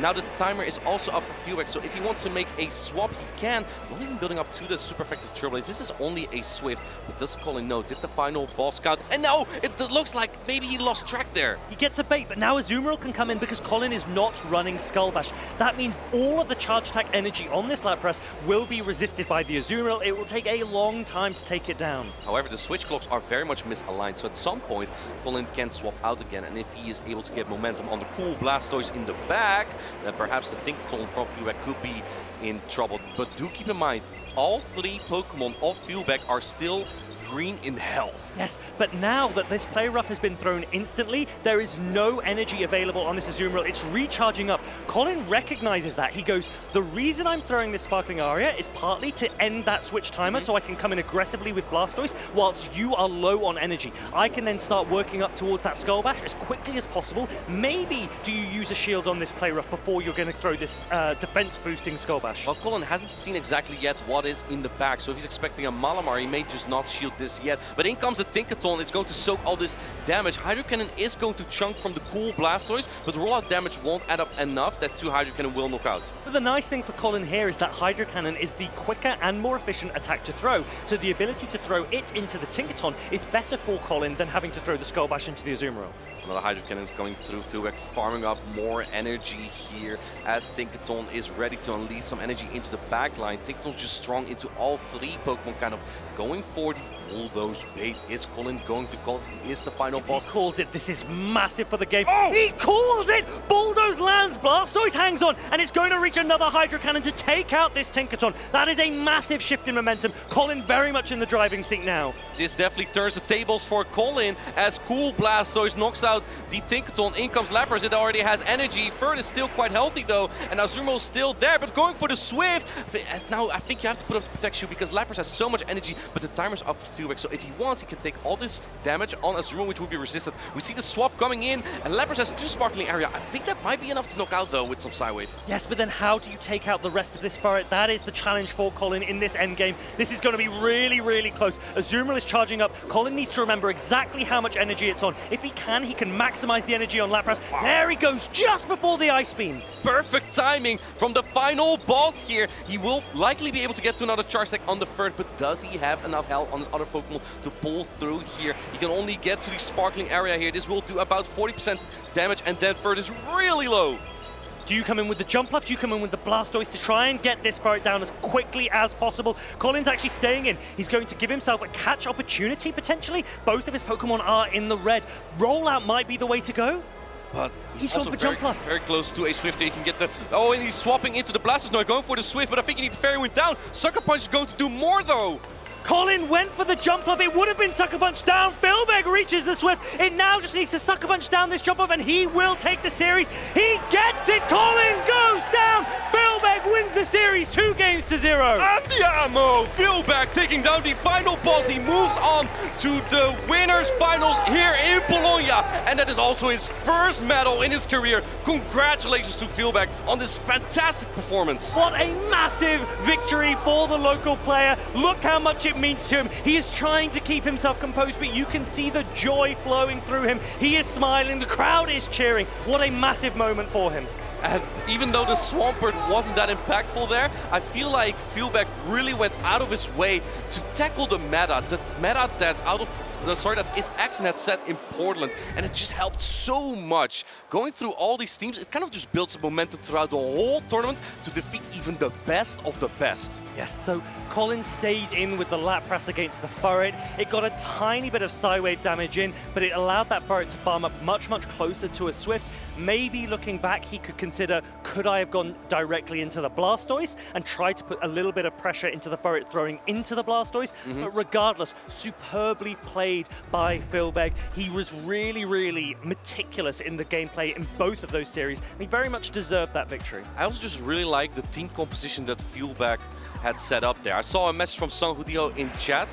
If Colin leads the Jump Love, there shouldn't be a Tinkaton in the back. So if he then say switches the Ferd into a Jump Love lead, that means that it cannot really be hard countered by the Pokemon. If Colin would lead Jump Love with Tinkaton in the back and he would lead into a Talonflame, do you remember Jover? Jover would probably be there. You cannot not really come back from that. Yeah, and Jover was there. We saw in the last series Withered playing Jump Up with Tinkaton in the back against a Corviknight team. And sometimes these ABA strategies work.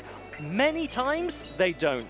Colin here, he went for a safe line. Filbe, he went for a really, really sensible decision to try and suppress Malamar. It forced Colin out of the Malamar, and then this neutral matchup between the two players was really one to watch. There's an interesting stat about Filbe, by the way. He is 12-0 in battles currently. He has not lost a single match. Game? No! A single game. Not a single one!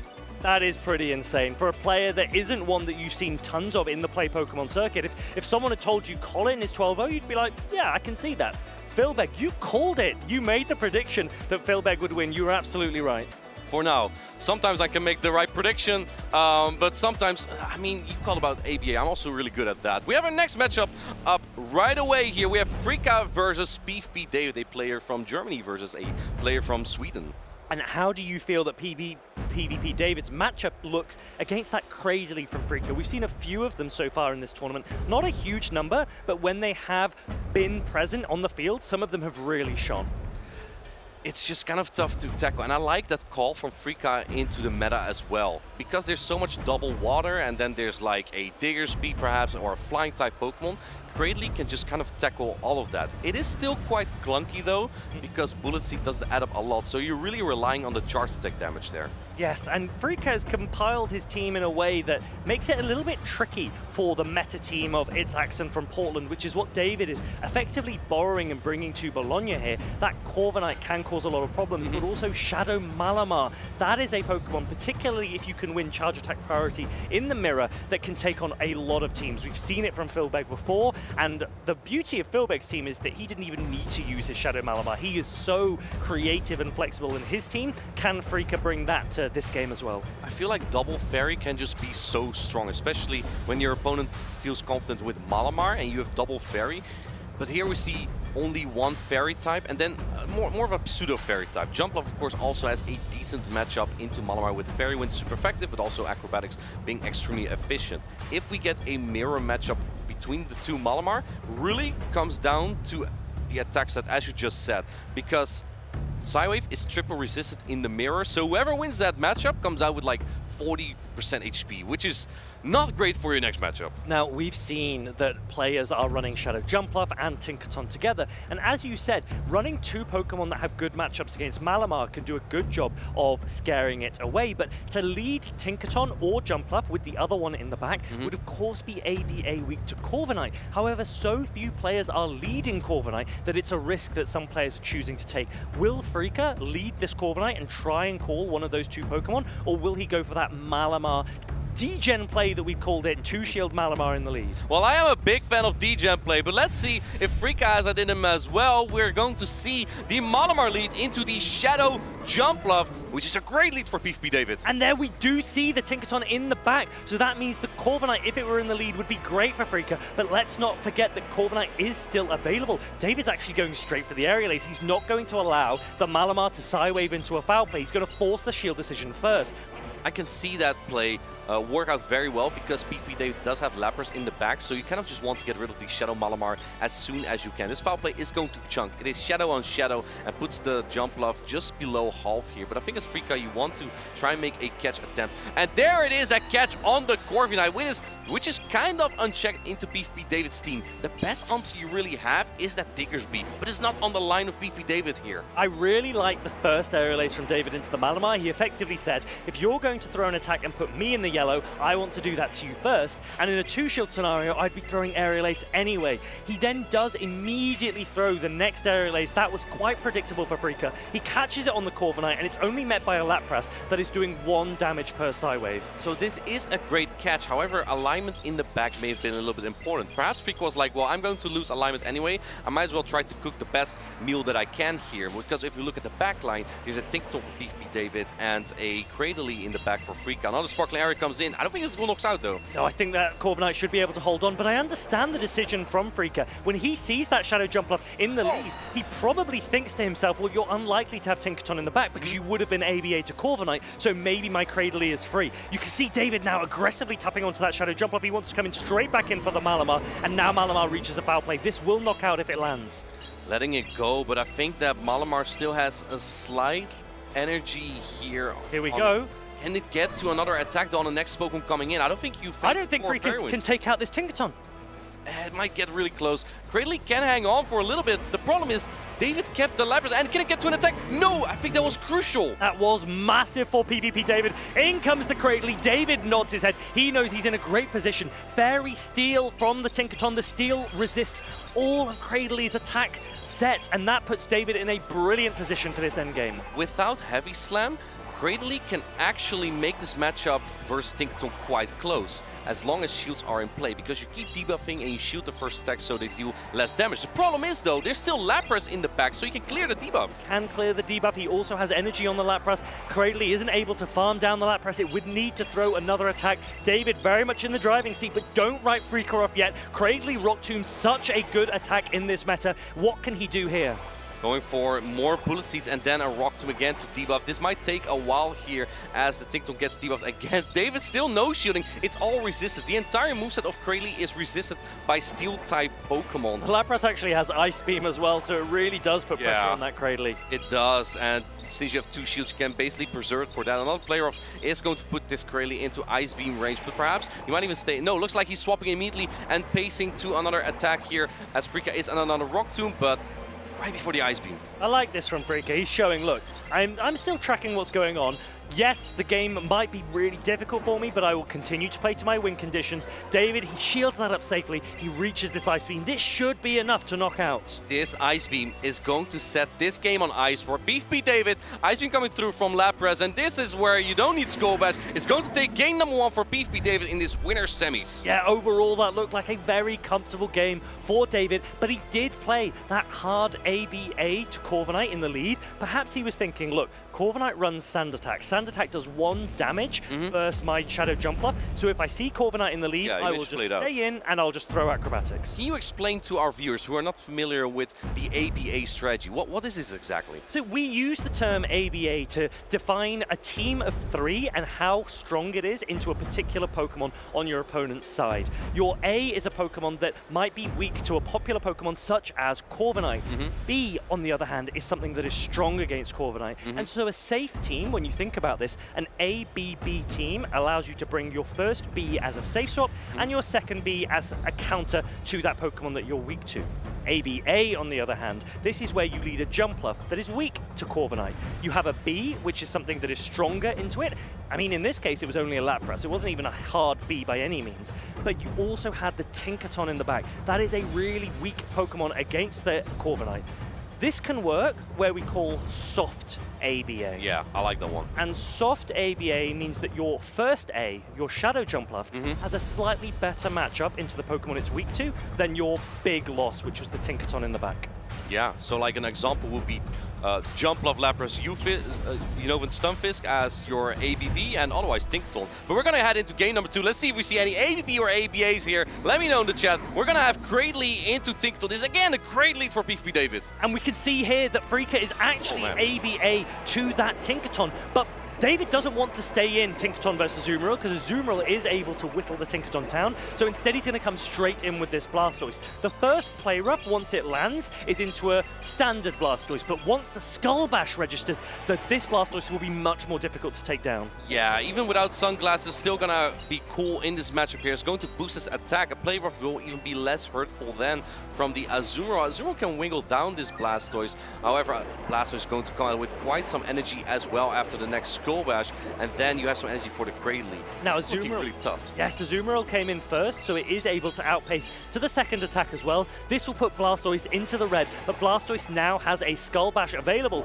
and if Frika shields this, he will be able to bubble down this Blastoise. So is that something that he wants to do? Does he think he can hold on? He's going for Switch. He's going for Switch. That makes a lot of sense when you lead Krayley into Tinkaton and you have a Corviknight in the back. Now you have your Corviknight on the Tinkaton, but I don't think Beefy Dave might. Can you even get it? Oh, he can't get it. He gets to another Hydro Cannon. This is resisted, but it might be important chip damage, so either the Malamar or the Tinkaton can perhaps get a farm down? Yes, Tinkaton now should be able to come in, full Fairy Wind down. Azumarill's going to stay in. Freakin needs this alignment. He's not going to save this energy. He needs to make sure that he is able to switch with David because Corviknight onto Tinkaton is such a good matchup for the Steel Flying type. I would not be surprised if after the next charge stack, can Azumarill even get to another? Yes, gets to another player off. At this point, you might even put it all on the Malamar as Beefy David.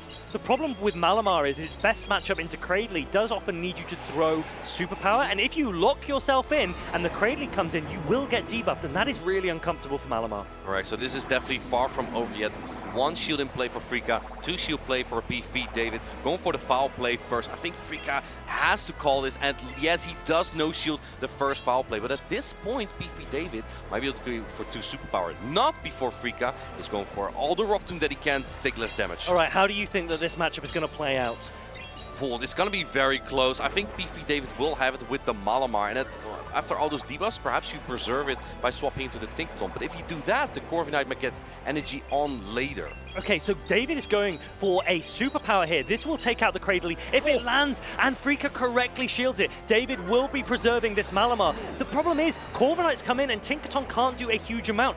The Malamar's damage has been reduced to 1, and now Tinkaton comes in. David resets both the Rock Tomb debuff and the superpower debuff coming into the Tinkaton. It can't be Sand Attack down, so Freaka will need to throw energy into this to take it out. Freaka made that so awkward for PvP David, because PvP David would want the Malamar into the Corviknight, but didn't really give that opportunity because of that debuff. So PvP David built up a lot of energy. However, now the Corviknight can get a lot of energy back. Can it get to another? Oh, no, he could have thrown the Bulldoze, maybe even gone for a defense drop. He doesn't quite get it, and now he needs to invest everything in this Malamar to take out both the Corviknight and the Cradley in the back. I don't think that this Malamar gets into Grass Knot range just yet. The sand attacks just don't add up enough. Going for the harder hitting Sky attack. How much energy was still on that Cradley? Can you remember? That's what David needs to recognize. He needs to charge up perfectly. One foul play for the Corviknight. Here comes the Cradley. Cradley's here. It's one attack away. The superpower will land. This will knock out. And if David can reach another superpower against Corviknight, he could have this game in the bag. Coverage is so important on Malamar, but here we go. It's going to be a race. There's no energy on the Malamar. There was almost no energy on the Corviknight, and here we go. Malamar is outpacing. He's getting to the superpower. This superpower is going to take game number 2 of PvP David. There it is. David reminds the world that he is the Goliath. He lands this superpower. Corviknight goes down, and he wins the series 2-0. And that's another medal this season for PvP David. He got the gold medal in Stuttgart first, and now to close out the season for him in Bologna, he at least secured a top 3 placement already in Bologna here. And he's going up against Filbe, the Italian player, in the winners' final later on. Was it the silver that he got in Stockholm? He played that. I think it was Stockholm. Was it Stockholm? The one that Nickname beat him in. Yeah. And he said, "That's fine. I'm okay with that. I will keep continuing to push on, and he has done so. He has pushed himself right into that travel award race with the performance that he's had so far in Bologna. As you've said, he's pushed himself right into the medal positions, but he will want more. He will have his eye on gold. I can see what he's doing. He went for gold, he went for silver. Obviously, you now go for bronze. Well, at the very minimum, he's got the whole collection. That is the dream, right? Yeah, that's like the bare minimum that he has achieved, and that is a great achievement here. The composure from PvP David is incredible. His previous match was just so close into Withered as well, and now winning against Freaka, this was no easy match. Even despite having alignment in most of these games, Freaka made it super close. Overcoming Cradley, though, when it's such a big core breaker to your team, that's impressive, I'm not gonna lie. And this is where Pokemon like Corviknight, although they might have such defensive utility because of their typing, they aren't quite as flexible in neutral matchups, and David really took advantage of that. He was throwing in that Malamar, knowing that he was always outpacing. And let's not forget, David knew exactly how much energy was on the Cradley when it came back in, because many players might have forgotten. They could have been in a final game scenario and they could have overfarmed and not realized that their opponent was at a charge attack, and that's game over. There's real pressure when you're in these matches, and I'm actually surprised kind of that PvP David even brought the Malamar, because before that we talked about double fairy. That is what Freaka had on his team, and yet making the call that Malamar might be the play, I find it so bold, because if you lead it into like a Tinkaton or a Azumarill and the other one is in the back, Jover might come by. It is very, very difficult, but David, he's actually still so young, and yet he looks so mature, so composed. He could be him. He could be. Perhaps. Do you think his dad is watching right now? Do you think dad is proud? I have absolutely no doubt that his family is supporting massively. I know his friends are supporting here in the venue, and everyone wants to see a player like this succeed. I think he's such a humble player, such a likable player, and that makes a difference. When you have people that can look back and look at you and say, do you know what? I have a ton of respect for a player like this.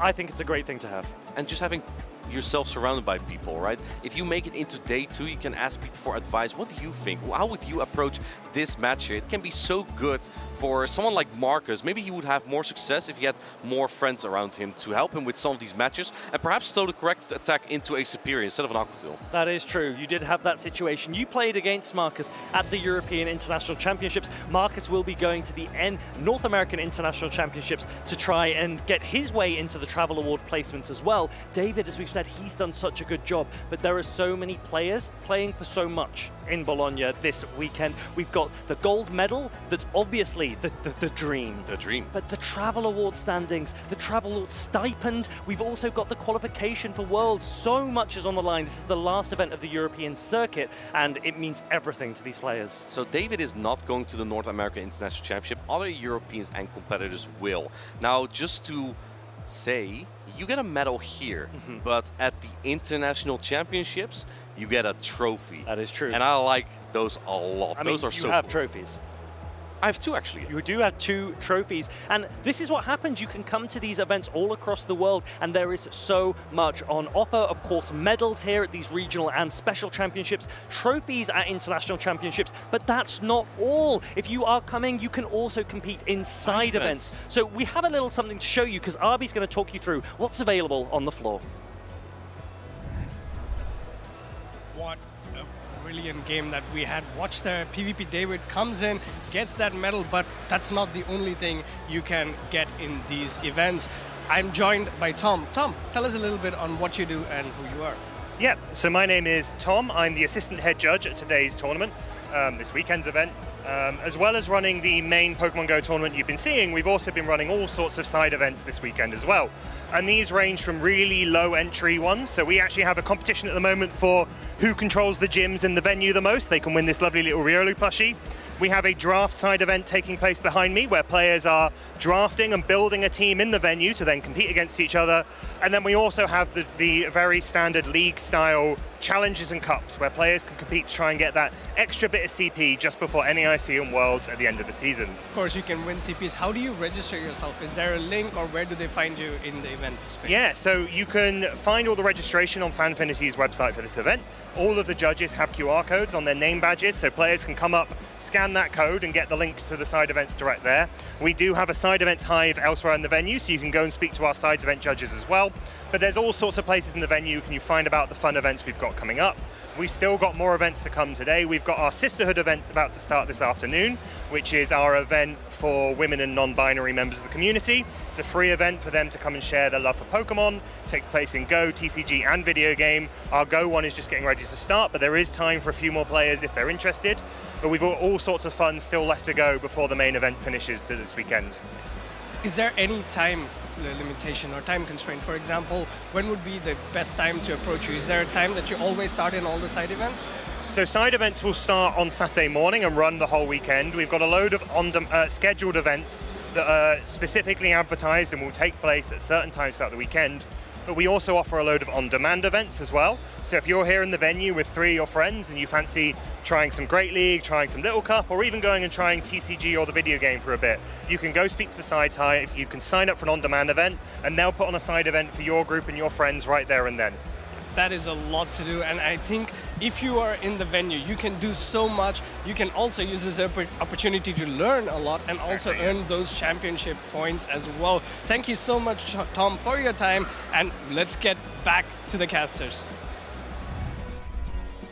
I tell my friends who like Pokemon as much as I do, whether you are spectating or competing, a Pokemon event, especially nearby, you should check it out. It's always fun. And like, yeah, if you're spectating or get knocked out early, Farid, I think that's perfect for you to play in some of the side events as well. You might win one of those. Does anyone love Pokemon as much as you do? You do. I do. You do. That's why we're friends. And well, everyone who's watching.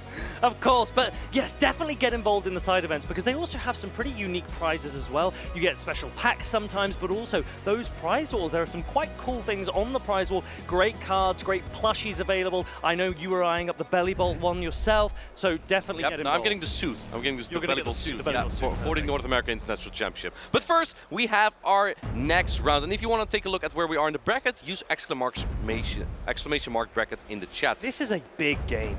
On paper, this could easily be a grand finals. It could be. It's just a loser's round 3 though. It's 2 regional champions from this season. Nickname versus Kazim. The last Typhlosion in the tournament. He's had so much success with it. And that's Superior. This is probably going to be the first time Kazim has played Superior this weekend.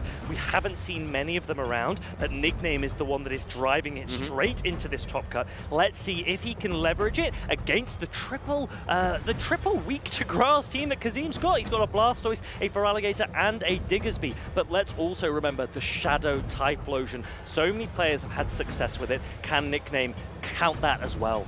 Kazim has a tendency to be very weak to water, to grass-type Pokemon, Superior specifically, because he had the same at the Europe International Championship. His best answer was like the Drapion and a Galarian Corsola, and then he had like 3 or 4 water-type Pokemon. So Superior might just be a nightmare for him here. He does have the Tinkaton to answer it, however, and also the Shadow Drapion. So he's a little bit less weak to it, and of course I cannot forget about the Jumpluff. Yes, Shadow Drapion, but regular Feraligatr. And this has been a conversation for a long time now. Do you opt for the regular, or do you opt for the Shadow Feraligatr? And both have their uses. The Shadow Feraligatr does 20% more damage, but it takes 20% more damage in return. The regular Feraligatr can hold on. It doesn't need to shield as much, potentially. So will that be something that Kazim leans into here?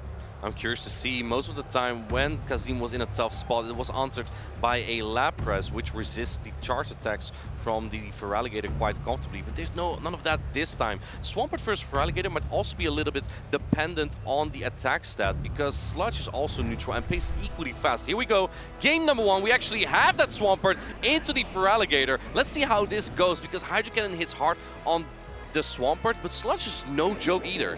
This is a really fun matchup to see. We love seeing Water-type starter Pokemon, both of them running Hydro Cannon, and immediately there is the catch attempt from Nickname, and it allows Kazim to really farm up on his Feraligatr. Yes, I'm going to throw Hydro Cannon into you, but not before I get a ton of energy first. The thing is, this is where Kazim wants to see the Corviknight, and Nickname swapping out might already be an indication, oh wait, there's a Superior in the back, perhaps I'm just not going anywhere, because Kazim has Drapion and the Jumpluff in the bag. He's not taking any chance this time with Superior. Going for the Sky Attack, but I don't think this will knock out the Feraligatr just yet. It's not Shadow, so it's a little bit more bulky. Yeah, Feraligatr can take this attack where a Shadow Feraligatr wouldn't have been able to. And so now we're seeing some of the advantage, and Nickname recognizes that he's in a little bit of a tricky position here. Kazim is very, very pleased with himself, but he needs to maintain focus because any slip up and Nickname really could take advantage. Here we go, Swampert comes in. Has to shield this Hydro Cannon if it wants to maintain its health. It can hang on to it, but oh, he's letting it go. Nickname, interesting play, putting most of it on the Superior. Now you can come in with either Pokemon on Kazim. They take a lot of damage from either Hydro Cannon or Sludge, but none of it takes it down one attack. So the way that Nickname has approached this, he said, when I swapped out of Swampert, you stayed in, which means you have a Swampert answer in the back. Therefore, I'm going to let my Hydro Cannon land on my Swampert because I think I can win this game with a Superior. What he doesn't know is that there is a Shadow Drapion in the back. They both come in. Nickname puts his head up. He nods a bit with respect. He recognizes that his opponent has absolutely called this line. But that's kind of the other side of the coin, yes? Because Kazim didn't swap out, it meant he had another answer for Swampert. But seeing the Feraligatr in the lead also might mean there's an answer, or maybe even 2, for the Superior in the back, going for the charge superiority on the Frenzy Plant. Now, you might think, why Frenzy Plant? That is resisted. But Frenzy Plant is just so efficient that it will still be slightly better than Aerial Ace in this case. Yes, Superior, with that Frenzy Plant, this is really hard hitting. It will still do a decent chunk of damage, but it won't threaten a knockout against the Shadow Drapion. And Kazim allows this through. He knows it's going to be very difficult to be Vine Whip down, and there is the Aerial Ace just before Kazim reaches the next crunch on Drapion. It's not even about the Vine Whip down from the Superior on the Drapion, it's also about the potential Mudshot down. When Jumpluff comes in, it means that the Mudshots are triple resisted, but looks like we won't see that. Shadow Drapion having a field day here, just going to clean up the rest of the line here of Nickname as the first Aqua Tail comes through, knocks out the Swampert. One more, no, going into the Jumpluff for a nice little catch there, but there's the shield because he could close out with either Drapion or Jumpluff. It doesn't matter to Kazim. Yeah, Kazim's going to protect up this Jumpluff and just try and take down this Superior. Remember that Vine Whips are doing little to no damage against the grass and flying type Pokemon. Nickname recognizes that his opponent has called him really, really well. A lot of respect between these two players. Yeah, kind of a tough line there for Nickname to overcome, as Kazim kind of just had all the alignment that he needed. Facing that Superior in the back was just so good, especially when Nickname brought in the Corviknight was the one Pokemon Kazim perhaps otherwise would have tried to bait out, as he was slightly soft, weak to it in the back with that Drapion and the Jumpluff. Now these players have to recompose themselves. They are smiling, but they know that there is a lot on the line here. This is the loser side of the bracket. That means if you lose this game, it's a double elimination format. This was your second chance. You need to win to stay into this competition, and Nickname is already one game down. He cannot afford to drop another game. Can the champion of Utrecht do it versus the champion of Dortmund on the right side? The Swampert hasn't really come through here for Nickname, and I'm curious to see if he's going to bring it again. It's kind of neutral into most of the Pokemon of Kazim, but for Alligator, it's not exactly the position where he wanted. It's probably the last position that he wanted in. So Kareem is looking to lock in. He's making some notes. He's making some calculations.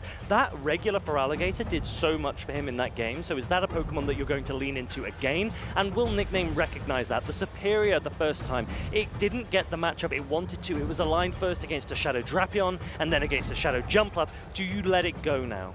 The Jumpluff is a Pokemon that only really fears that Shadow Typhlosion and the Corviknight, but even Corviknight is not that bad of a matchup for the Shadow Jumpluff, as Sand Attack, the Fast Attack, is triple resisted. So the more Fast Attack and Charge Attack damage you can get in, the closer it would become with the Corviknight. Both trainers are still thinking through, because he takes a little bit of water. You need to keep hydrated during these battles, man. So Nickname played Swampert in the lead, Superior in the back, which left him very weak to that Shadow Jumpluff. And if he does that again, he needs to be careful that Shadow Jumpluff might be able to sweep, because Corviknight as an answer alone in the middle isn't the easiest to deal with. So Nickname needs to have a think, how can he ensure that the Corviknight aligns onto the Jumpluff? Do you achieve that with the D-Gen Malamar in the lead strat?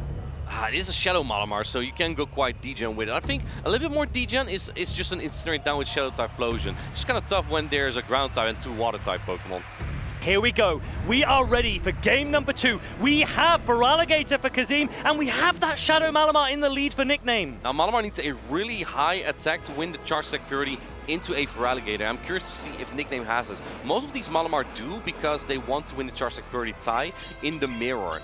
And now you have to also time your charge attacks perfectly with the Malamar. You cannot allow a Shadow Claw to get through, otherwise that completely changes the game. And there is now a catch onto the Corviknight, protecting the Malamar. That is a really strong play by Nickname, but it does mean that Corviknight will not be aligned onto that Jumpluff in the back. The Feraligatr staying in. Do you throw another Hydro Cannon or do you bank this? Farid, I think this is kind of what cost Nickname the last game. He gave up the Corviknight, which is looking so strong in the back, and not shooting it one more time here. Can he even get the Sand Attack down? Or is the Shadow Claw adding up? Oh man, he barely gets it. Kazim didn't see that one coming, and now we have a Charge Attack loaded for whatever comes in now. And the Corviknight's on 0.5 HP, and it will get to throw an attack into whatever comes in. But exactly as you say, Martijn, that Jumpluff is now so free. It is so free. Skytech comes through.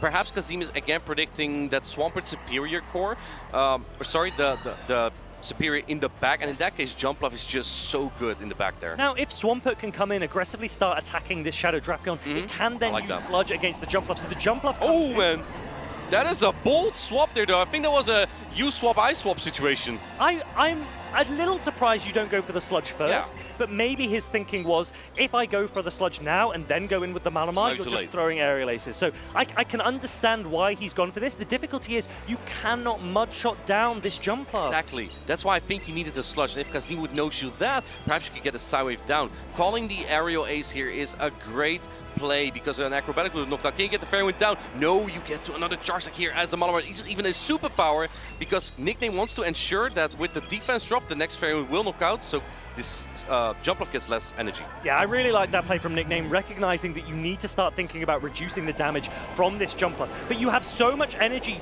Should Kazim just go for the Acrobatics? Because if Nickname calls this Aerial Ace, that could be massive for him. Well, I do think that the Drapion might still be able to get to another Charge Attack. He does shield up the Aerial Ace. I think at some point you do have to use them. And in comes another Aerial Ace. Do you shield this as His Nickname? only chance is to let it through. His only chance. And he shields shields the aerial ace. That is massive for Kazim because he still has so much energy. But now there is the catch. But it's a Hydro Cannon! And that's why you don't see the catch animation coming up on screen, because this is exactly what Nickname wanted. He knew that Hydro Cannon would be I don't the think attack so, to throw. because now you're still able to get to an acrobatics, but it's not a Shadow Swampert. Can Swampert hang on to this acrobatics? One of the most efficient sharks in the game. Here it comes, jump bluff, boom! It's close. The fairy winds are coming through. Can you reach 2 sludges? It looks like you might be able to. First protect shield's coming up on this sludge, but guess what? Swampert has another one loaded. Look at me, remember the name. Nickname reaches 2 sludges, supremely played, throwing that Hydro Cannon, knowing that Kazim would go for the catch, and even if he didn't, he would probably have to shield. Nickname levels the score, it's 1-1. That was such a crazy prediction, but I also must say, it was quite a safe prediction, because the jump bluff was almost in Hydro Cannon range already.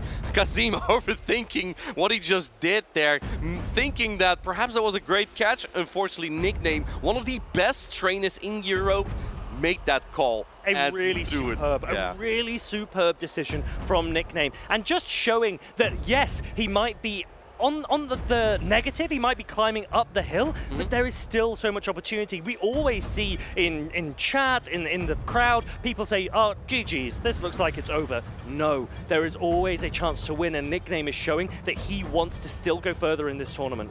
I think that Corviknight was still one of the most pivotal Pokemon here for Nickname in this game. Even though he kind of just threw it in the bin because he just let 2 Hydro Cannon go and almost get its Shadow Claw down, because it hung on that 0.5 HP that you mentioned, it still got to a charge stack. The next Pokemon got minimal energy, and that just set Nickname ahead there. Well, he entirely suppressed Shadow Drapion. Shadow Drapion effectively did not exist in that game, and we all thought that maybe the Malamar aggressive response might have been the wrong decision. But Nickname showed that he knows exactly what he's doing. He has actually a little bit of bulk on that Shadow Malamar. It took that aerial ace reasonably comfortably and was able to get another shield off the jump up before it went down.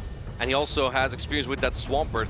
The Swampert not being Shadow meant it could hang on to that acrobatics, so really having that niche helped him in that match to get to multiple sludge on the jump bluff. I got mixed up with Sludge Wave a little bit because that's also a charge stack that Swampert. I mean, Nickname is making waves, so I completely understand. This game has been so incredible to watch already. There is one more battle between these players. This is a best of 3. The winner of this next game proceeds. The loser will be knocked out of this Bologna Special Championship.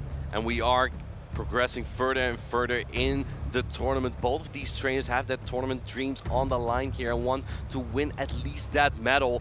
Both trainers still thinking through. One of them locked in and the other one about to lock in. We're gonna go into the next game very soon. Here we go. Decisive game number 3, Nickname versus Kazim. The players are locked in. The Pokemon hit the field. We've got Corviknight on the left. We have Shadow Drapion on the right. Let's see how this decisive game 3 plays out. This matchup can be really close, but looks like Kazim wants none of it. He goes into his first water type trying to bait out a superior, because for Alligator's access to Ice Beam, it could actually hang on versus a potential superior, but Nickname didn't bring it, so he doesn't really have an answer to this for Alligator swap in. So here's the Feraligatr. It's a water type Pokemon. It resists the Iron Head, which is a steel type attack. So Corviknight has to go for a Sky attack. It's not enough to take out the Feraligatr, but it will do a decent chunk of damage. And now you can swap in the Swampert. Swampert can hang on to a Hydro Cannon from the Feraligatr and then get more energy. I'm curious if you can even get a Mudshot down here. I think it might be able to. It's not a Shadow, but I think that Feraligatr is deep in the red. It will be really, really close. Nickname would have to shield if it does.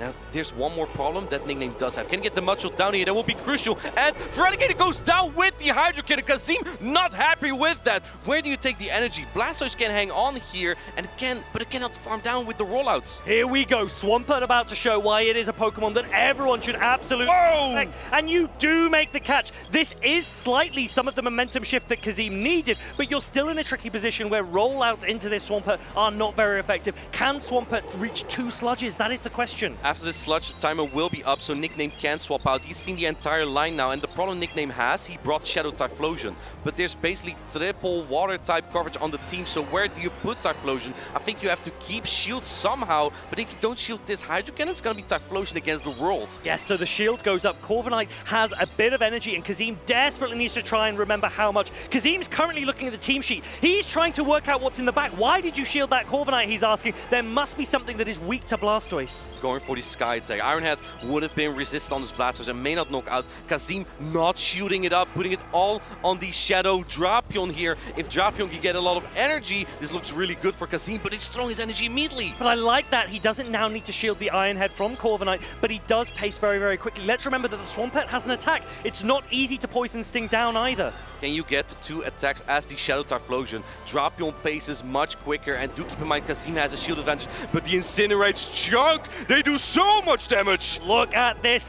First Aqua Tail coming through on really good timing, but the Incinerates do so much. The Swampert still has energy as well. Kazim knows that one more Incinerate going through will put him in mudshot range. This is going to be so tricky. There is the Swampert. The Incinerate, if it comes through, will be massive. Aqua Tail is thrown. This is a great play because he's one Poison Sting off another Aqua Tail. Nickname knows. He knows the position he is in. Kazim being one Poison Sting off another Aqua Tail means that after this Swampert is knocked out, he will be able to do another one. Incinerate won't land.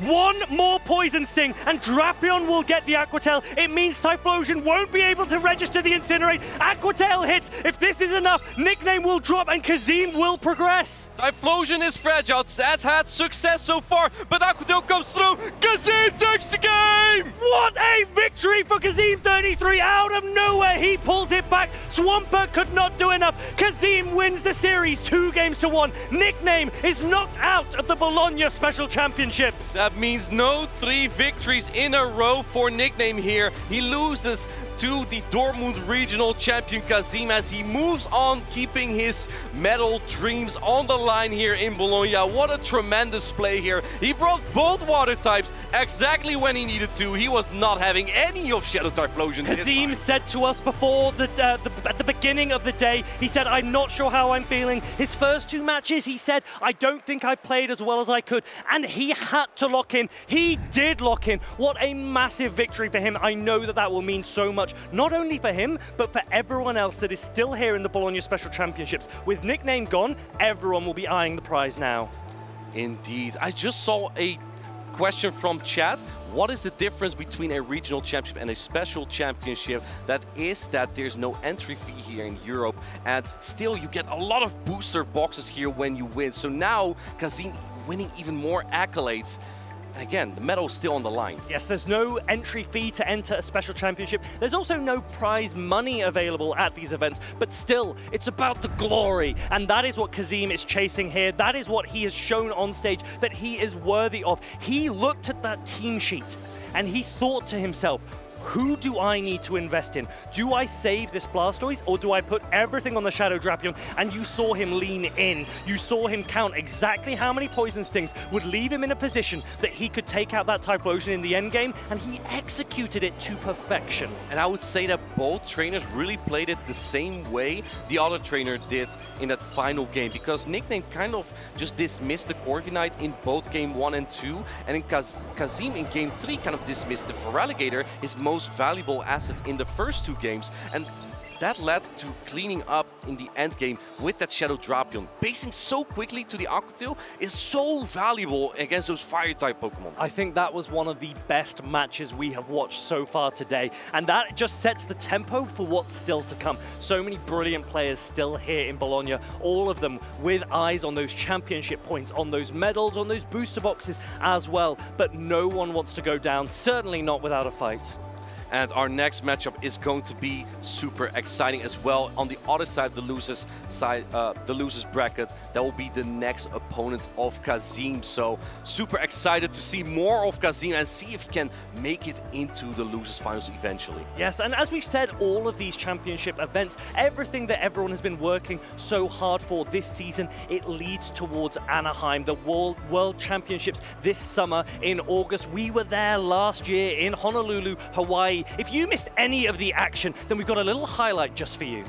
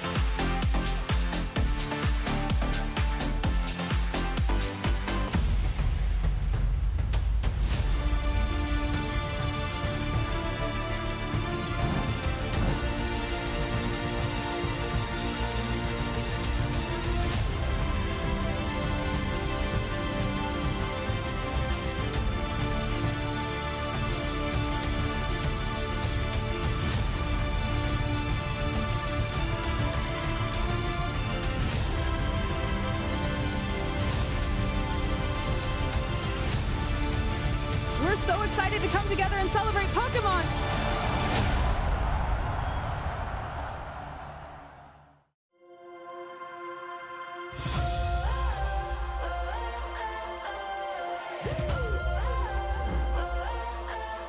Here comes out of pocket. Both switches are firing. He's going to get the KO. Orange Juicers getting it done, bell to bell. There it is, the prime catcher. Andrew Hedrick taking the win. Patrick through the paralysis and with a critical hit takes the win.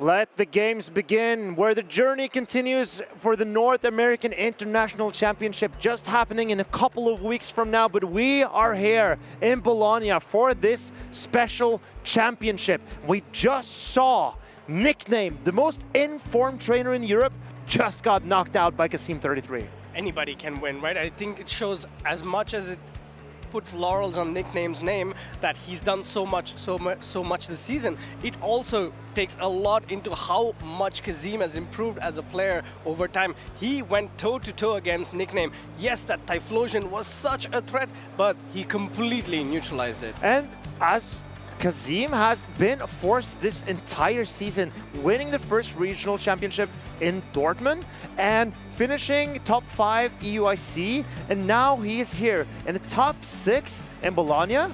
I mean, you gotta hand it to him. What a force of a player he is. Yeah, phenomenal player. And one of the things that I really noticed about him is that he's still very down to earth, but I also really like his celebration. I think whenever he's going for the win, he looks at a camera, blows everybody a kiss. That's something that's also very, very endearing. I love watching those expressive players, like for example Kazim, that you show or you see on his face how he thinks the battle is progressing. You can tell when he feels like he's in a good position and when he's in a bad position. And he has been in a lot of good positions during this losers bracket. And let's take a look at Kazim's run, because it has been impressive. He did end up going down to the losers bracket after losing to Colin earlier today, but he beat Fazberry, and now he beat also Nickname. Yep, and we still have so many battles to come here in the loser side as well. We have Stone Collection going up against Alfie, I think, which is our next game. The winner of this will be playing against Colin in losers round 4. On the other side, we have Frea going against Kazim. All of these trainers still have so much to fight for here. Yes, they have locked in their top 8 finish. Oppressive fast attack Pokemon here. I mean, I think most of his Pokemon, like Corviknight, Marowak, Azumarill and Malamar, do a lot of fast attack damage. Of course, there's others like Bullet Seed, Cradily, not going to do much, but then again, you have to try to balance this out. On the other side, we have Alfie. Alfie is running that Swampert. We saw a small resurgence of Swampert recently. We just witnessed Nickname playing that Swampert as well, but now we have Alfie playing the Swampert again. We've seen the most common ground type this season has been Claydol, but here when we started today in the top 16, there were 3 Swamperts and 3 Claydols. So Swampert is trying to claim that throne back. Swampert has been a constant for Pokemon Go PvP for a long time. Yeah, I think Swampert also has this ability to resist rollout damage from Blastoise. So if you're ever put in a matchup against Blastoise, you do a great job. But also you have the coverage against Pokemon like Jumpluff, the grass type Pokemon. You have access to Sludge to hit these Pokemon for super effective damage. And considering how attack weighted of a Pokemon Swampert is, the Sludges add up. And the Sludge is such an efficient charge attack. So it does a significant amount of damage, not costing that much energy. And Swampert pace is fairly quick to those Sludges and Hydro Cannons. So with such efficient charge attacks, Swampert puts on pressure against everything. Yeah, Swampert is again a great Pokemon to have. One of the reasons why Swampert slowly went out of the meta was the rise of Feraligatr and Ariados, two Pokemon. Feraligatr does great against Swampert. Ariados could have super effective damage into the Swampert with the Trailblazers boosting up as well. Another Pokemon that we see here is that Cradily. Cradily does double super effective damage with its fast attack Bullet Seed.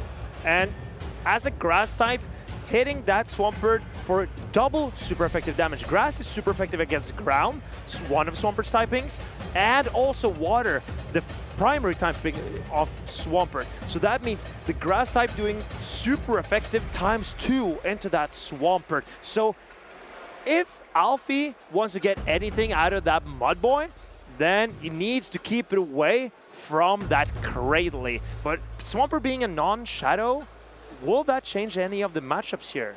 Yeah, but it's only going to be the matchup against the Shadow Kanto Marowak because the oppressive mud slaps that slowly and steadily add up. But before we get into this tangent, I want to point out that for both these trainers, the Corviknight looks really good to bring into these matchups. It's quite neutral against both of the teams, and I wouldn't be surprised if both these trainers have Corviknight in their first game. Let's take a look at what they're bringing in for us. We see Tinkaton and Shadow Drapion.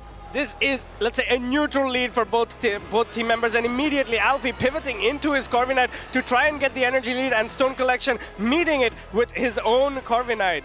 And we see Alfie. He is prepared to throw Sky Attacks into Stone Collection's Corviknight. Is this where you want that energy to go? This is everything both of these trainers are throwing are resisted attacks. Yeah, everything is resisted, so this match is going to go for a while. In comes the second Sky Attack from Stone Collection's Corviknight. It's all going to come down to how these trainers decide to end this matchup. Will they try to lose this matchup softly and get that energy onto another Pokemon and leverage that energy to do a lot of damage to the backline, or will they both fight for that switch advantage? I'm excited to see these trainers in action because Stone Collection, he knew that he can potentially lose switch advantage by coming in late into his own Corviknight. Was it a panic swap, or is he calculating this game from start to finish? Yeah, looking at the team here, it's going to be very, very important for Stone Collection to secure this swap here. Another Sky Attack comes in from Alfie. This will put Stone Collection's Corviknight deep into the red. What does Stone do here? Will he go for the Sky Attack? Looking at the HP on the Corviknight of Alfie, this will make it really close. To me, it looks like Stone Collection has realized that if he can just do some slight fast attack damage into that Corviknight, then his own Corviknight can win the Ciro shield. But Alfie decided to shield, and now Stone Collection is under a lot of pressure because he has lost switch advantage. Yeah, but in comes the Drapion. Drapion comes in only after his Corviknight went for the Iron Head. This gave Cardilli access to so much energy, so the Rock Tomb comes immediately as soon as this Drapion comes into the field. And Alfie needs to get rid of this Cradley here with his Drapion. He cannot risk this Cradley lining up against the Swampert because that grass type damage will threaten the Swampert heavily. Yeah, Cardilli is already at a move here, so this is not looking great for Alfie because he will have to pull up a Protect Shield here to save the Drapion, but no, he lets it go. Maybe he wants to come in with the Swampert to try and get some energy lead, or he tries to get in with the Corviknight to make the Cardilli throw even more energy. Let's see what Alfie does. Comes in with the Corviknight. I believe this is the correct play from Alfie, but can the Corviknight out? Oh, and tries to go for a clever catch, catching on the Rock Tomb, but no, Stone Collection with the patience. He's throwing the Grass Knot into Swampert. Alfie puts up a shield. Yeah. Swampert comes in so late that there's no way it's going to outpace the Cradilli before it gets to 2 Sludge Waves. In comes the Hydro Cannon. Hydro Cannon would have been enough to knock out the Cradilli, but Stone Collection has that Protect Shield to hide behind. Alfie knows this is a peculiar situation. This Grass Knot will knock out this Swampert and probably its entire family at the same time. Yep, Grass Knot comes in, does a lot of damage. It's been a Cradilli show so far. Yes, the Corviknight comes in here. Yes, it does have access to that super effective Iron Head, and unfortunately, instead of the farm down, it is forced to throw this energy onto the Cradilli. Yes, the Cradilli is out of the pitch, but there is a full HP Tinkaton to deal with at the back. And Tinkaton does not have a great matchup into this Corviknight, but being this low, this Tinkaton can take out the Corviknight with just a bulldoze, and this seals up game number 1 for Stone Collection. Tinkaton throws up that hammer and hammers that Corviknight out of the sky into the ground. What a great game there. Yes, it was a bad lead, but that Corviknight save swap kind of got hard punished. I think Stone Collection made the perfect read there. I don't need swap. All I need is some energy on my Cardilli. So if I have energy, the Drapion is not a problem anymore. Plus, I have the shield advantage. So Stone Collection is how I know him. A player with a lot of technical knowledge about these matchups. So he decided to stay in just for a little bit, do a few Fairy Winds so that he would either keep switch advantage when he mirrored with his own Corviknight, or he would get a shield advantage, and then his Cradley could do a lot of work. I think it's all a heads-up play there, right? He knew towards the end game, because of the Pokemon that he had the Cradily at the back, and he had a Tinkaton at the start as well. So as long as he had either energy advantage or a shield advantage, it was always going to work out in his favor. Cradily 2-to-1 shield up against Alfie's team after the Corviknight is out of the way. It will do miracles for Stone Collection. He made that read and went for that shield advantage, and that completely let Cradily go through Alfie's team. With those two flying types and also those two water types on Alfie's side, there's not a lot of leeway around that Cradily, and here we go into game number 2. Game number 2, it's going to be a Malamar against a Jumpluff. This is not where you want to see the Jumpluff if you are Stone Collection, because it does super effective damage with those charged fast attacks with the Fairy Wind, but Malamar does outpace this Jumpluff to the heavy hitting move here for foul play.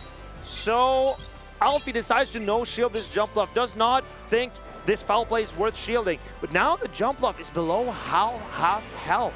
And this is an acrobatics coming through. Stone Collection, no shields. No shielding the Malamar, and this might prove costly for Stone Collection. This acrobatics is enough to knock that squid out of the field here. Now let's see which Pokemon does he come back in. Does he come back with that Corviknight? Because that's the only Pokemon that can do well here. But no, coming in with this Cradily, hoping to get to that Rock Tomb before this Jumpluff gets to another acrobatics. I think this is a very brave play by Stone Collection, but he didn't need to shield his Corviknight, but this Cradily needed to shield that acrobatics. I wonder what's the... Oh, and here comes another Aerial Ace. Aerial Ace comes in here. Of course, it's going to do neutral damage, but that is not what Stone Collection would have wanted. All that HP on that Cradily would come in handy towards the end game. In comes this Rock Tomb. Rock Tomb, if shielded, will still debuff the Jumpluff stats. Alfie is like, Jumpluff has done the job for me, and it's time for it to go back into the Pokeball. Let's see which Pokemon he calls on to. He calls on to his own Corviknight.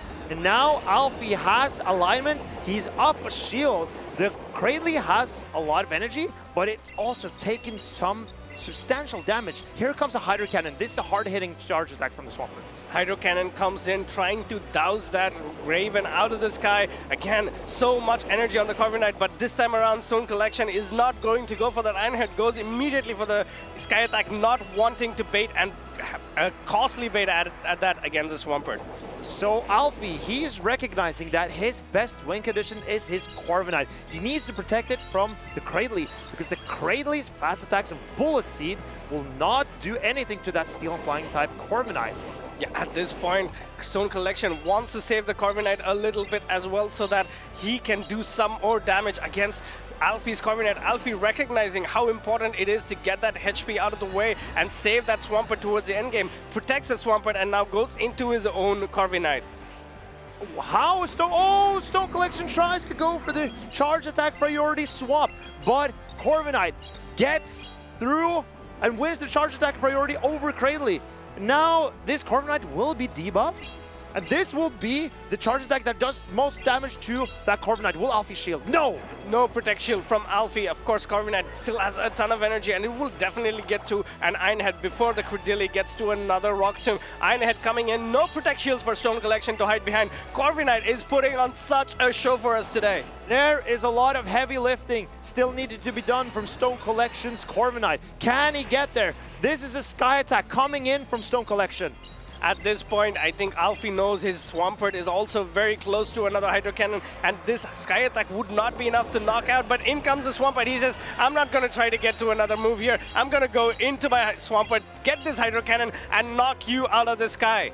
This Corviknight cannot take the hosing water coming out of this Swampert, and Alfie, he's crawling back and taking game number 2, 1-1. 1-1. Two amazing games here by two great trainers. So we have Stone Collection, who won game 1 convincingly. Even though he had that Tinkaton into the Drapion lead, he used his Corviknight to try and come back into the game. Alfie was such a dominant display game number 2 there. I think Stone Collection needs to rethink his strategy a little bit. He has been bringing that Cradily Corviknight backline, and if that Cradily is aligned against Alfie's Corviknight, then that will be a tough matchup for him. So maybe Stone Collection needs to bring that Azumarill that is not as threatened by Alfie's team. I'm not sure. What do you think, Abby? Well, I'm going to say something that you don't agree with. I think the safest possible play for Stone Collection is try to get the energy advantage on the Cradily. And if he can do that, he can potentially try to win the game. And one of the ways to do it is to lead your Corviknight, but I know you don't like that at all. I don't like leading Corviknight, no, because I feel like the Corviknight can sponge up a lot of energy, but then you need your opponent to have energy from before. I think Corviknight works best in lower shield scenarios at the end of games, but Stone Collection needs to find a way to get value out of his Cradily better, in my opinion. So I think I agree slightly with you there. Oh, wow. These two trainers have locked in for this decisive round 3. It's going to be the Corviknight lead against Cradily. This is not where you want to be as a Cradily, because the Corviknight does have super effective charge attack damage with an Iron Head into the Cradily. But here comes Stone Collection. He's swapping in his own Corviknight. What is Alfie doing? Oh, Alfie goes in with his Dropion into this Corviknight. I need to brush up my glasses because I cannot believe what I'm seeing here. Yeah, this could give Stone Collection a huge indication of what Pokemon could be at the back, because if he has another Pokemon weak to Corviknight is the only reason why he comes in with a Dropion into this matchup. And also Stone, understanding this, pulls up a Protect Shield so early in the game. I think Stone Collection realizes that his Corviknight's HP is very valuable to him. So he threw up one shield. Is he throwing up a second? No, he lets it go this time, but Corviknight hangs on. Corviknight hangs on, Hale and Hardy, another Sky Attack coming in here. Dropion cannot shield this. Will this be enough to knock out the Dropion? I don't think it is. But here we see Dropion takes a lot of damage here. The Corviknight will get the farm now before the final Aqua Tail. This Corviknight is putting in so much work for Stone Collection. Corviknight has gone above and beyond here for Stone Collection and might even get to another move here. Sky Attack coming in. We know by now that we've seen so many mirrors that this Sky Attack is not enough to knock out Stone Collection's Corviknight. Corviknight staying healthy, and in comes the next Charge Attack. Will Stone Collection go for it? Yes, he goes for that Sky Attack. Sky Attack will do a small chunk of damage before the Corviknight of Stone Collection. But this is resisted by Alfie's Corviknight as well. But what Stone Collection has managed is to flip switch advantage. And now he can align his Azumarill into that Corviknight, and it gets a parting Iron Head as well. Yeah, that is a parting shot by Corviknight in the Iron Head into Alfie's own Corviknight. This puts it in a range where potentially a Rock Tomb can really threaten it. But in comes his Azumarill. Azumarill is going to do what Azumarill does best. Come in, soak up all the energy from the Corviknight. And just deny Stone Collection his loss. Can Azumarill win this for Stone Collection?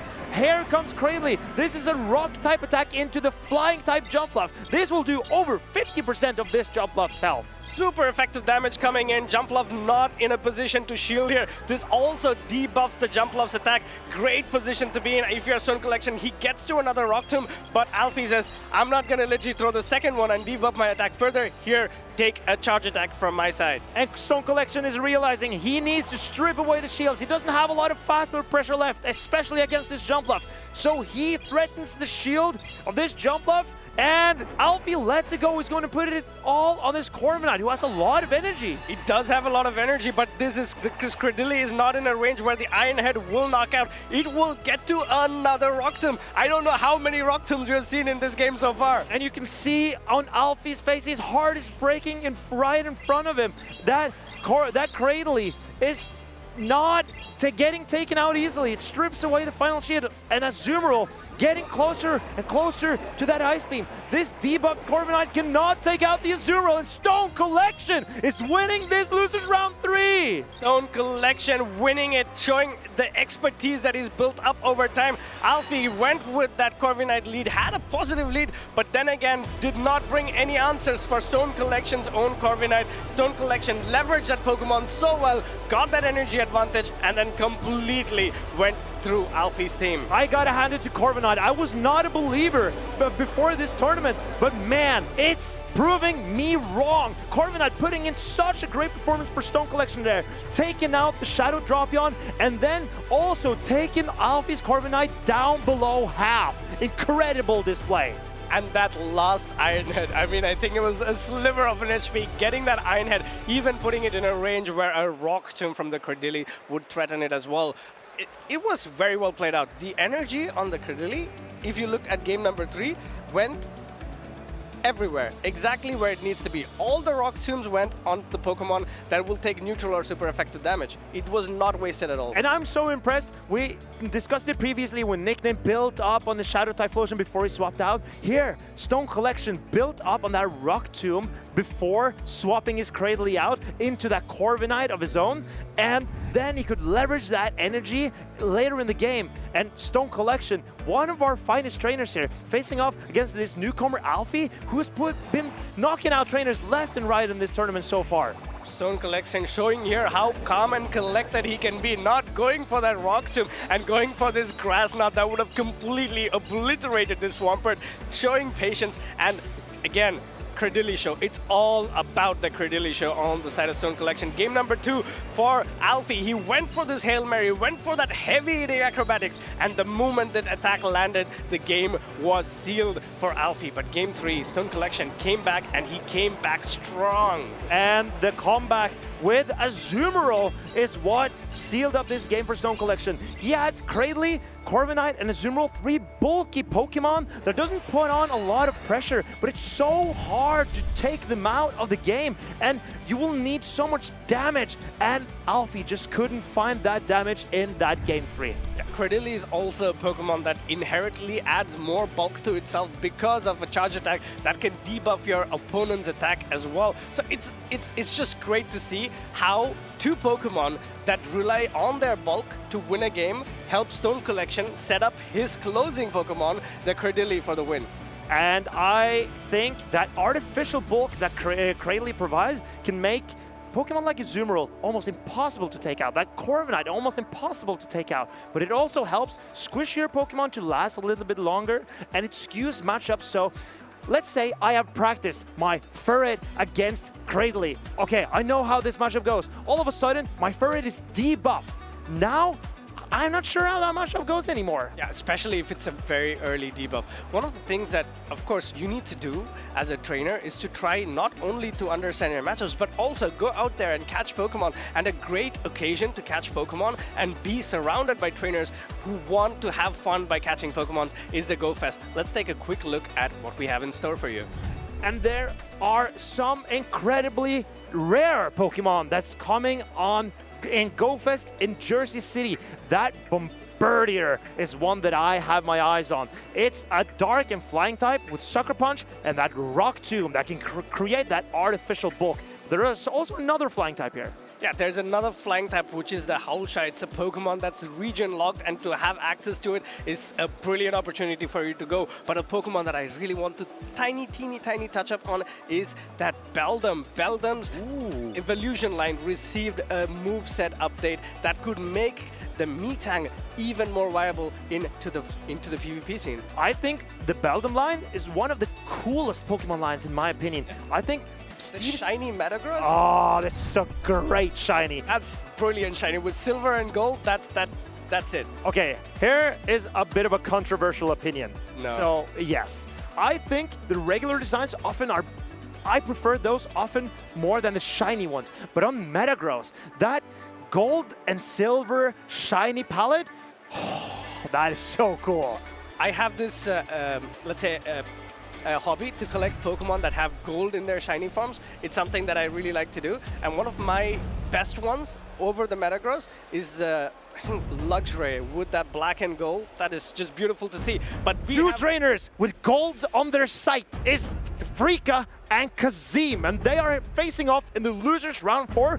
They are now top 6 in this tournament, but they want to go further. Yeah, losers round 4, they are very, very close to trying to get that gold medal. In comes Frea. Frea is having that Corviknight. Again, we see so many of these Corviknights in the tournament in day 2. How is Kazim going to deal with Frea's Corviknight? I know. He's gonna do double water. Double water? You think it's going to be double water from Kazim? How outrageous of you to guess that. How I don't even see why you would think that. It's never been done before today. And Kazim, he's a inventor. He can reinvent himself all the time. But here you see Frea. He has been bringing that Malamar Corviknight core to great success. It's brought him here to the top 6, and there's no reason to stop now. It's what we can also see and try to understand here. Frea has access to that Pokemon Diggersby. What Diggersby does, it brings bulk and has the potential to debuff your opponent's attack with that Scorching Sand as well. And looking at the team Kazim has, Diggersby is going to do great against it. Yes, the Feraligatr and Blastoise do super effective damage, but both these Pokemon do no fast attack damage onto the Diggersby. And one of the biggest counters that I see for the Diggersby in this case is the Jumpluff. But Diggersby, if it can pull that shield advantage somehow within the mid-game or the early game, can flip that Jumpluff matchup as well. So Frea has to play that Diggersby for perfection to get this game done. I think the Cradley is always coming from Frea because you see 2 water types, 1 flying type, and a ground type. Cradley, and you've said it many times how neutral of a matchup against the Drapion. So I think the Cradley is still coming from Frea almost every game. Yeah, it has to, but also one of the things is Kazim has been playing the double water so much that if you get rid of the Cradley, then you really don't have a Pokemon to deal with the next water. So it will be a risky strategy. Let's see what happens. Frea and Kazim, both of them, we see a Corviknight into the Feraligatr. Hey, no double water.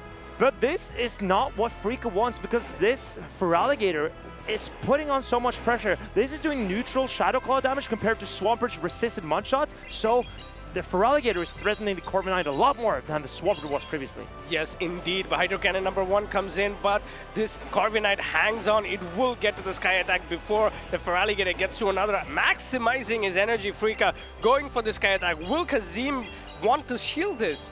I think Kazim lets it go, and if Frea had been bringing in his Diggersby, it would be looking great in the back, but there's no Diggersby. Frea needs to protect his Corviknight. Yeah, let's see what he does here. He opts to no shield.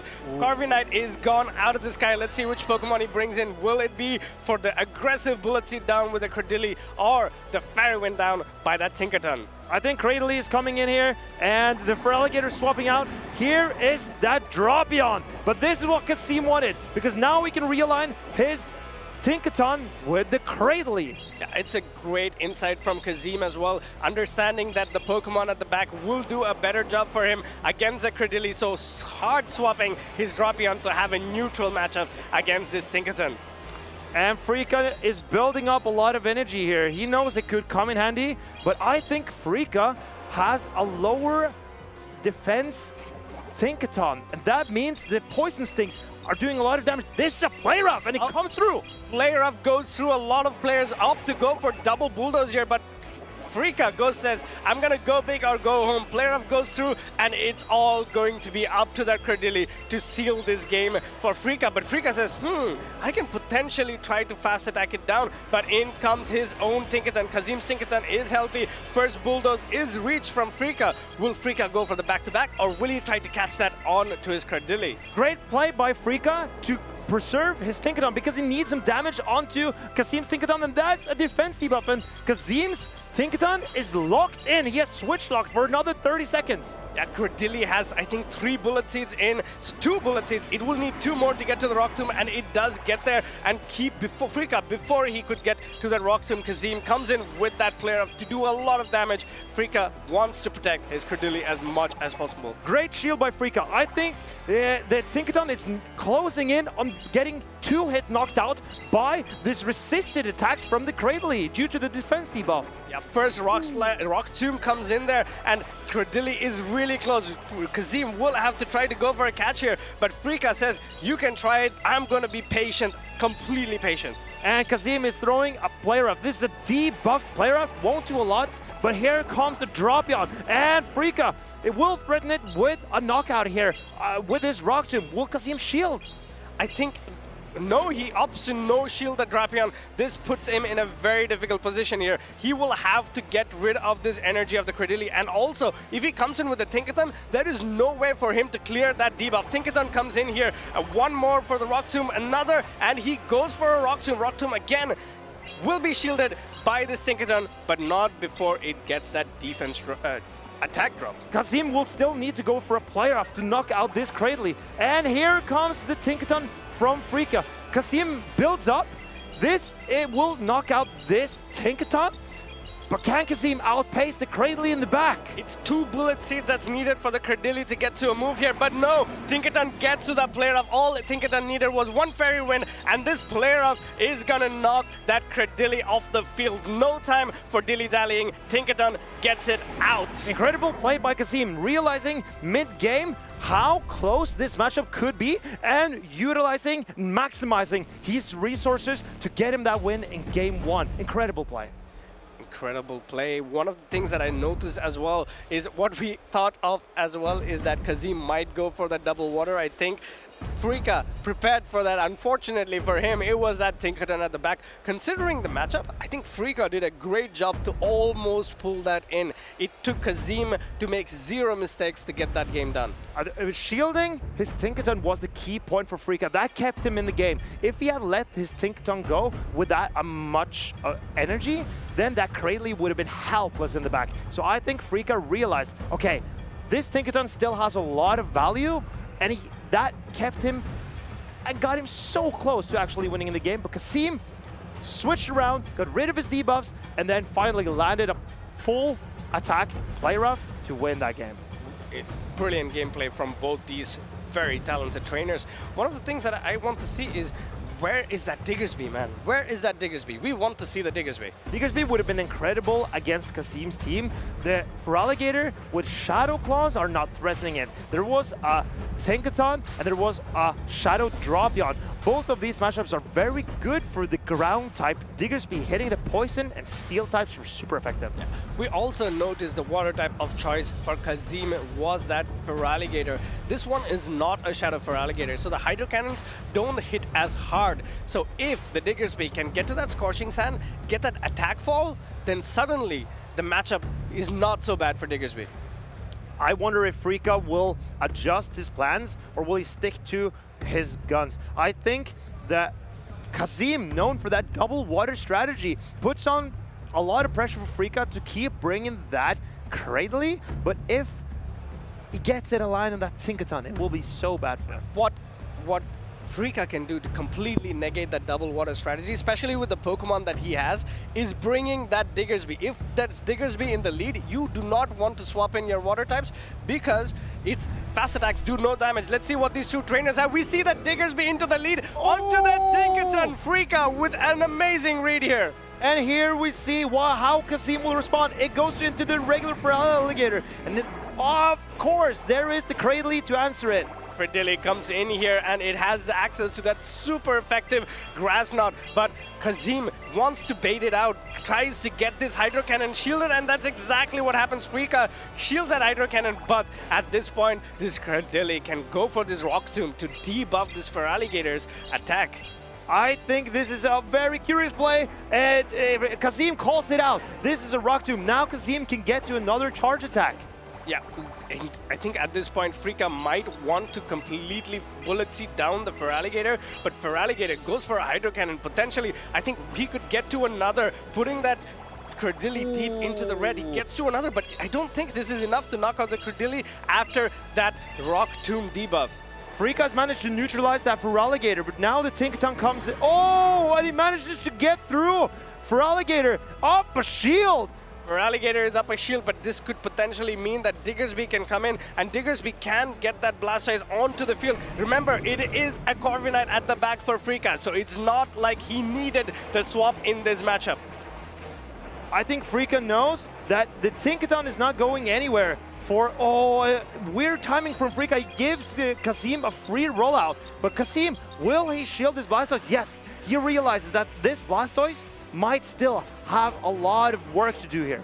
Yeah, Blastoise's first Hydro Cannon comes in here. Diggersby can safely tank this Hydro Cannon, but maybe the next one, not so much. Let's see what Frea does. He can go for one more, but not before another Hydro Cannon comes in. That one rollout that sneaks in will let Frea be in this position.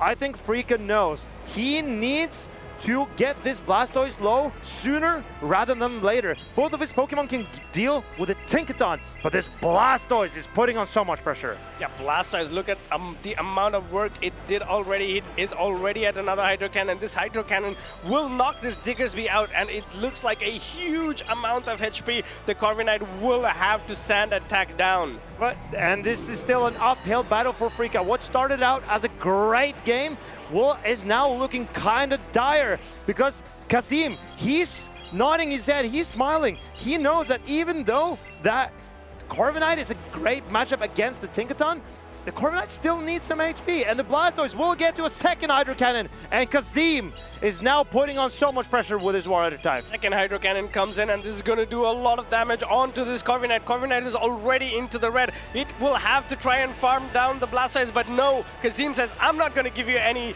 win condition here. Take a Bulldoze, and again, undercharging it here. And is this undercharge enough to knock out the Corviknight? I don't think it is, but it's going to get close. This Fairy Winds will knock down the Corviknight, and Tinkaton is so tired of that obnoxious Corviknight using its hammer and knocking it down from the sky. Great lead for Frea, but Kazim showing how he can work with that double water strategy to completely neutralize any advantage Frea could build up in the lead. Kazim. It's all about him, especially in that switch matchup where the Credilli was into that water type, and Kazim understanding, yes, okay, I got the bait in, so now all I have to do is go straight Hydro Cannons, and then I will be able to get the shield advantage and also the switch advantage, and that completely changed the game for Kazim. I think both of these trainers were put in such tough positions, and the pressure was on them. Like, Frea had that great lead, but he knew he needed to neutralize that Feraligatr, because neither the Diggersby nor the Corviknight wanted to deal with it particularly. So Frea decided to shield this Cradily, but that shield was costly when he didn't land the Grass Knot. He didn't get a shield in return with a Rock Tomb, and he let the Feraligatr take out that Cradily entirely. Yeah, I think at that moment of time, what was running on Frea's head was the fact that he has a Corviknight at the back and he has a Diggersby at the front. So for him, switch advantage was not the one that he was going for. Maybe he thought Kazim would pull up a Protect Shield, get that Rock Tomb shielded, and first fight for the switch, because Diggersby against Tinkaton is not a matchup where you want to go back into. So Frea had a strong matchup against Tinkaton in the front and a strong matchup against Tinkaton in the back. So, as you say, switch advantage was not important to him, but still, going down resources against that Feraligatr was so costly. I think Frea would need to no-shield that Cradily and then start praying, because Kazim with his double water strategy, it looks unbeatable right now. Yeah, but it's as you said, right? He didn't have to fight for switch, but the point was that he not only lost switch, but he also used his resources. If you don't, how do you call it, hard press against your advantage, when you have the advantage, especially if you have a Credilli into the Feraligatr, it can come back and then bite you as well. And I think, my friend Abi, that we have seen some of the great players here in Bologna, and they are putting on a show. It's Kazim 33. He was knocked down to the loser bracket by Colin 6, but you know who else is knocked down to the loser bracket? It is Colin 6, and he is getting ready on stage, facing off against Toad Collection. Yeah, also he is getting ready on stage, but I want to hear a lot more from Kazim, his thought process on how he wants to run the double water as well. So we have Martin with a short interview. Thank you, Abi and Marcus. I'm here with the winner of just now, Kazim. The Dortmund regional champion of this season is progressing further in Bologna. Congratulations, Kazim. I want to ask you, when was the last time you won with Feraligatr against Credilli a shield up? Never. I don't think I've played that matchup before, but I think I was happy to know. I mean, Credilli users always just throw Rock Tomb, even though they have the super effective move, so I just thought, you know, I'll just call it and see where we can go from there. And Hydro Cannon is such an efficient attack that I felt it could two-shot the Credilli, even with the debuff. And I think he had an attack at the end when the Credilli lived on 1 HP. Yeah. Yeah. But he didn't throw I think because he knew he didn't need switch, because he was very strong into my Tinkerton lead. When he didn't go for switch, yeah. did you realize it was going to be Corviknight in the back? No, I'm too tired, and I just wanted to keep my Tinkerton away from the Credility. So I would have shielded it, and things might have been different because my Blastoise would have had a lot of legwork to do in the end game, and Tinkerton would have struggled. Exactly. You face a lot of Corviknight in this tournament. It is one of the most flexible picks, one of my favorite actually. What is your opinion on the Corviknight? You face so many. Well, firstly, it's not flexible. I think a flexible one has to have charge attack pressure as well as fast attack pressure, and increasingly, well, you're seeing a more dynamic meta where Pokemon need the ability to farm things down, convert energy into the next matchup. Corviknight just cannot do that. So I disagree with the flexible. I think it's got a great fantastic type, a great defensive typing, sorry. But in terms of its attack, it really lacks potential, and you can beat it with pretty much anything, including Jump Bluff. I think Farid would definitely agree with you because his favorite Pokemon is Skarmory, and it's also a Steel Flight type. Not a Pokemon we see as much. It's better. Skarmory is better? Yeah. Why is that? It can fast move things down. It doesn't lose to Credility. What if you run Corviknight with Steel Wing, though? I don't know. I mean, you never see it. People somehow prefer the sand attack. I don't know why. You said you're tired by now because it's been a long day. How do you feel going into the next round? I believe you're in the loose semis right now? Oh, am I top 4? You're pretty far. It's pretty cool. Just taking things one game at a time. I might play Colin next, and I feel like I'm not a morning person. I played pretty poorly against him in the first game, so it'd be really nice to have a rematch. But yeah, just looking forward to it. I set myself a target of top 8, and I've exceeded that. I wasn't even meant to be here, but I kind of missed out. It's been 3 months, and well, why did you come? Because you did. Because I thought it was because you liked Italy. I do love Italy. I've had some good food over the last few days, and I'm sure I will enjoy a nice meal tonight. But I saw the Travel Award, and I've been slowly. Every time I log into a cast, I have that red arrow, that downwards arrow, and I felt like and you want to go green, right? Yep. Exactly. Well, I think a top 8 is a very humble goal to set, considering you've won a regional championship before. Congratulations on this victory. Do you have any shout-outs you want to give to friends, family, fans? I want to shout out my wife. She's been really supportive from home. My mum, she's been watching and supporting as well. The TM Pizza team, London's finest, and specifically Withered, who's had a great run himself. Actually stayed in the same hotel as me, and we team built together. I think he only ran the Shadow for Alligator. So yeah, a lot of support. That is great to hear, and to love that we all enjoy Pokemon together. We're gonna see how Colin's going to do in our next match, and I wish you the best of luck in the rest of the tournament. Thank you. It's all about camaraderie in these events, and you know who are very good comrades? It's me and Farid, whose favorite Pokemon is Skarmory, which we just talked about as well. Also, Kazim and Farid are also good friends. I can tell that there are a lot of good friends here. I just wish there was one for me. Maybe I can find one friend here on stage, Colin 6 or maybe Stone Collection. Maybe one of you want to be my friend.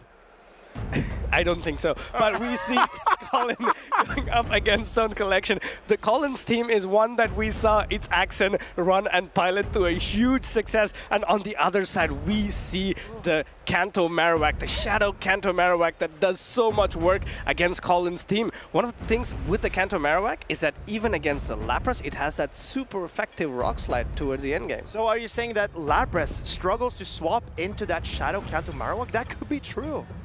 Well, let's see, but it's also a very risky Pokemon because of the fact that on screen we see Colin having Jump Love, so leading a Kanto Marowak would be a big risk. We saw it completely punished by Withered in one of the games as well, where he had that Jump Love onto the Kanto Marowak. So let's see what Stone has in store. But Stone is a fearless trainer. He is willing to take those risks that he believes gives him the best chance at winning that game.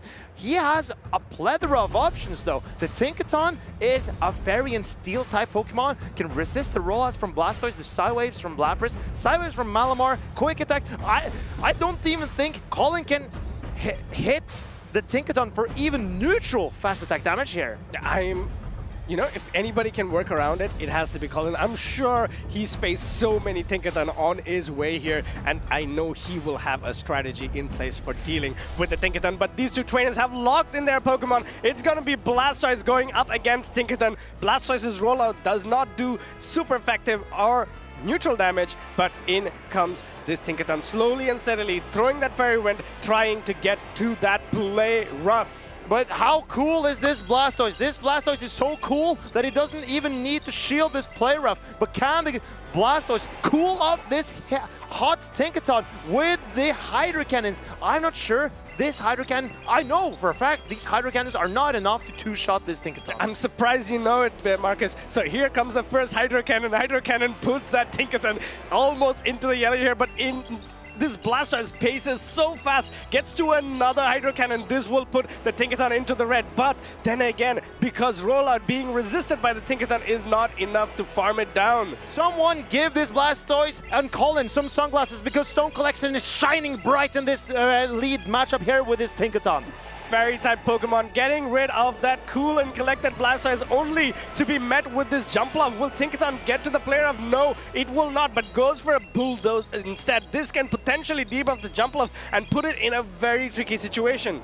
And we see the Bulldoze now doing basically negative damage and not getting that debuff. What does Stone Collection decide to do here? He will have to make a call here. If he comes in with the Cradilly, and that's going to be very difficult. But this is one of those matchups where this is great, because we know Colin 6's Lapras is running that Ice Beam and not that Skull Bash. And that is a lot better for Stone Collection's Azumarill, but Lapras can still win out that matchup. Stone Collection needs this Cradilly to put in so much work for him, but that Colin knows that too, and he shields off this Rock Tomb. Staying in this matchup could provide a huge clue for Stone Collection at what Pokemon could be at the back here. Staying in and going for another Acrobatics. Colin might give away his hand, and still Stone Collection that, it's probably a Lapras at the back. I'm very impressed by Stone Collection. He realizes that this Cradilly is incredibly valuable to him.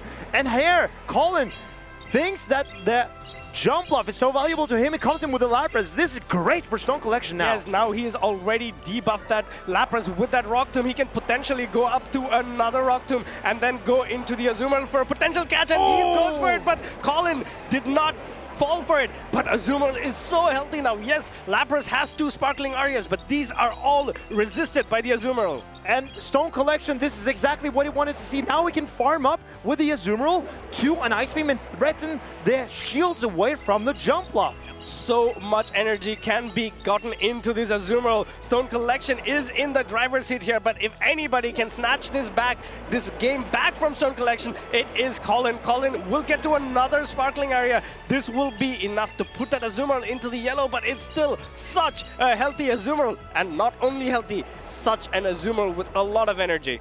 And we see Stone Collection goes for the Ice Beam into the Lapras. He wants to negate a potential catch opportunity and also get more farm on his Azumarill.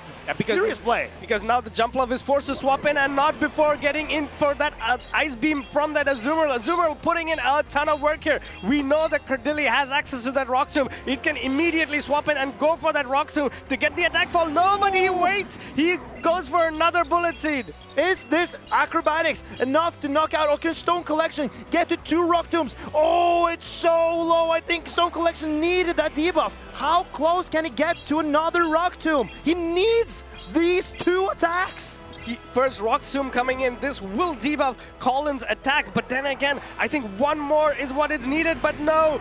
Jumpluff farms down, Fairy Winds down that Cradilly, and goes for that Acrobatics to take this bunny out of the field. And Colin 6 is pulling it back. The Cradilly looked so good for Stone Collection, but Colin, he's not giving up. He knew that his Jumpluff could seal him the game. That was so close. It was game of 2 halves indeed. I think the starting of the game, it was all about Colin. Then it switched completely to Stone Collection side when Colin made that catch on the Lapras. And then towards the end game, unfortunately for Stone Collection, he went for that extra Bullet Seed, which caused his Cradilly to take a full damage of that Acrobatics. But at the same time, I think that Jumpluff could have reached an Aerial Ace before the second Rock Tomb. So that means that Stone Collection was in a dire situation anyway, being not being able to reach two stone edges, rock tombs, I mean, against that jump bluff anyway. Yep, it would have been a really close game indeed. I think Colin played perfectly well, managing his energy not only on the Lapras but also on the jump bluff, recognizing, why is he staying in as the Credilli into this matchup? Maybe there's a Pokemon at the back that my jump bluff can do better against. So understanding that and swapping his Credilli, his jump bluff out, bringing the Lapras, even though it cost him a huge lead there. Colin wanted to get rid of those debuffs so that the acrobatics could really hurt that Cradley. And realizing that, Colin swapped out to clear the debuff, even if it meant taking a charge attack on that Lapras. I'm curious, maybe the best play for Stone Collection would be to throw the rock tomb onto the Lapras. Yeah, and keep the Azumarill healthy so that the Azumarill potentially could get to 2 Ice Beams against the jump off in the back. Doesn't have to, it potentially might have been in such a way as well that maybe going for that second rock tomb onto. Anyways, game number 2, we have a Malamar lead into the Corviknight. Corviknight resists all these fast attack damage from the Malamar, but Malamar does have access to Foul Play to do neutral damage and also Superpower to do neutral damage on to this Corviknight. I think Colin potentially wants to get out of here eventually because he is very soft to that Cradley in the back. Colin, maybe he needs to save some energy on this Malamar, and here comes the Blastoise. Blastoise comes in only to be met with the Malamar. Yes, this is a Shadow Malamar on the side of Stone Collection, and look at how much damage the Side Waves already do. Hydro Cannon number 1 coming in from Colin's cool and collected Blastoise, only to be no-shielded by Stone Collection. I'm very surprised Stone Collection decided to no-shield here, because this Malamar is the squishiest Pokemon on Stone Collection's side. He decides to throw a Superpower, and Colin puts up his shield. Puts up a Protect Shield because it was a Charge Attack tie on that Hydro Cannon. Hydro Cannon now coming in from the Blastoise. Will Stone Collection pull up a Protect Shield? Because this is very crucial here. At the backline, there is the Azumarill that cannot farm down this Blastoise, but in comes the Corviknight again. Will it get to a move before Blastoise reaches in Hydro Cannon? No. Stone Collection wanting to overfarm a little bit more. I think Stone Collection needs to start spending his shields, but he's not shielding another Hydro Cannon. Now he has 1.5 Pokemon left. Here comes a Foul Play. Stone Collection, where are you going to use your shields? You have an Azumarill in the back. If you don't use your shields, you will not have any HP towards the end game as well. Malamar is going to be met with this Iron Head coming in and shielded by Malamar. Colin recognizing maybe there is something the Malamar can do a great job against at the backline and goes for a catch here. Stone Collection, unfortunately, not falling for it, Colin. And Colin, he's going for the Superpower. He wants to debuff his Malamar so the Azumarill gets less farm. And that means he's also doing less damage, but he realizes that the value of Azumarill's energy is outweighing the damage that he can do with this Malamar. Yep, in comes the Superpower from Malamar, but then again at this point, Azumarill will get that full farm down. It has access to that 1 Protect Shield, so whatever Pokemon comes in is gonna be in a position, or should be in a position, to do a ton of damage over time to this Azumarill. I think Stone Collection really needs to use his Corviknight somewhere. He needs to find out where does he spend that final Protect Shield. I think the Azumarill is not going to be protected by Stone Collection, but Colin is farming up and farming up and farming up. When is Colin going to throw his energy? I think he has to go for that back-to-back Sparkling Arias before he goes and gets rid of the energy, and he gets there. Will he? Oh, he waits patiently. Unfortunately, Stone Collection will now be either forced to pull up a Protect Shield or go into his own Corviknight. Corviknight is in the yellow. Blastoise's rollouts will slowly add up over time, but not before Lapras gets to another Sparkling Aria. How far away are Colin's Pokemon from charge attacks? Can the Blastoise come in and Hydro Cannon? Can Corviknight outpay? Oh, and he catches an Iron Head from Stone Collection. Detrimental for Stone Collection's chances in this game. Catch comes in. This Iron Head is resisted, but now this puts Colin in the driver's seat here. Hydro Cannon coming in. No shield for that Corviknight to hide behind. I think Stone's chances of going further in this tournament is slowly and steadily slipping away from him. Can the Azumarill farm down the Blastoise? No, I don't think it can. It would need to outpace both the Blastoise and the Lapras. And Colin 6, and the cool Blastoise is blasting out the Azumarill out of the water here. Azumarill is out. Colin is through 2-0 against Stone Collection. We might see that game. We might see when Colin is going up against Kazim next for that redemption game for Kazim. But it's all about Colin right now. He shows how calm and composed he can be. He got put into that losers bracket very early into day 2, but he has not lost a single game, making sure that he's still in contention to defend his title.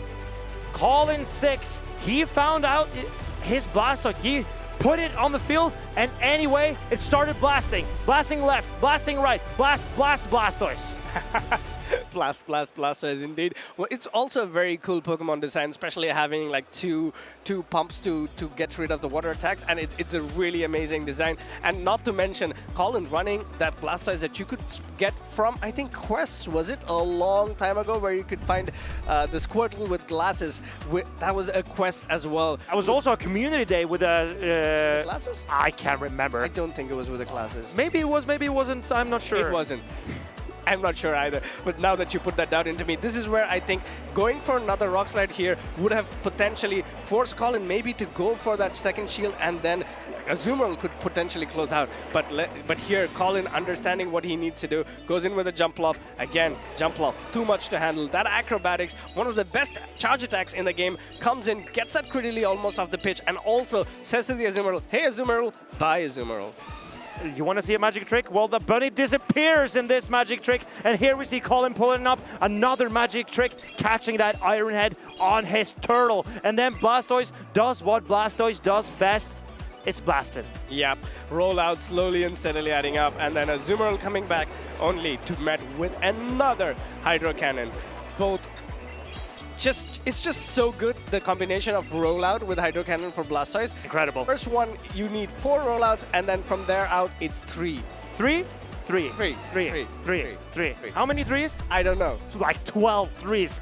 And that is how incredibly efficient Blastoise is to a charge attack. And we have seen not a lot of Blastoise in this series until it's actually won with it last weekend. And now Blastoise is everywhere and putting in so much work for both Colin and Kazim.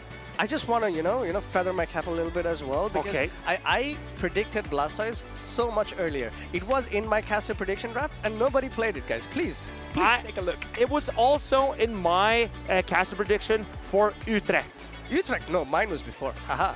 Wow, you're so impressive. I've also been playing Blastoise a lot in practice tournaments, and there are a lot of trainers who have practiced with their Pokemon. I'm sure that PvP David has been practicing with his Blastoise, and now he's up in the winners finals against Filbe. I just want to know, trainers, this is a best of 5. That means the trainer who wins needs to win 3 games to knock the opponent down to the loser bracket. Because it is the winners final here. This is going to give these competitors one step closer. Whoever wins this already has that silver medal in the bag. It's going to be Filbe who put Colin 6 down into the losers bracket, showing off that Sand Slash plushie.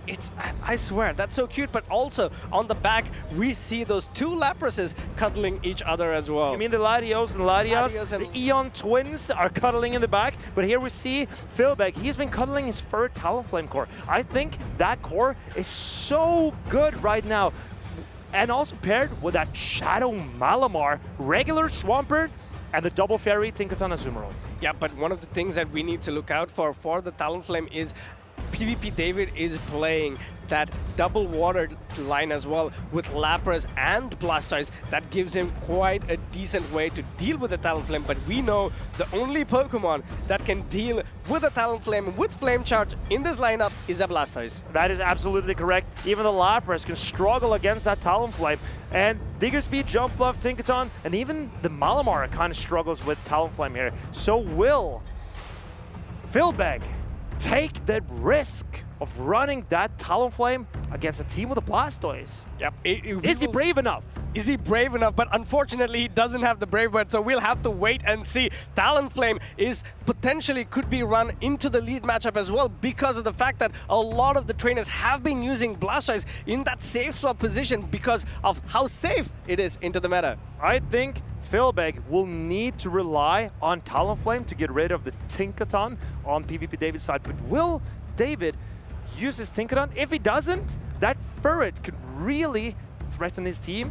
Because Ferret has a grass-type charge attack. Exactly, and one of the things that I want to note down here as well is that Swampert. Swampert, yes, of course, if you look at even shielding scenarios against PvP David's team, is not going to have a great time. But if it gets an energy lead or a shield advantage, suddenly it can do a lot of work. And over the course of the seasons, that's exactly how players have played Swampert. Give it a shield or give it some energy lead, and then it will go through the opponent's teams. I think there are so many ways for Filbe to play this matchup. I also believe in the Shadow Malamar. I think Filbe kind of has the upper hand in this matchup because the Shadow Malamar compared to the regular one is way worse for PvP David's Lapras, Diggersby, and the Blastoise. Shadow Malamar, if it 2 shields against the Blastoise, it will take Blastoise out before Blastoise can even land a Hydro Cannon. Oof, that is rough indeed, but these two trainers have made their decisions. Let's see what they have in store. Winners final. Filbe on the left, PvP David on the right. It's a Talonflame lead onto the Lapras. Is this good for Filbe or not? He's shaking his head a little bit. This is not exactly what he wanted to see, but it's better than the Blast. Oh, he goes directly into that Tinkaton. This is what Filbe wants. He has lured out that Tinkaton. Luring out the Tinkaton with the Malamar is a great thing to do here for Filbe because this superpower, yes, it is neutral against the Tinkaton and it will put it into the yellow. This can be a great farm down for Talonflame towards the end game. Bulldoze coming in for PvP David, opting not to go for that play rough. Does Filbe want to take out this Tinkaton now? I believe he would. Can he though? Because this superpower will threaten a knockout.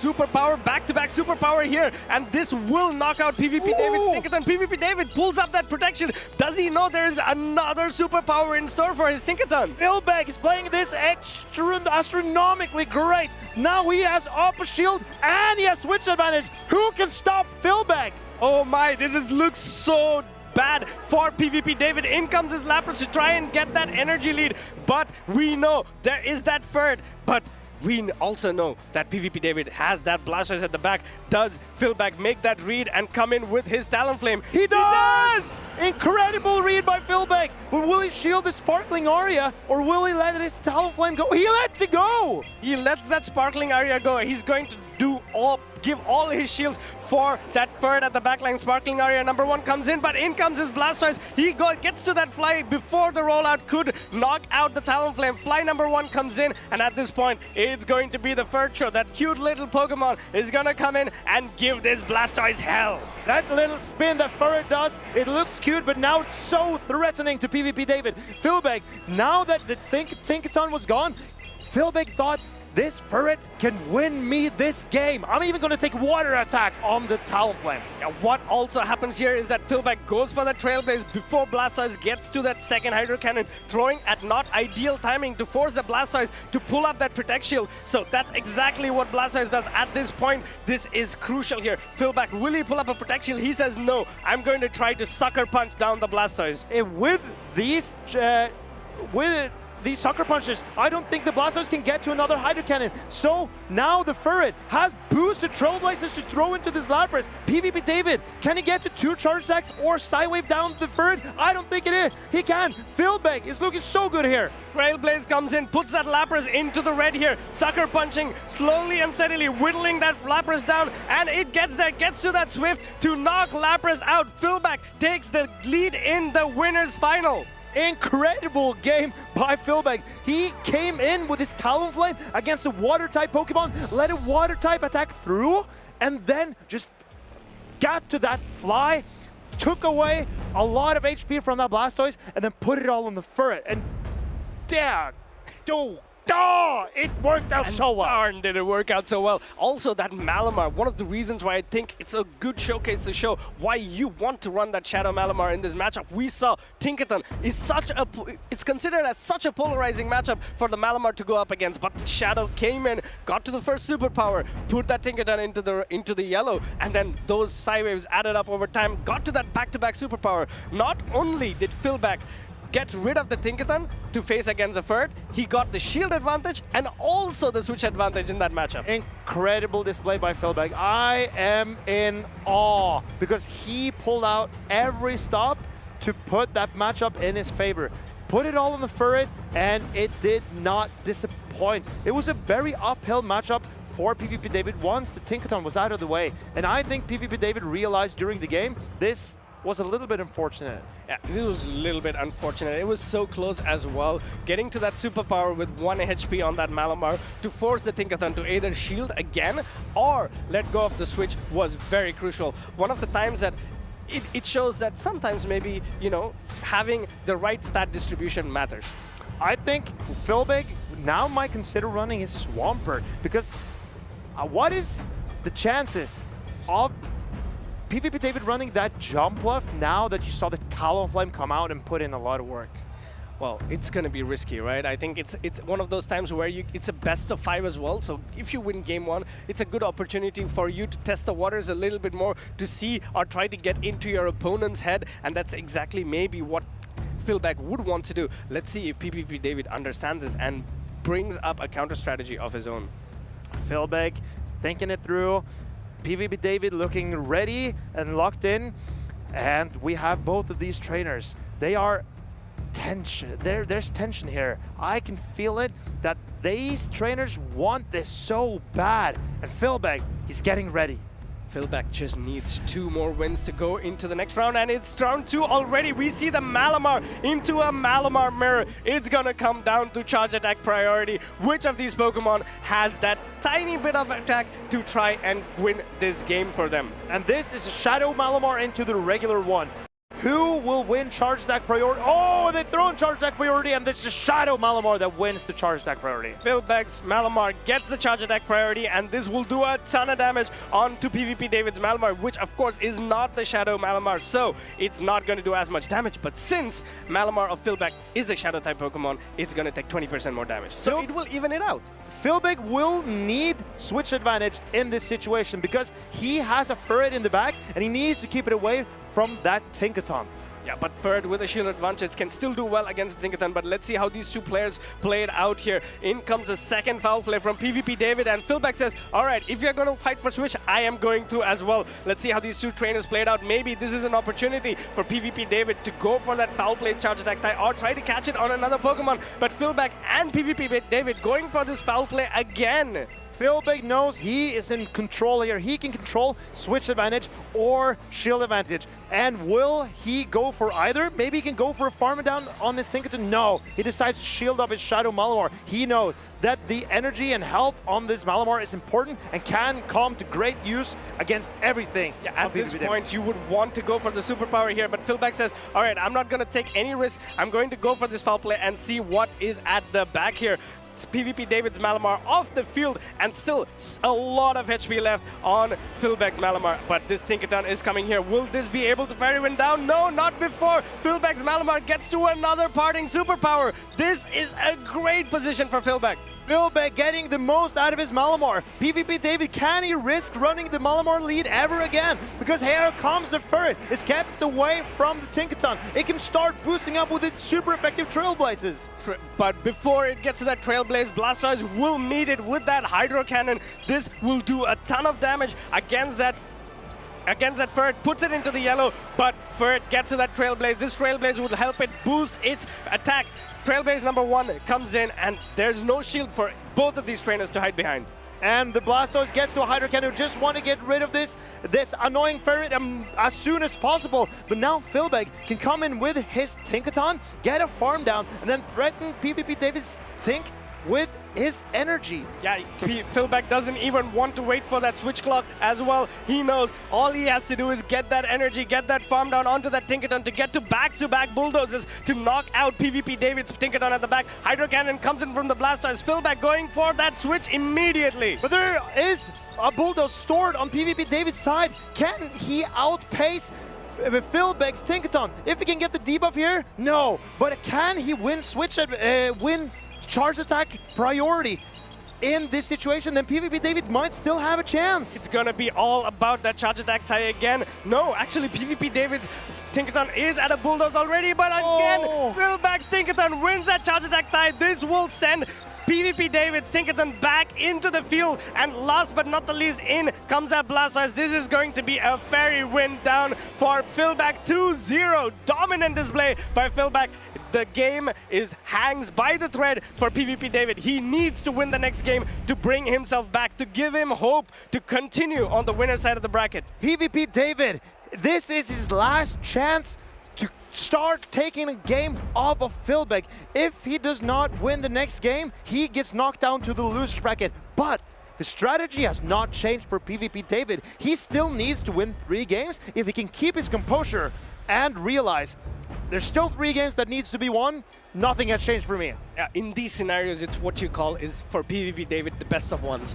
He loses one, it's over. So for him, every game he has to play like it's his last.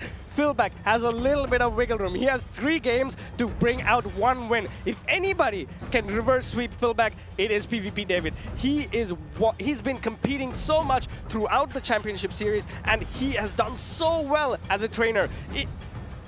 You can't count out PvP David at this point, but let's see how these 2 trainers work their way out in game number 3. What are their strategies? What will they change? But a thing to note here is Malamar of Filbe wins charge attack tie against the Malamar of PvP David, and Tinkaton of Filbe wins the charge attack tie against PvP David. So he has 2 Pokemon with just 1 extra matchup that's better for them in the mirror as well. Very big advantage for Filbe, and I don't think PvP David can risk leading the Malamar anytime again because of how terrible that led to his opposing Malamar, the mirror Malamar matchup to be. Yep, it cannot be a Malamar lead, but then again, what do you lead if you're PvP David? We saw that Filbe is not afraid to run that Talonflame into this line as well. It's going to be a lead. It's going to be these 2 trainers have locked in, and it's going to be a Tinkaton mirror. But we know this mirror is favored for Filbe. Because now Filbe gets to keep his Ferret away from that Tinkaton. And he has a Malamar also in the back. And this is looking great for Filbe. I just want to note, Filbe has not dropped a single game yet in this competition. Wow, dominant display, but in comes the safe swap into that Blastoise, only to be met with this Ferret. Ferret does not want to be against that Tinkaton, so this is exactly where you want to put it if you are Filbe. In comes that first Hydro Cannon from this Blastoise. It's not as cool as Colin's Blastoise, but it's here and it's trying to get the job done as much. And Filbe, he's throwing the super effective Trailblaze, but the Blastoise outpacing the Ferret will win this Ciro shield scenario. Will Filbe put his shields on this Ferret? Yeah, he has to, right? He has bought that Malamar at the back, so he wants to secure that swap here. Ferret, yes, of course, it is a shield down, but then again, Tinkaton will have to deal with these damage over time. Ferret doesn't have a great matchup, but the longer it stays, the more it boosts up, the better it is for it. This is a play ref coming through. Filbe, does he want to save this Ferret? No, he lets it go. PvP David has now spent all its energy on this Tinkaton. So can Filbe start to threaten the opposing Tinkaton with their energy? Yeah, Bulldoze, a lot of energy stored up on the side of PvP David's Tinkaton. He needs to try to dance around with the energy to try to pull this game back here. Bulldoze #1 connects for Filbe, and PvP David goes for a Bulldoze of his own. Let's make sure that we understand that Filbe is at a shield disadvantage here. So energy towards the late game could be pivotal in how this game turns out. But Filbe is now threatening a knockout on PvP David's Tinkaton if he doesn't put up a shield, but he does. He does put up that Protect Shield, but look at the amount of HP his Tinkaton has here. It is so low. 1 Bulldoze is all it will take. And we know at this point, the Filbe's Tinkerton has reached that bulldoze, so it can be a charge attack tie. PvP David could set up a catch here, going immediately into his Lapras. No, and he does, and it's a catch! Should it be a debuff, a potential debuff? But this is still looking so good for the Malamar in the back for Filbe. Malamar is a nightmare of a match, and a defenseful! Oh my, it's all going the side of Filbe here. Psywave's adding up for Malamar, but unfortunately, PvP David Psywave from that Lapras is barely making any dents onto this Malamar. And there's a foul play bait as well. PvP David shaking his head.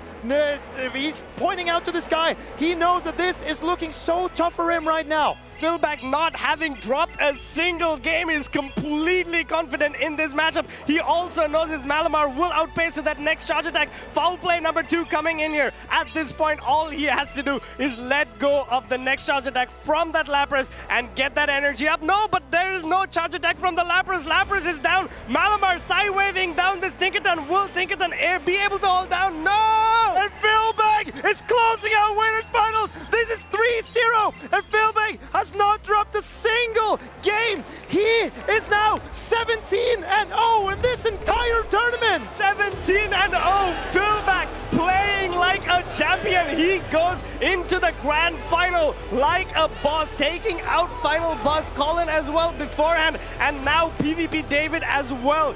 Dominant gameplay. I don't think he made a single mistake throughout the whole 2 days.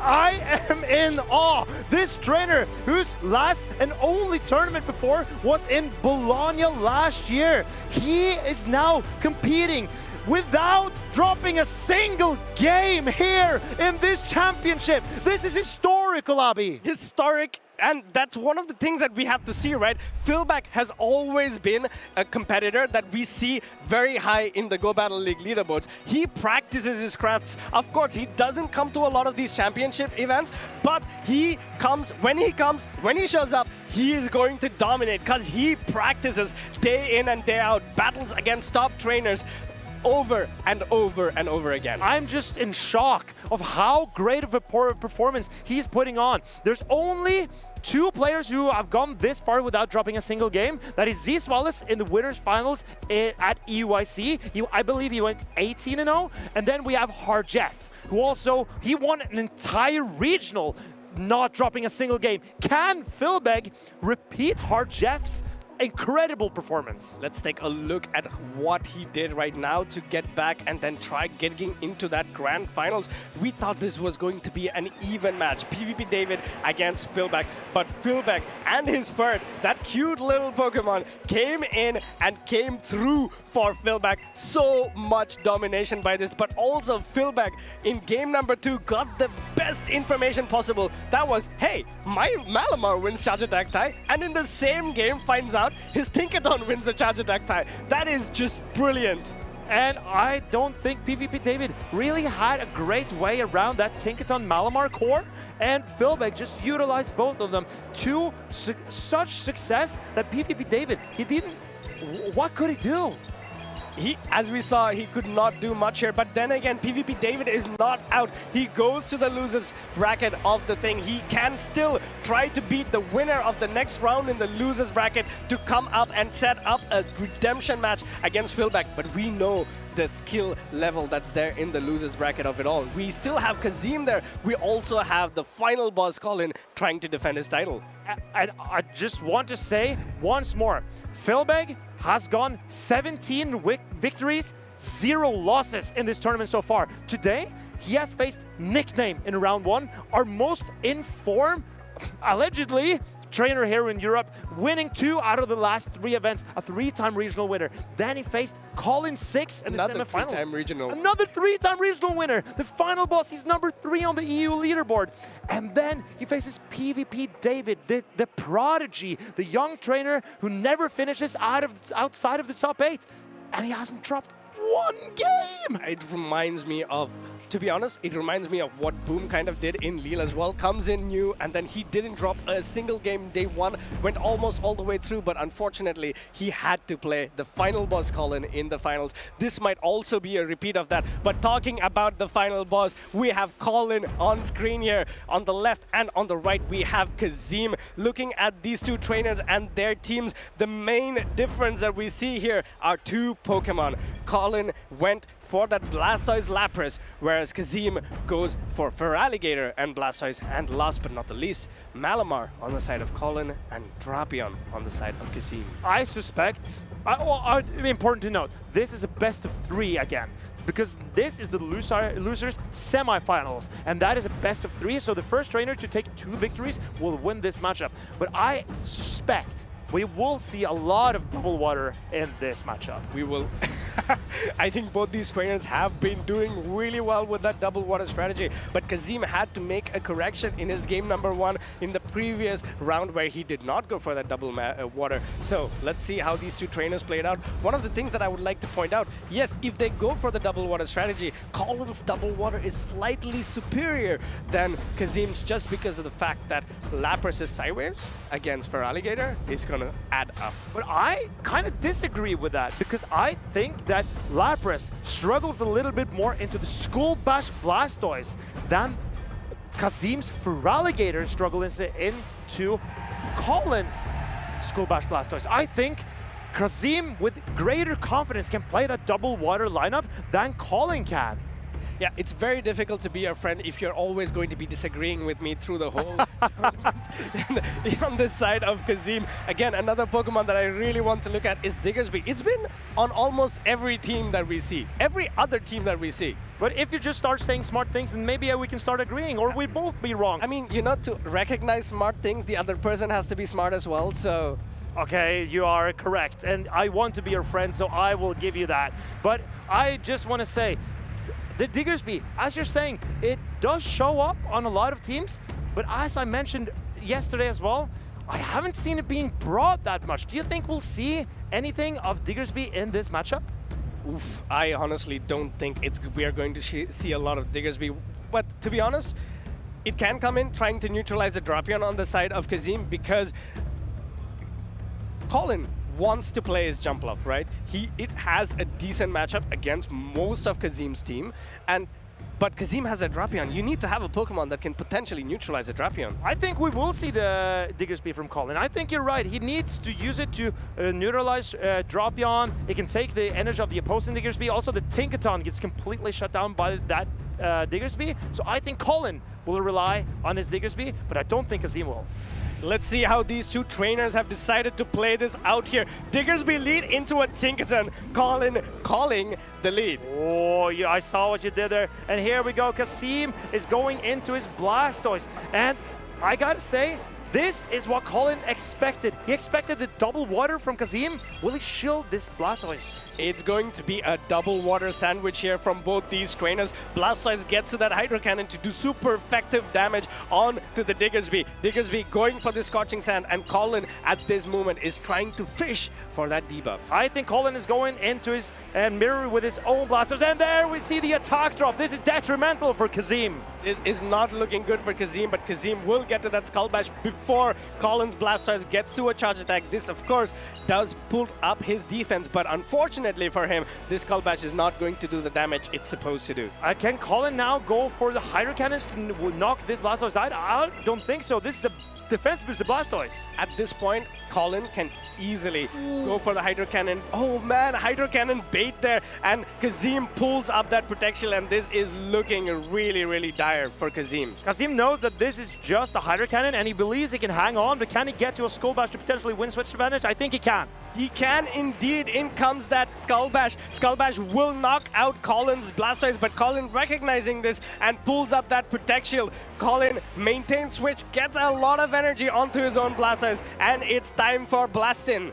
And Kazim is smirking because he knows that this is not what he had wanted. This is looking tough for Kazim with that Tinkaton into that Diggersby potentially. This is also a double boost. No, it's a boosted Blastoise, so it's gonna take some time to get it out of the way. Feraligatr comes in. Look at that. The fast attacks from the Feraligatr are not doing a lot of damage onto the Diggersby. Diggersby goes for his second Scorching Sand in this game. Will he get another attack fall here? And Colin is throwing Kazim a bone. Can Kazim capitalize? What is standing in the way of Kazim winning this game now? It's Colin's shield? I mean, there are 3 Pokemon standing in the way of Kazim from winning this game here. Diggersby comes in, he got to that Scorching Sand. It is a charge attack tie, and again, Scorching Sand comes in, and this will put that Feraligatr into the red. I think Kazim, he is not believing in his situation, but Colin also knows that this is getting better and better for Kazim. If Kazim can land some energy into that Blastoise or potentially that Jump Bluff, then Kazim can turn this around. Yeah, it's going to be really close indeed. Blastoise will be coming in for Colin. If he comes in with a Jump Bluff, he has to do Fairy Winds and try to get out. But no! Kazim goes into his own Tinkaton here, giving Colin another opportunity to get back into this game. And Kazim will need to spend energy to take out this Blastoise anyway, and this Feraligatr is so low. Colin is in the driver's seat because there's going to be 2 Play Roughs that needs to be thrown to take out this Jump Bluff. Play Rough number 1 comes in from this Tinkaton, puts that Jump Bluff into the yellow, but not enough to help him win the game here. Feraligatr does have that Hydro Cannon stored, but this Feraligatr will have to get rid of that Jump Bluff with that Ice Beam and then have enough energy to also get rid of that Blastoise as well. Ice Beam is already loaded on the side of this Feraligatr, goes for the Ice Beam. This will knock out Colin's Jump Bluff here, but all it will take is 1 rollout to come in to knock out the Feraligatr. Let's see what the Blastoise has in store for us. Rollout number 1, bye-bye Feraligatr. And it was too tall a task for that Feraligatr to take out 3 Pokemon on Colin's side. But Colin, in dominant position after game number 1, he is piloting that Blastoise so efficiently. Yeah, wow, that was a brilliant gameplay. I think he had that very, very solid lead of the Diggersby onto the Tinkaton, and then he made sure from the start of the game till the end, there was no way for Kazim to crawl back into the game. Honestly, there was a teeny tiny opportunity there, staying in with the Feraligatr against the Blastoise, trying to get energy and being able to try to get that Ice Beam onto the Jump Bluff towards endgame. That was a win con for Kazim, but I think at that point he made a team read and he thought Feraligatr's energy would be more useful at the back. The Feraligatr also got so low that it eventually got roll-outed down, and it got rolled out of the field. It did, and even though it's a non-Shadow Feraligatr, it can only take so much damage, and it did get a Scorching Sand to the face. Yeah, and also a Scorching Sand debuff as well. We saw it earlier. Oh, that was on the Blastoise. That was on the Blastoise. That was on the Blastoise, of course.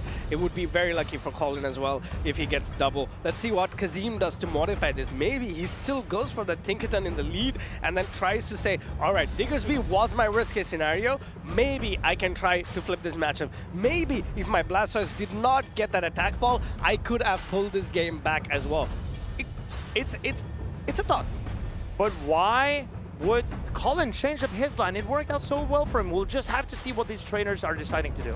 All right, let's see. Game number 2 here. We see a Tinkaton into Jump Bluff. Colin did change up his line, and Kazim did not. This is so much better for Colin now. But here, now Colin is the one swapping in the Blastoise. How is Kazim deciding to play this? Colin throws... Oh, he doesn't throw the Hydro Cannon immediately, and Kazim... Oh, he expected Colin to throw immediately, but Colin's patience is paying off. Colin's patience pays off, but one of the things we see here is Kazim predicting that Skull Bash. This gives him a way into the game. Again, he will also be Skull Bash boosted by the time the next charge attacks comes in from Colin, but here Kazim going for this Hydro Cannon bait, and he gets it! Incredible play by Kazim, waiting to try to bait Colin back so that he can catch up on energy. But now Kazim's Blastoise is not defense boosted, while Colin's is. Colin's Blastoise is double defense boosted at this point. Skull Bash puts Kazim's Blastoise into the red here. This is looking very dire. Waiting a turn there, trying to make sure that Colin doesn't make a catch onto the Jump Bluff. Skull Bash coming in. This might put it into the yellow, to be honest, because it's double defense boosted there. Well, Colin is still in the driver's seat, but Kazim, he knows that his Tinkaton can put in work against both the Lapras and the Jump Bluff, and the Feraligatr will threaten the Jump Bluff with energy. Is Colin really in the driver's seat? Because the Feraligatr can come in here and ramp up the energy. These Shadow Claws adding up. This is only a Hydro Cannon. Kazim knows this. With this much energy, Jump Bluff cannot be swapped into this Feraligatr because the Ice Beam just ices that Jump Bluff out of the sky. And Kazim, even though it looked dire for him in the lead, now his Feraligatr is so good.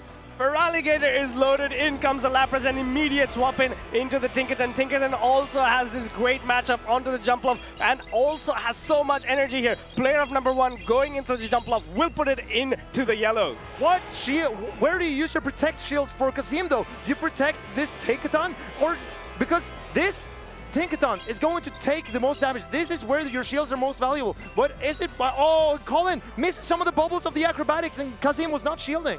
No shield from Kazim indeed, but let's see, will he go for this player off? He's going to try to maximize his energy. Went for that charge attack on that airless. Goes for the player off. This player off, if unshielded, will knock the jump love out of the sky. Colin wants to put more damage on to this Tinkerton, and he pulls up that protect shield. I think this is a safe shield for Kazim, but because he needs to land a player off into the Lapras as well. He will have to protect the jump, the Tinkerton, but Lapras comes in aggressively here, only to be met with this player up from the Tinkerton. At this point, Kazim can force swap into this Feraligatr and get to a back-to-back Hydro Cannon maybe. But this is very clever by Colin as well, because the jump bluff is still... Oh, and a catch from Kazim! But the jump bluff from Colin is still outside of Hydro Cannon range. I think Kazim will need either a play ref or a Night Beam to take out this. But let's see how this plays out here. Hydro Cannon number 1 comes in. We have to also understand this Lapras does not have any energy to hide behind. This will all come down to, can that jump love have an acrobatic stored for the end game here, or can this Feraligatr go to a point where it will almost be knocked out? Kazim showing a lot of patience, giving very few HP for that jump love to farm down. How much energy did that jump love have? Does it get to another acrobatics? No, not a lot of energy onto the jump love, but we know this player off will come in before the jump love can get to a move. This is enough to knock that jump love out. Kazim evening out the playing field against Colin. This is the most impressive game I've seen the entire tournament by Kazim. Kazim realized that the Lapras was 1 turn away from that sparkling aria. So he decided to wait 1 turn to throw his Hydro Cannon with Feraligatr so that the Feraligatr would have even less HP to give to that jump bluff. Kazim showing so much patience and so much understanding of his win conditions that Colin, he did not have a chance to crawl back in this game. I have another opinion to that. I think Colin overfarmed the sparkling area. He had it beforehand. He overfarmed. The goal for Colin was a Feraligatr to throw energy so the jump bluff can fairy wind down. But on the other side, for Kazim, it was to have as low HP on the Feraligatr as possible. If the Lapras had managed to knock out the Feraligatr, then it's good to go for Colin, for Kazim to farm down the Lapras as well. But I think that Colin knew that he needed the Sparkling Aria to take out that Tinkerton, because as you say, if Kazim gets a farm down with his Tinkerton on the Lapras, then it's game over. So even though Colin had a Sparkling Aria, he knew he needed to farm down the Feraligatr if he would have a chance to win that game, or get the farm on the jump bluff. And Kazim denied it with his brilliant play of waiting to throw that Hydro Cannon.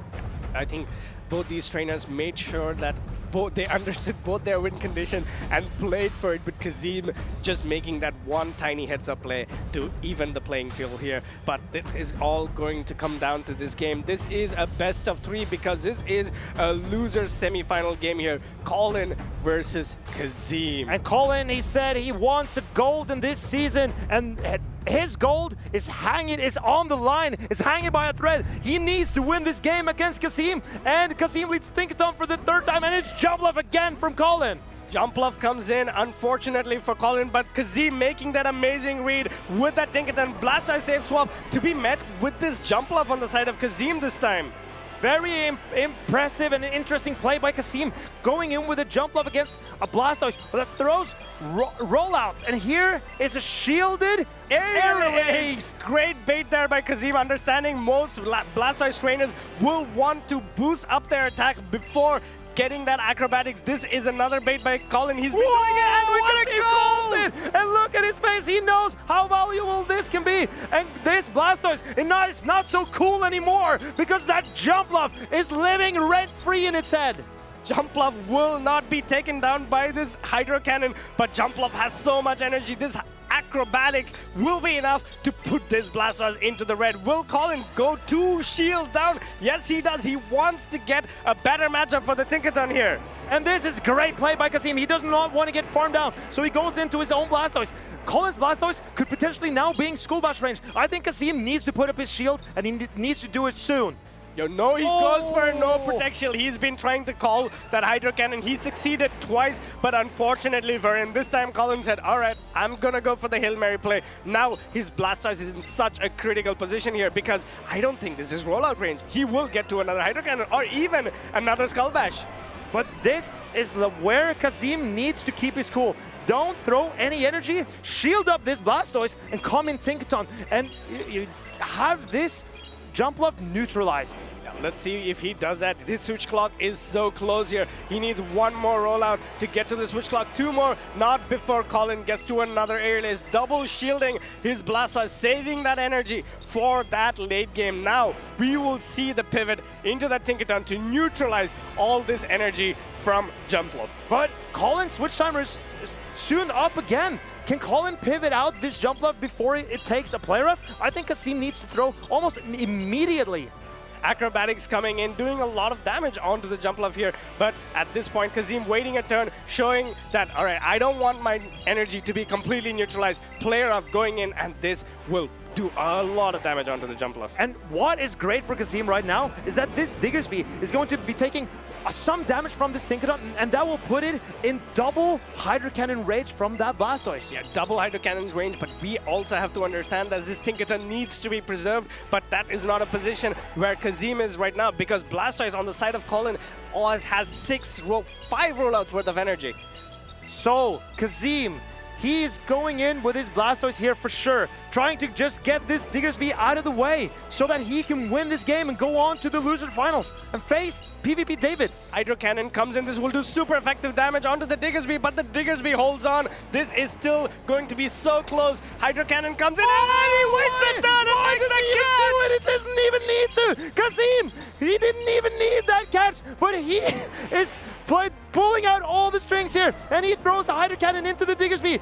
They're both laughing because, oh no, the Blastoise now has a single HP left, and Colin, he can roll out this down. Doesn't have to roll out down. He goes into the Jumpluff. Jumpluff will take this energy, and Blastoise, the cool Blastoise with that shade, will propel Colin out of this round and into the next. Hydro Cannon comes in, and this is enough to take Kazim out and give Colin the win. And Kazim, he knew.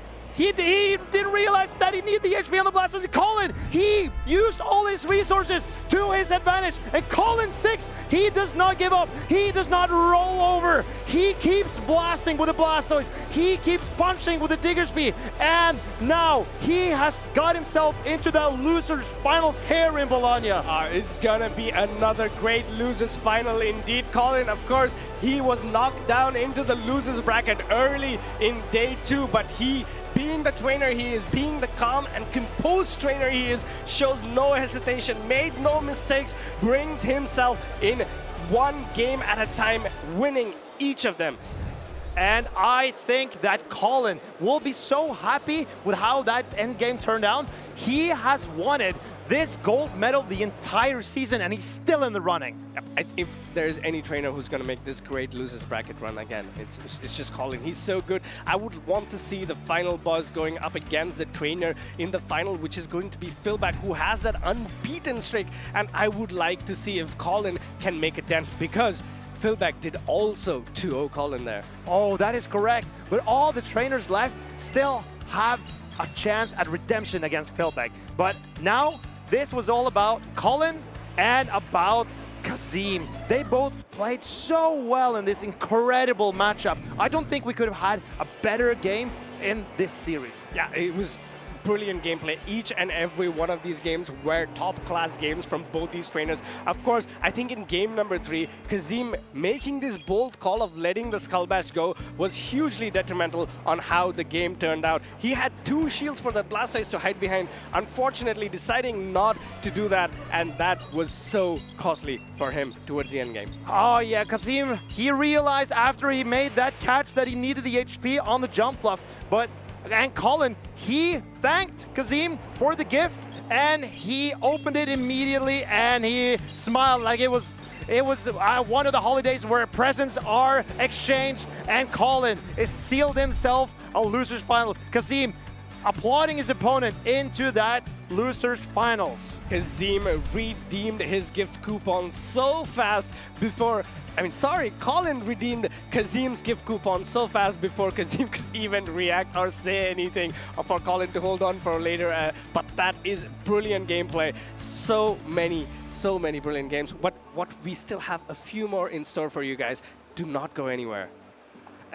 I think that we will see a lot of great play still, because the trainers left in this tournament are some of the highest caliber trainers we have here in Europe. It's PvP David, who's refusing to finish outside of the top 8. It's the final boss Colin, and they're up next. And also the undefeated GBL hero, but now play Pokemon legend, Filbe.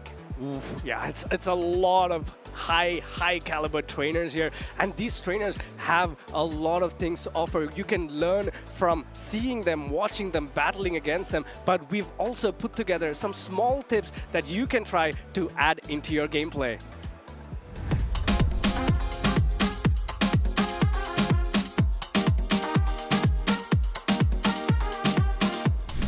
Record my gameplay and watch it afterwards to see what I'm doing in the game and become more aware. I don't really think about it in the moment, I just perform. So I record it and then watch it afterwards to actually, have the practice mindset, see where I can improve. Bom, eu amo muito Pokémon e uma das coisas que eu mais gosto de fazer é dar bastante carinho pra eles. Por incrível que pareça, dar carinho pra eles faz com que, às vezes, ele consiga dar uma evasiva. Apesar de não funcionar isso tanto no campeonato oficial do VGC, é muito legal ver ele saindo da Pokébola com aqueles coraçõezinhos, porque ele ama muita gente. Para melhorar, eu sempre tento observar o estado do jogo, do oponente, sempre tento pensar à frente o que ele vai fazer. Eu acho que um treinador, para melhorar, ele pode ver os resultados de outros campeonatos, né, e sempre tentar progredir. Eu gosto de rever os meus erros, ver onde eu poderia ter melhorado durante a partida e a partir disso ver o que eu poderia ter feito melhor naquele momento. Bueno, para poder jugar mejor Pokémon GO es importante salir siempre a capturar muchos Pokémon, aprovechar los eventos al máximo para sacar los Pokés con mejores IVs y siempre estar entrenando constantemente en las batallas del juego para poder seguir mejorando.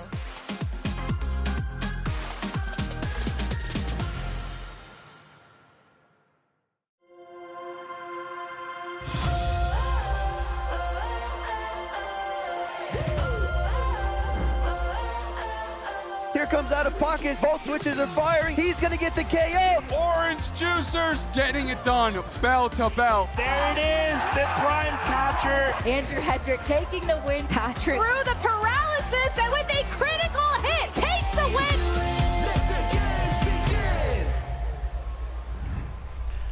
Here we are for the final matches here in Bologna. We're gonna get that heat going in some of these fantastic games. We've seen so many spicy battles. This is the culinary capital of Italy, as we know, and these players have been cooking incredible gameplay. Their Pokemon Go careers are right at a pinnacle, and everyone now is hunting for gold.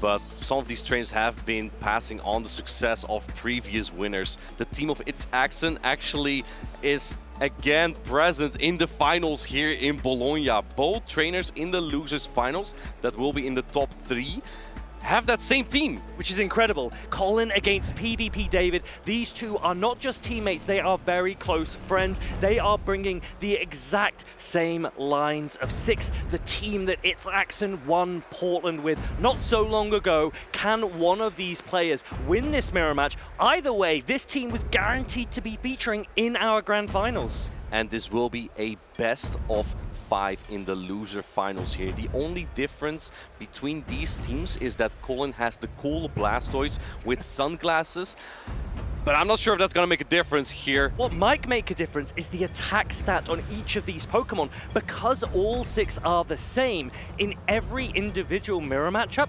charge attack priority could be pivotal. And we saw that earlier when PvP David played against Filbe. He lost charge attack priority with both his Malamar and the Tinkaton. And in that case, it gave Filbe such a big advantage in those lead matchups that you kind of don't want to lead either Malamar or Tinkaton anymore. And these two are friends, so perhaps they know from each other which Pokemon wins charge attack priority. In fact, they even practiced yesterday for their Day 2 matches. Well, exactly that. They've been playing against each other for so long, they will likely be using Pokemon that they have seen their fellow competitor use, and that has to play a big part on how they will strategize in these games. We saw when Filbe played against PvP David, Malamar losing charge attack priority in the mirror can be so impactful. Will Colin win Malamar's charge attack priority here, or can David back himself? And of course, Blastoise having access to Skull Bash as well. If you can get that set up and raise your defense early on, it will be able to get to multiple Hydro Cannon. And Hydro Cannon can come out so quickly from the Blastoise, hitting neutral on so many of these Pokemon. And then even when it's resisted by Lapras, you don't want Lapras there either. Both Lapras do not have Skull Bash in this matchup. So this is another thing that could be quite interesting, is that even if you lose charge attack priority, if you do so when your Pokemon is in really low health, you could let your opponent farm down, and these are such neutral games. We're not seeing hugely polarizing matchups here, and so that could play a big part as well. We're going to see how these trainers are preparing. Both trainers still thinking through what they want to use here, and I feel like pretty much everything here is playable. The Malamar might be a tough Pokemon to bring, but if you can line it up on Lapras or Diggersby, it will be phenomenal there. But you got to be careful of Jumpluff and Tinkaton, because there's no Fire-type Pokemon to cover that core on either team. Well, whoever wins charge attack priority with their Malamar is able to use it a lot more flexibly. Let's find out. The players are locked in. We are ready for game 1 of these losers finals. And it's Blastoise into Diggersby. This is a slightly favorable matchup for the Blastoise, but if Diggersby can get some debuffs, it will actually flip in its favor. Let's remember that Rollout is resisted by the ground typing of Diggersby, but Hydro Cannon is super effective and can do a ton of damage. It won't quite do more than half, and that's why this matchup is a little bit more neutral. Colin is immediately shielding up. Because he wants to attempt to drop the attack of this Blastoise. Scorching Sands has a 30% chance to do so, and if Diggersby gets the attack drop, it will be able to hang on to 2 Hydro Cannon here.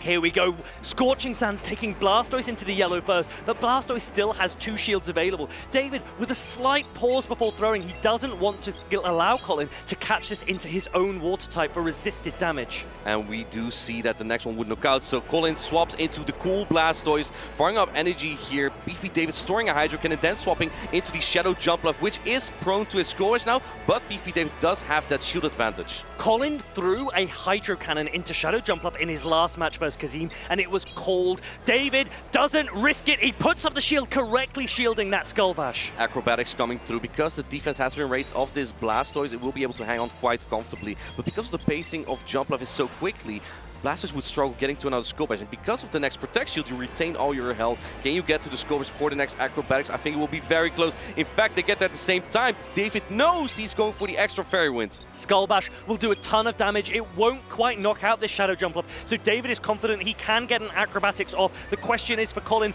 will you shield this? You have got a double defense buff. You don't actually have a shield. You don't have that choice, but I don't think that this can knock out the Blastoise. I believe this is even an... this is the Acrobatics is gonna not put it into Air Ace just yet, but that's the only attack you get in right now. Does this Aerial Ace knock out double defense boosted Blastoise? It might be really, really close. But you do get it into farm down range for your backline Pokemon. Can this Blastoise get to another Hydro Cannon? Yes, it has one loaded.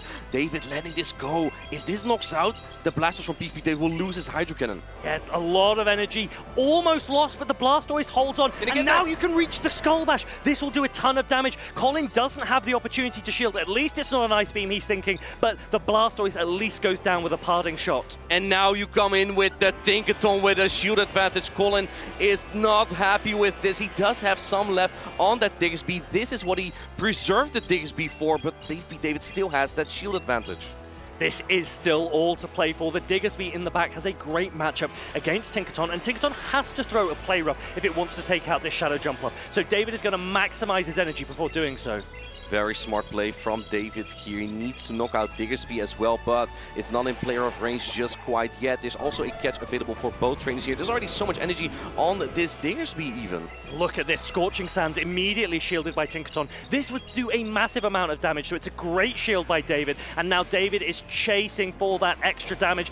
Can it reach the Play Rough? It's got one already. Will this be enough? He even waited a turn, making sure that Colin is stuck in the animation of the quick attack so he cannot catch it on the back line. It still doesn't knock out. Can this Diggersby hang on and get to another charge attack here? It will be able to get to the Scorches, but I think that Colin tried to predict a catch. It didn't come there, and then the Bulldogs comes through. PvP David is taking game number 1. Colin had the Scorching Sands, he didn't throw it, he didn't want to risk it being caught. He says GG, Blastoise goes down, David takes game number 1. What a close game there, and I love the attempt there from Colin to predict, but PvP David was like, well, maybe I just know you long enough, or perhaps David just lost track of energy, also possible, of course. We're there, we can see the players' teams. Colin's team is actually named Axon as homage to the player that he has borrowed this team from. David, as we know, using it as well. He has the advantage, but this is a best of 5. There is still so many more games to come. Colin knows he absolutely has the opportunity to pull this back. And while Colin was very successful last season, he actually hasn't won a championship yet this season. His opponent, however, PvP David, won the 2025 Stuttgart Regional Champion. And also, both of these players have earned a silver medal this season already. So this is a huge matchup between these titans of the game. PvP David, so young yet so experienced by this point. And Colin, as we've said so many times, widely regarded as the final boss. One of these trainers has locked in, the other one still thinking through what to run in this mirror matchup here. We have a lock-in. We're getting ready for game number 2. Here we go. PvP David versus Colin 6. We have Diggersby up against Diggersby. It's a mirror. This is the worst because this matchup is dependent on the Scorching Sands attack drop. And I think that PvP David and Colin are both pretty content seeing the Diggersby here, considering they both have Tinkaton in the back. Now, Diggersby on PvP David's side wins charge attack priority. If he can get a debuff here, that is massively impactful on this matchup. And he does get it. Colin nods his head. Of course you do. Of course you do, he says.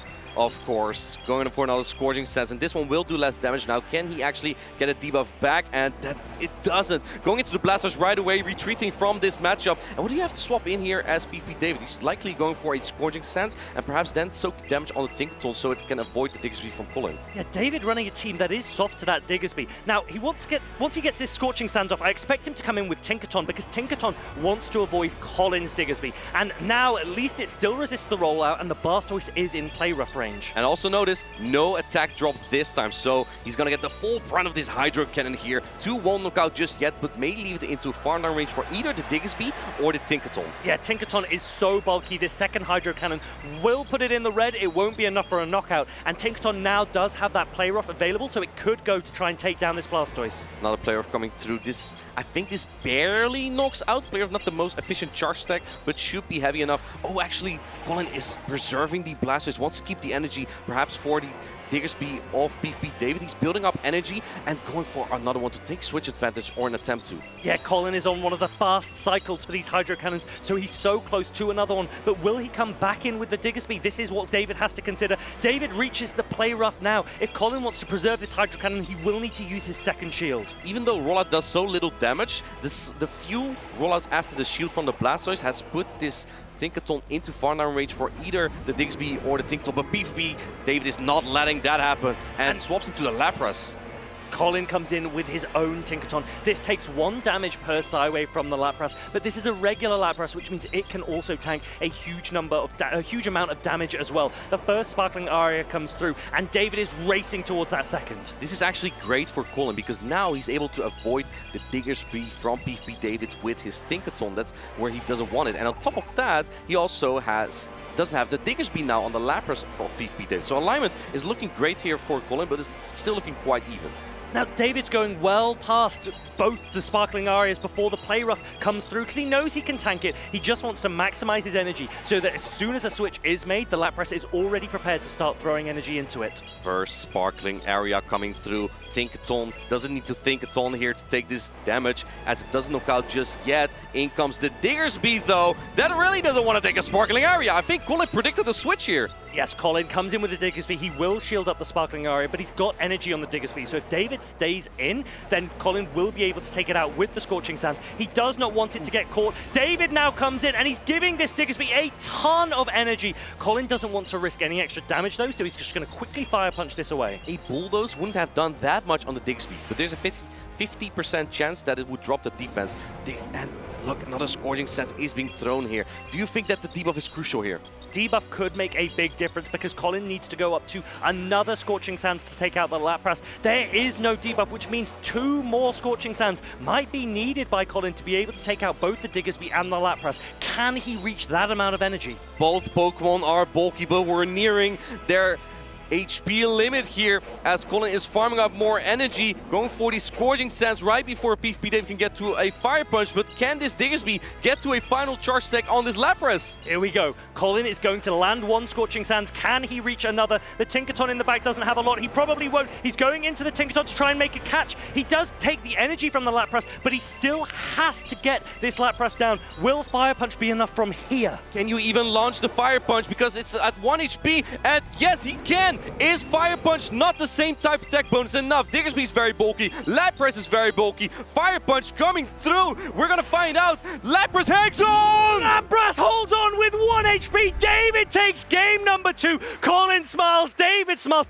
this is massive, what a massive momentum shift. David could have dropped it and that would have been huge for this series, but no, 2 games to 0, and Colin has his back against the wall. And again, this is a best of 5. The final boss, Colin, still has 3 matches to come back and make a reverse sweep, but it's looking really difficult right now with David winning 2 games in a mirror match. Can the cool Blastoise bring it back for Colin 6? Look at this player. Accolades, he has so many they couldn't even fit onto this list. He wants Bologna to be 1 more. He wants to be a repeat champion. But if he needs, he has to beat PvP David if he wants that opportunity. There are so many titles for Colin to achieve here, not just being the only European to win so many of those championships, but also being the first back-to-back in a single same location championship. It never really happens. It never really happens in Europe, and these players will be sat there with bated breath knowing that anything could pivot at any moment. I've been up against Colin 2 games up and I have still lost a best of 5. David knows this. David has played against this player. He's watched this player. He still has to absolutely lock in if he wants to seal this series. And locked in he is as we're waiting for Colin to make his final decisions to tackle his teammate here and make a comeback. The pressure is real for the final boss. Who's really the final boss right now? This is it, PvP David. His ascent in Pokemon Go has been incredible to watch, but Colin, he is no pushover by any means. He can turn the tables. If anyone can, he certainly is that name. But as we know, these are mirror teams. There is so much neutrality, so much flexibility. Everything comes down to how well you can manage your energy on your Pokemon. And we have a lock-in. This may be the final game, the loser finals, unless Colin can make a comeback. And in that case, he will need to overcome with his cool Blastoise against his Malamar. Malamar into Blastoise. It's a pretty neutral matchup, but these Psy-Waves can do a lot of damage. Colin will be going up. Maybe he goes up to a Skull Bash, or will he be throwing Hydro Cannon straight away? David is going to throw a Foul Play even before. This matchup is extremely dependent on the attack of the Malamar. If the Psy-Wave can deal 1 more damage, then Malamar obliterates this Blastoise. But if not, then this Blastoise can hang on to the last Foul Play, or it can take out the Malamar in the 2-shield scenario. So first Hydro Cannon coming through. You can see Blastoise already in the yellow. Now the Malamar is too, and Colin comes in with his own Malamar. Psy-Wave doesn't do a lot of damage, but this superpower will chunk and do around half the amount of health of the Malamar. PvP David didn't bring the Tinkaton this time, so he doesn't really have a great answer, but now his Lapras will avoid the Malamar, so he can bring in the Blastoise, which has good bulk. Colin not firing off his energy yet. I reckon you have to shield this if you want to preserve all of that. Yeah, I think Colin's going to start investing more into this Malamar. He knows that David's Malamar has thrown a lot of its energy, and his Malamar has a ton to use. 2 Foul Plays could be enough to take out the Blastoise, so he might try and force that second shield from David. I think at this point, Colin might be a little bit nervous. It could be a Diggersby in the back. He has a Tinkaton lurking in the back. That's the only Pokemon that really doesn't want to see another superpower is being launched here. This might get really close to knocking out the Blastoise. David lets it go! Yeah, that first shield from David, sorry, it still doesn't come up, but Colin is able to make the catch of the Hydro Cannon onto his own Blastoise. That could be huge, preserving his own Malamar. It is, because the Malamar from Colin cannot be farmed down by an opposing Psy-Waver, and PvP David has 2 of them! momentum. Look at this, Lapras coming in. He might now shield up this Skull Bash. Yes, he does. And he can now Psywave down the Cool Blastoise and have it put himself in a great position for this endgame. There are this one shield in play for both trainers here. Tinkaton, yes, resists the Psywave, but Sparkling Area is a very efficient charge attack, so it's gonna look pretty difficult for Colin and his Tinkaton here. Lapras with that burst Sparkling Aria coming through. This will do a decent chunk of damage. You might need a lot of Psywaves and 2 Sparkling Arias to take out this Tinkaton, maybe even 3. Colin now reaching for that burst play rough. Another player coming through here to get the Lapras into the yellow, but it's still hanging on quite well. I think that Colin is trying to preserve the shield for the Malamar because both Pokemon of PvP David won't hit any damage with that. And for that reason, we see David maximizing his energy as much as possible so Colin cannot just swap in his Malamar for free. Yeah, I really like that. If Colin were to come in with the Malamar, Lapras would basically have a move to throw immediately. Lapras is now going to throw its energy to take out the Tinkaton or force a shield from Colin. And let's see, Colin not putting out the Protect Shield. It's the Malamar show here in Bologna. Here it comes. Is PvP David able to get to another charge deck here? He might need some energy on his own Malamar as well here. He's actually throwing straight away, which means he's now at 0 energy on his Malamar. But David is shielding up, so he really wants to reach for that Sparkling Aria. His own Malamar comes in. Who wins charge attack priority? Colin still has a shield. He can't be Psywave down. So what he can do now is shield this Malamar and farm up as much as possible and try and outpace the Lapras. But he has to get the energy management correct. If he throws too soon, Lapras will reach that Sparkling Aria. Malamar is slapping, and oh man, it threw a little bit early. Colin's not exactly at 2 attacks just yet here. May have forgotten a little bit about how much energy this Malamar from David had. Can Malamar outpace this Lapras? Lapras has a lot of energy, but it's charge attack priority tie! Colin wins that with Malamar. He gets 1 point in. We said it comes down to energy management. Superb energy management from Colin 6. He claws his way back from the jaws of defeat. It's now 2 games to 1, but does Colin 6 have the momentum? That was such a close game here. The third close game between these 2 champions, and we have a 2-1 score here. Is Colin able to make the reverse sweep? Then he would need to make 2 more wins in a row against PvP David. Game by game, win 1 at a time. That will be Colin's focus. David, he just needs to win 1 more. Colin needs 2. Everything is on the line for these players. They want to be in those grand finals, to play against Filbe. And David is 1 win away from that grand finals to have that potential rematch, and Colin as well needs to get past there, but Filbe at this point looks undefeatable as well because he's 15-0 at the moment. That will be the next trainer the winner of this match would have to face. And one advantage for Filbe is that he knows exactly which team he's going to be facing in those grand finals. So he can use this whole time to prepare. These players are running identical teams. This is the Axon team that won Portland. One of these teams might have the opportunity to win gold here at the Bologna Special Championship. Chat, let us know what you think. Who's going to take this losers finals between these great players?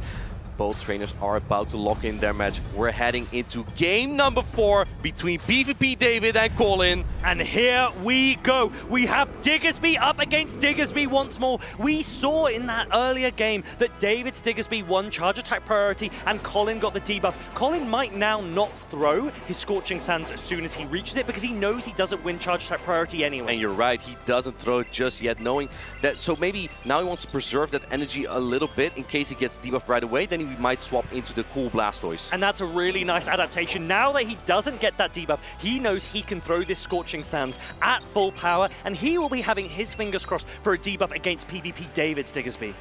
And Scorching Sands comes through. There we get the attack drop actually, and now David is swapping into the Blastoise, and it's answered by the Malamar from Colin. And we can see the backlines. This is great for Colin. That Malamar avoids the Tinkaton that David has in the back. Malamar shredding through Blastoise with those Psywaves. Hydro Cannon will do a chunk of damage, but it won't threaten a knockout. Not just yet, and also here depends on the attack set of the Malamar of Colin, how close this matchup will be, because if Psywave will do 1 more damage than usual, then Malamar will shred this Blastoise. Blastoise, but Blastoise hangs on to this foul play and is already at another Hydro Cannon here. So now Colin is the first one to make a real shield decision, and he gives that first shield. He wants to protect the Malamar. He wants to take out this Blastoise. He knows it would be trickier to take it out later, so he may as well use the energy he's already got on his Malamar. I like that play. Another foul play right before the next Hydro Cannon. Is PvP David going to invest in his first Protect shield here? No, yes, just at the very last seconds. Yes, he really wants to start getting shields down because he knows that whatever comes into this Malamar otherwise would have to take a superpower. So he says, let me take out the Malamar.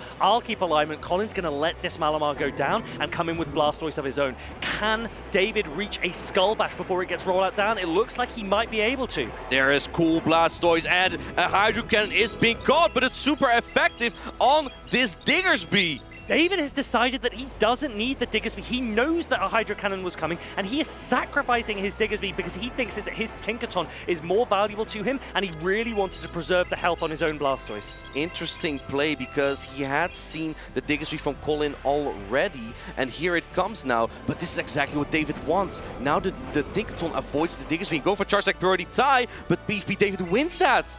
Colin maybe with a slight error there, going for that charge attack priority. David throws this Fire Punch. Colin probably hoping that he didn't actually press the attack, but he has, and so a lot of this energy goes. David briefly looks up. You need to capitalize on these small mistakes from your opponents. They could be the momentum shift you need. Colin shakes his head.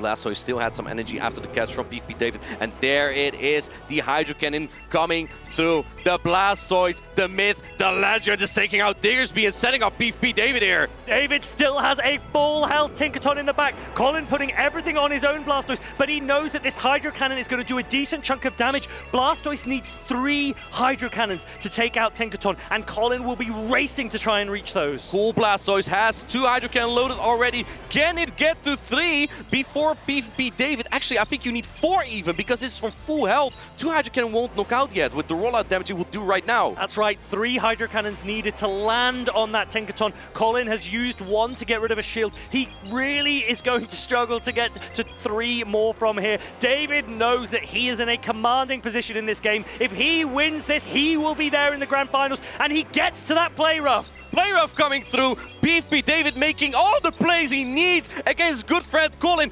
Cool Blastoise goes down. PvP David moves on to the grand finals. 3 games to 1. PvP David knocks out that Blastoise. He hugs his fellow competitor, but he is the winner here. He will go forward to those grand finals. Filbe has been sat, waiting, wondering which opponent he will be up against. He's already played against PvP David once. He will be relishing the opportunity to play against him one more time. I feel back your pardon, because he needs to play against David another time after defeating David 3-0 in the winner's final. Now David has the opportunity to go into the grand finals, take advantage of that opportunity to learn from the matchup in the winners final and see if he can overcome. No matter what happens, win or lose, the important thing is to learn. And David, I am sure, has taken a lot of lessons from his games against Filbe in those winners finals. He lost 3 games to 0. There were maybe opportunities that he could have won, but this is the momentum shift, as we've said so many times, that he needed. To beat a player of Colin's caliber can surely give you confidence that you can take anyone on. And that momentum is just really necessary. We've seen a lot of times that a grand finals can be flipped. The person coming in from the loose side of the bracket would need to reset the bracket first, so winning that best of 5 and then winning a best of 5 again. We've seen that plenty of times. Perhaps PvP David can do that this time, as he took down Colin first. In this first game, the Tinkaton was so important. In the second game, the Diggersby going with the Fire Punch at just 1 HP on the Diggersby, but Lapras was just too bulky and hung on there about 1 HP. So close in those games, and it really does come down to which Pokemon you choose to build. Just how bulky are they? How much attack do they have? We've seen situations where Pokemon have been holding on with, as you say, 1 HP, but we've also seen so many games pivot around charge attack priority, and these players have been preparing for so long, ensuring that they bring the best Pokemon possible. Not just the best Pokemon, also the best catches, as we saw earlier. Colin catching that Hydro Cannon on his cool Blastoise and closing out with the Malamar. I love that play, knowing that if there's both Malamar and Lapras, nothing has fast attack pressure on your own Malamar. Colin with that cool Blastoise, but in this mirror matchup, it was David that brought the heat. He proceeds to those grand finals. He is the one that so many players will be itching to know, can you reset a bracket against a player of Filbe's quality? Filbe with all of the backing of the crowd here in Bologna. I want to make a statement here. A lot of players were saying that the meta is solved, but Blastoise has become meta only by the very end of it. And we've been waiting for so long. Blastoise is such a fan favorite Pokemon. I know many of us have really wanted to see Blastoise succeed. It's made a gold medal in Portland. It's getting guaranteed at least a silver medal here in Bologna. It has been a terrific Pokemon. We've seen Charizard shine, now Blastoise. When is it Venusaur's time to shine? What needs to happen for Venusaur to become meta? Actually, it won a World Championship in 2022. Dancing Rob? Yep. Ran the same team. I lost very early on. He did very well. Yeah, well, there we go. The Kanto starter Pokemon, they are definitely something that you should get. They have been available for a while, but the fact that they are still strong even now, I think is pretty special. And what makes them extra strong is because of that legacy charge attack. If you want a Blastoise, Charizard, Venusaur, or any of those starter Pokemon that look so good, you may need to use an elite charge TM to unlock that charge attack that is Blast, Burn, Hydro Cannon, or Frenzy Plant. Yes, elite charge TMs really crucial in this game, but elite gameplay, that is what gets you to this stage, and we have two elite players preparing now for their grand finals. We've got Arceus Aurelius down in the Caster's Lounge to let you hear a little bit about what's in their minds. And here in the Caster's Lounge, it's calm before the storm, but I'm sitting here with two elite players, and I want to ask you, PvP David, you were just now faced up against your teammate Colin 6. You beat him, and now you've gone into the grand finals. Tell me, how do you feel right now? What's going on? I mean, it's a bittersweet feeling, you know, like facing Colin. It's a good teammate, it's a good friend of mine.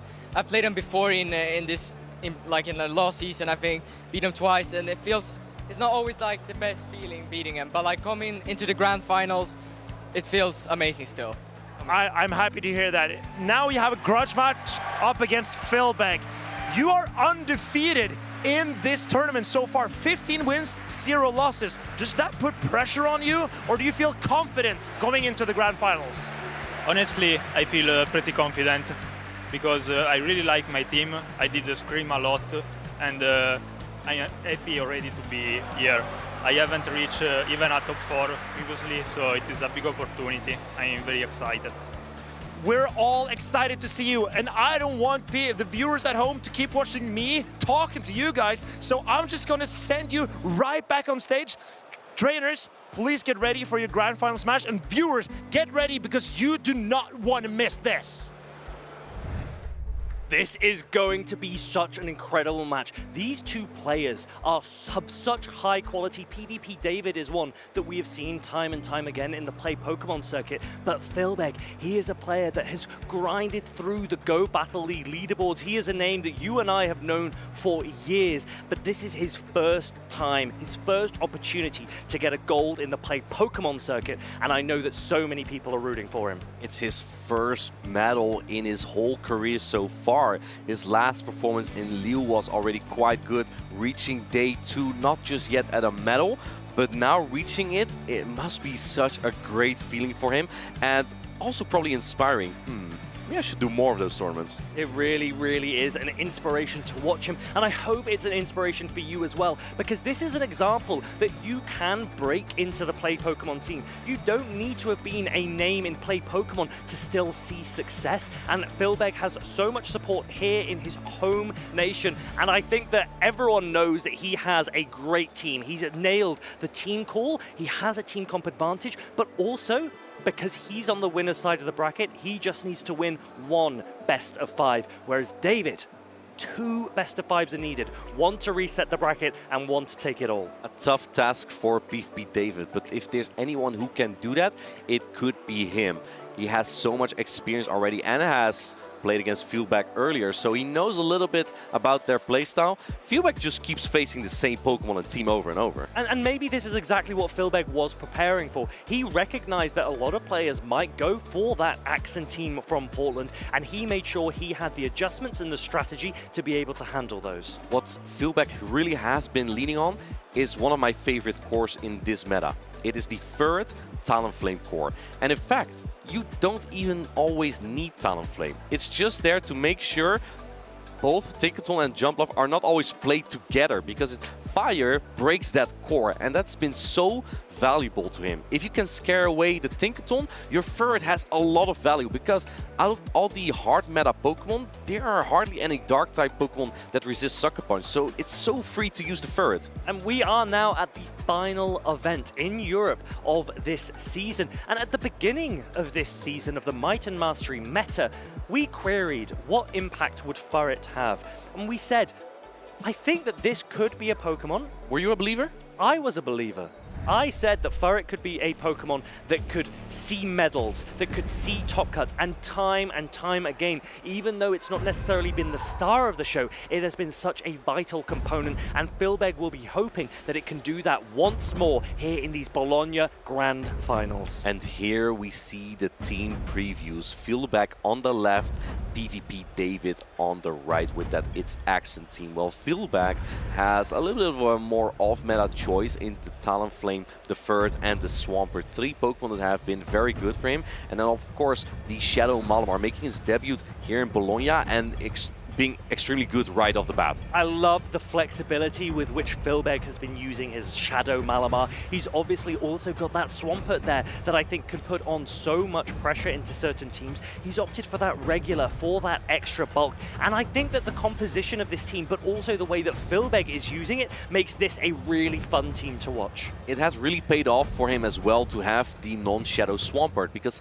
with that extra bulk you can take damage from Jumpluff a little bit better, and in that case you will be able to get to 2 Sludge on the Jumpluff. However, when a lot of Fairy Wind are added up, the acrobatics will knock out, as it is one of the most efficient charge attacks. It will deal a lot of damage, even coming from one of the more bulky Pokemon in the meta. Yeah, that Talonflame plus that Tinkaton really makes it difficult for Shadow Jumpluff to shine as much as it has. And let's not forget, 15 games won by Filbe and 0 games lost. I believe the current record has been set by Lindos Harjev in Brazil. He didn't lose a single match in his win in Porto Alegre, and Filbe could match it. He could match it. Yeah, 18 games. If he 3-0s this immediate set of 5 in the Grand Finals, he will be the only European player to have a 100% record in a regional or special championship, and he will match that record set by Lindos Harjev in Brazil. And he will have to do it with Pokemon that he's been so comfortable with through this run. Ferret, I think Ferret had never been really aligned to a full health Tinkaton. So not only the way he uses his Pokemon, also the way he makes the team compositions and reads has been so phenomenal. That's what you need when you get to this position.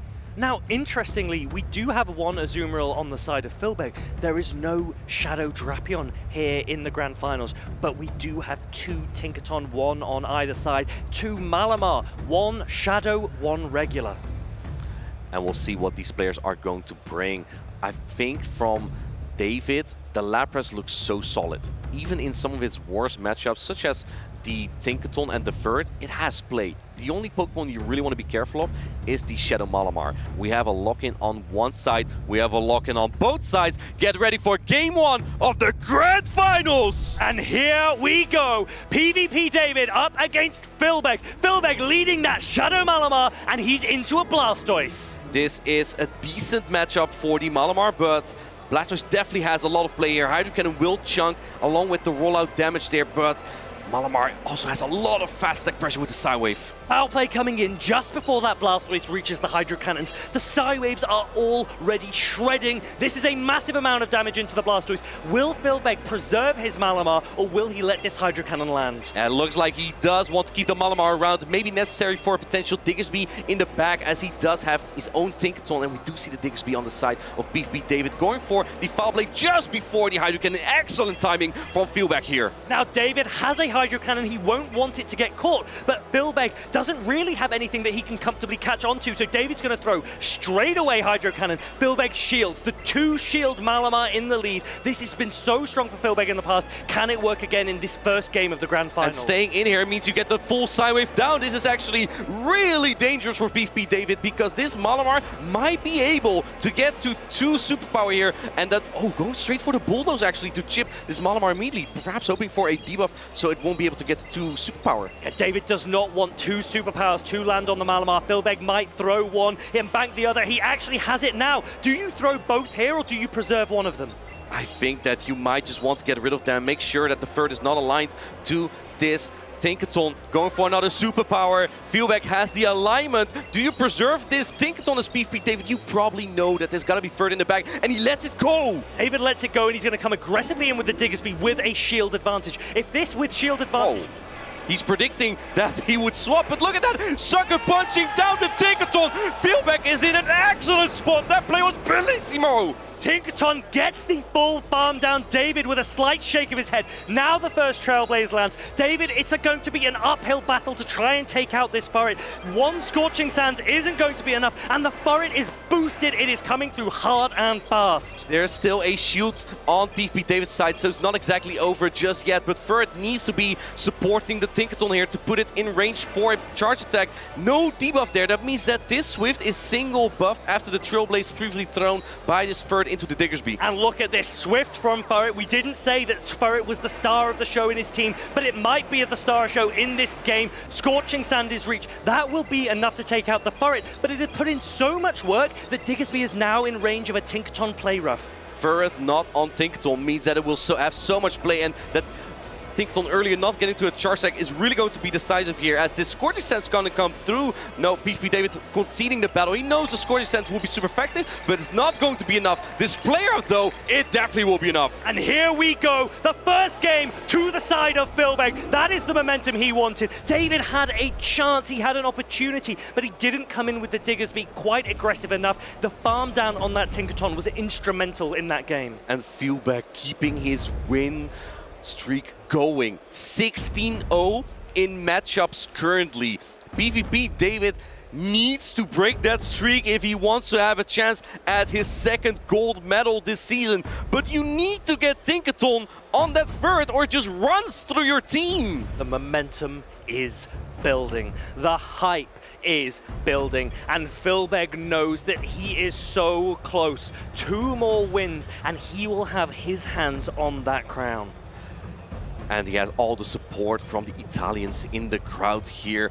David has his dad watching at home. He has his friends watching, some of them in the crowd, some of them at home. And his teammates see if their advice can help him against Filbe. This is going to be really tough for David to come back from.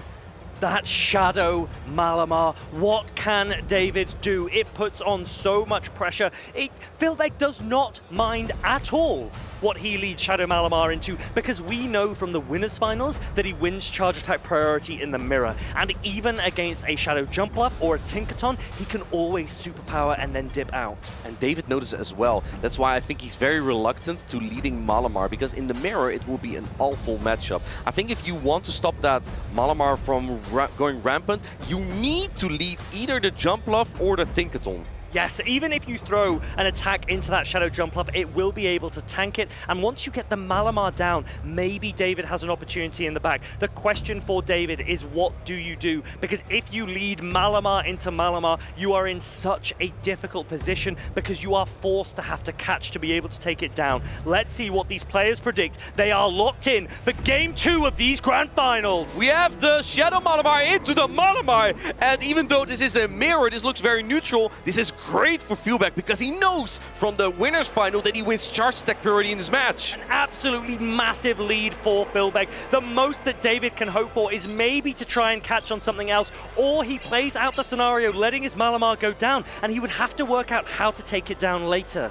This is looking so good for Filbe, because not only does he dominate this matchup, he also decides who gets switch advantage here, and because he has third in the back, the Tinkaton in the back from PvP, they will never see this Ferret likely. Yes, very little chance, but we do get that first catch. It is the catch of the foul play. This is the type of play that David needs to pull out if he wants to claim this match back. This is only resisted. Looks like Filbe is farming up some more energy and perhaps looking then to swap out or just get rid of the energy here. Going into the Swampert after banking another foul play and superpower. Player of is going to do a good amount of damage, but Swampert is exactly where it wants to be. David needs to remember the energy on that Malamar. He also has an attack on his own Malamar. Swampert coming in. One Hydro Cannon will put a ton of pressure onto this Tinkaton. So David's going for the Bulldoze first, trying to get a little bit of chip. And Filbe knows, actually, I'm going to shield this up because I want more value from my Swampert in this game. Like this play from David because Filbe was probably counting up until a player off, and David wanted to get the damage in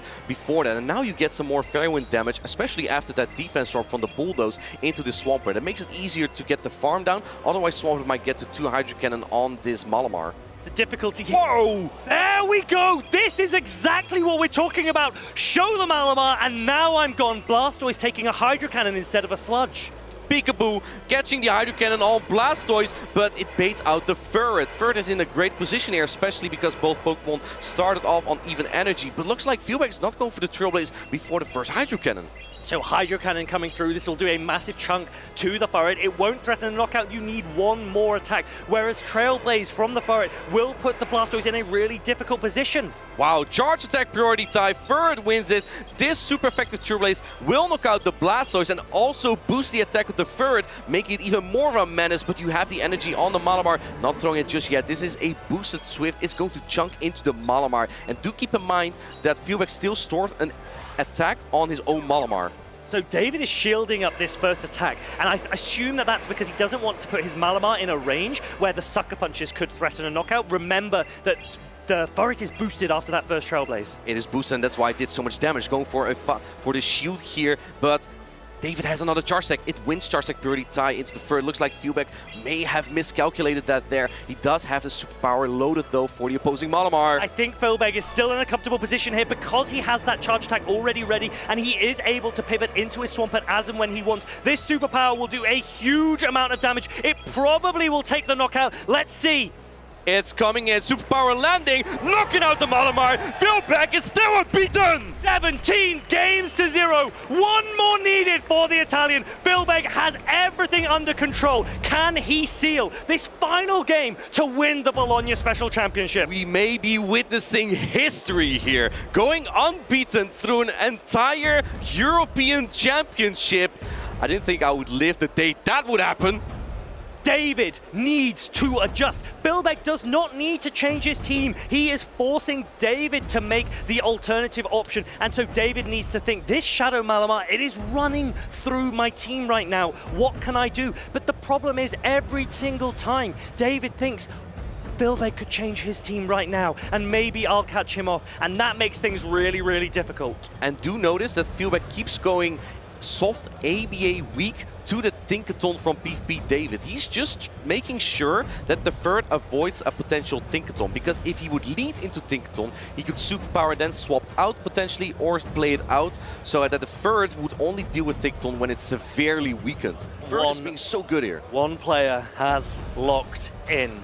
This could be the final game of this weekend. If Filbe can take victory, he takes it all. The players are ready. The game is starting. Tinkaton into Tinkaton. And again, this is a mirror, but we know from the winners final, the Tinkaton from Filbe will win the Charge Attack priority tie once again, making it favorable for Filbe. However, this might also come down to the debuffs from this Bulldoze. It has a 50% chance to drop the defense, and then the Charge Attack will do more damage. I generally think the Bulldoze debuffs are slightly less important than the Charge Attack priority. So Filbe really does have an advantage here. David needs everything to go in his favor, because even looking at that backline, the Ferret and the Shadow Malamar look like they will have a ton of play into Blastoise and Lapras. And it is a little bit going in his way, as he got not only the catch, but also the debuff on his Tinkaton. Blastoise taking the Bulldoze, doing little damage, but he does draw out the Ferret now. And let's see that Blastoise does get the defense drop already,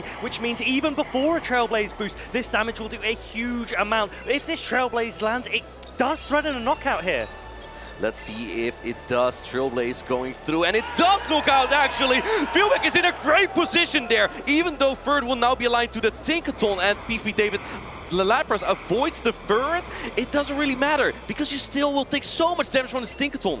The players at home, the players in the crowd, they think they can see the writing on the wall. David trying his absolute best to take out this Spirit. He wants his Lapras to be free. He doesn't know that there is a Shadow Malamar in the back. The best he can do is continue to keep fighting. Tinkaton needs to race to these charge stacks to knock out this third. It's been too much trouble. This Bulldoze is not the strongest charge attack. Can it get rid of this third before it gets to another Swift? Because that would be disastrous for PV David. And it does, hang on. In goes the Malamar, in goes the Lapras. Filbe has all the alignment that he needs.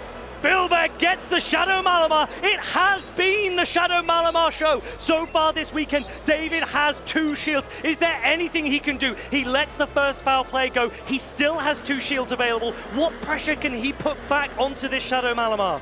Filbe is going demon mode in this grand finals as he's supported by the crowd. Sparkling area coming through, but the Psywave are triple resisted. They don't deal any damage here, so Filbe has the possibility to just build up energy here. And again, a charge stack priority tie on this foul play against the Sparkling area. The first shield goes up on David's side. Lapras is in the red. David is holding on. He still has that Tinkaton. Maybe a catch can help him out here. Everything is up against the wall. Filbe's in such a commanding position. He is him as he shields up the Malamar. I think the only play PV David may have is a potential catch opportunity, but it's looking really difficult at this point. This last Protect Shield goes up. Can this Malamar, or sorry, can the Tinkaton put in any work here? The swap comes in, but the Tinkaton is way too healthy on the side of Filbe. Did Filbe bank an attack on that Malamar? Can David's Lapras farm down the Tinkaton and potentially reach an attack? It's going to be a real mission. Filbe in such a strong position. Filbe has a Tinkaton. He has a shield going for the resistant Ice Beam. It is looking like PvP David knows the writing is on the wall. He is conceding in this match. Filbe, the Italian trainer. We hear the Italians singing in the crowd. He is going 18-0 in the Bologna Special Championship. Andiamo! And there it lands! Filbe knocks out the Lapras and he wins! In 2024, Filbe competed here and just missed out on top 8. He has waited a whole year for his return to the Play Pokemon circuit. And look what he's done with the opportunity. The players he watched on the stage and the screen now rise for him. And for the first time in Pokemon Go history, the Italian event is won by one of their own. Filbe wins the Bologna Special Championship! 18-0 to win the Bologna Special Championship, the final tournament of this season, is absolute insanity as he's celebrating with his friends in the crowd. Filbe, congratulations on such an amazing performance, and this goes in the history books. And look how much it means. If only you could see the crowds at home. They are cheering in the stands. The venue is erupting. This means so much to him, his friends, his family, and what a show. He deserves every accolade. He is your Bologna Special Champion. And the way he made his Pokemon work. Shadow Malamar for the first time.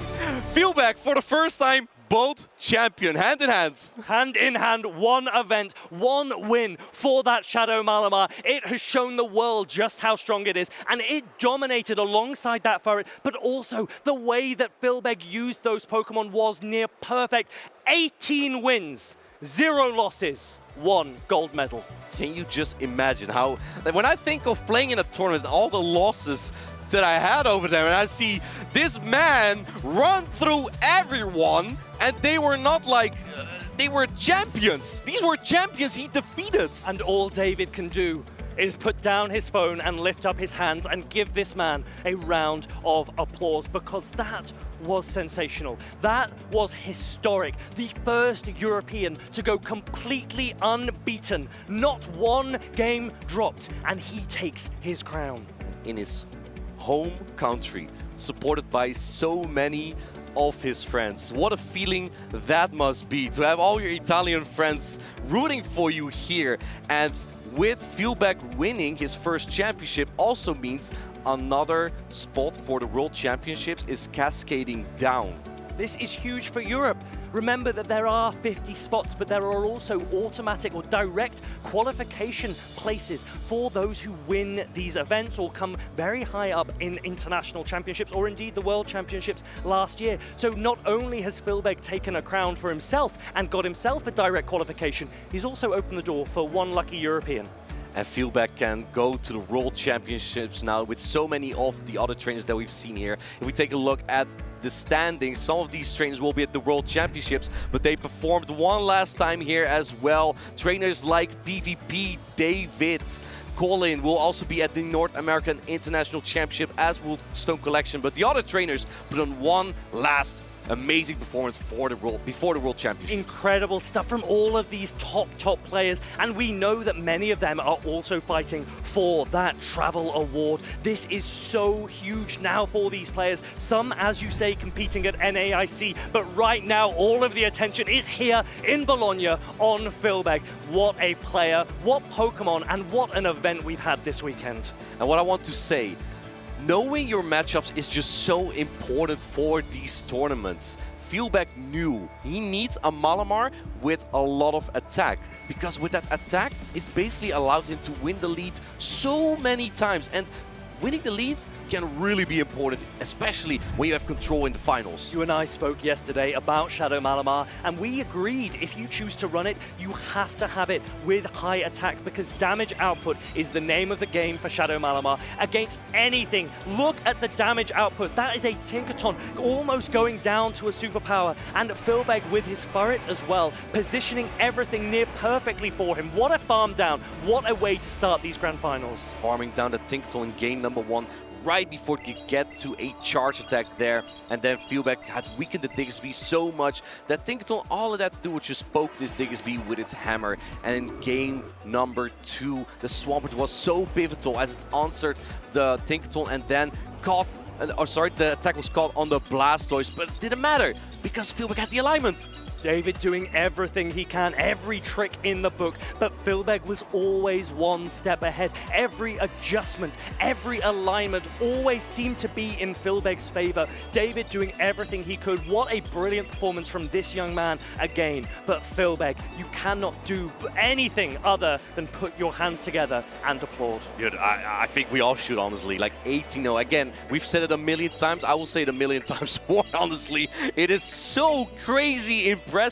PvP David is a regional champion. Colin is a multiple-time regional champion. Nickname a multiple-time regional champion. And Filbe ran through all of them. He ran through every single world-class player that Bologna had to offer. And did he ever really celebrate? Did he ever really give us much being more humble than a smile? That is such humility. He knows that he is in the presence of champions. Filbe, you are a champion now. You deserve to celebrate, and I hope you get to have an incredible time with your friends and family that are here to support you. Well, I'm sure he's going to celebrate with his Italian friends here. We can hear them behind here, and man, was it loud when he won. The venue was shaking, and it really deserved to be so, because 18 games to 0. We actually cannot overstate how impressive that is. Not one game dropped, and he faced so many good players. So many players that should have probably backed themselves in the overall match, couldn't even take one game from him. And I also want to say that Bologna has been super impactful for the Travel Awards standings, because yes, Filbe got a lot of championship points, but the 2nd, 3rd, and 4th place also have a lot of championship points, and that pushes David and Colin further up. I think David might be in range for a potential travel award for the World Championships now. He definitely has a really good chance. There is still one more event where you can earn championship points. That is the North America International Championships, and they have a ton of points and prizes available. Martijn and I will be there. We hope that we will see you there as well. But this is it for the European circuit now. What's next otherwise in Europe? Dude, I'm so excited, and I cannot wait for the North America International Championship. This just gets you up so hyped, but now it is time to crown our winners. Abi, take it away. Trainers, what a tournament and what a season it has been. I am Kazim live from the last event here in Europe, the Bologna Special Championships. Over the last 2 days, the battlers have been trying to get to that championship title, the coveted title of the Special Championship champion. But now it is time. It is time to crown our champion. But before that, we have a player here who was started out as a prodigy in the game, and then now he is now one of the gold standards for players in Pokemon Go PvP. In second place, we have PvP David. Congratulations. How are you feeling? It's a second place finish and you came here all the way and this looks really good for you. I mean, obviously, like, again, second place, a bit of bittersweet feeling, but I came here for the travel award and I think I secured it. So in the end, I will still be quite happy, I think, with this performance. All right. Are you prepared and ready for Worlds? We'll see, but I'm definitely looking forward to it and I hope I can put a nice show there. Yeah. Thank you so much, PvP David, and I hope to see you crush it in Worlds.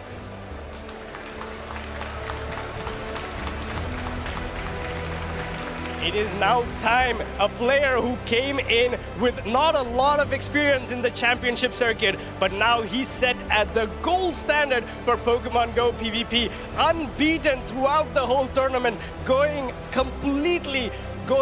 across the tournament without even losing a single game. We have Filbe. Congratulations.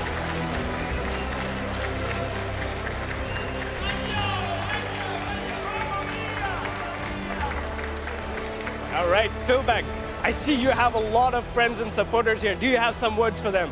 Yeah, I really appreciate them, especially my big friend Ettore, that is not here today, but is a big supporter from home. All right, this is your first tournament win, and what a way to win as well. How are you feeling? Yeah, it feels really unreal still. I can't believe it. All right, and like I said, for PvP David, I'm looking forward to seeing you in Worlds. Hope you crush it as well.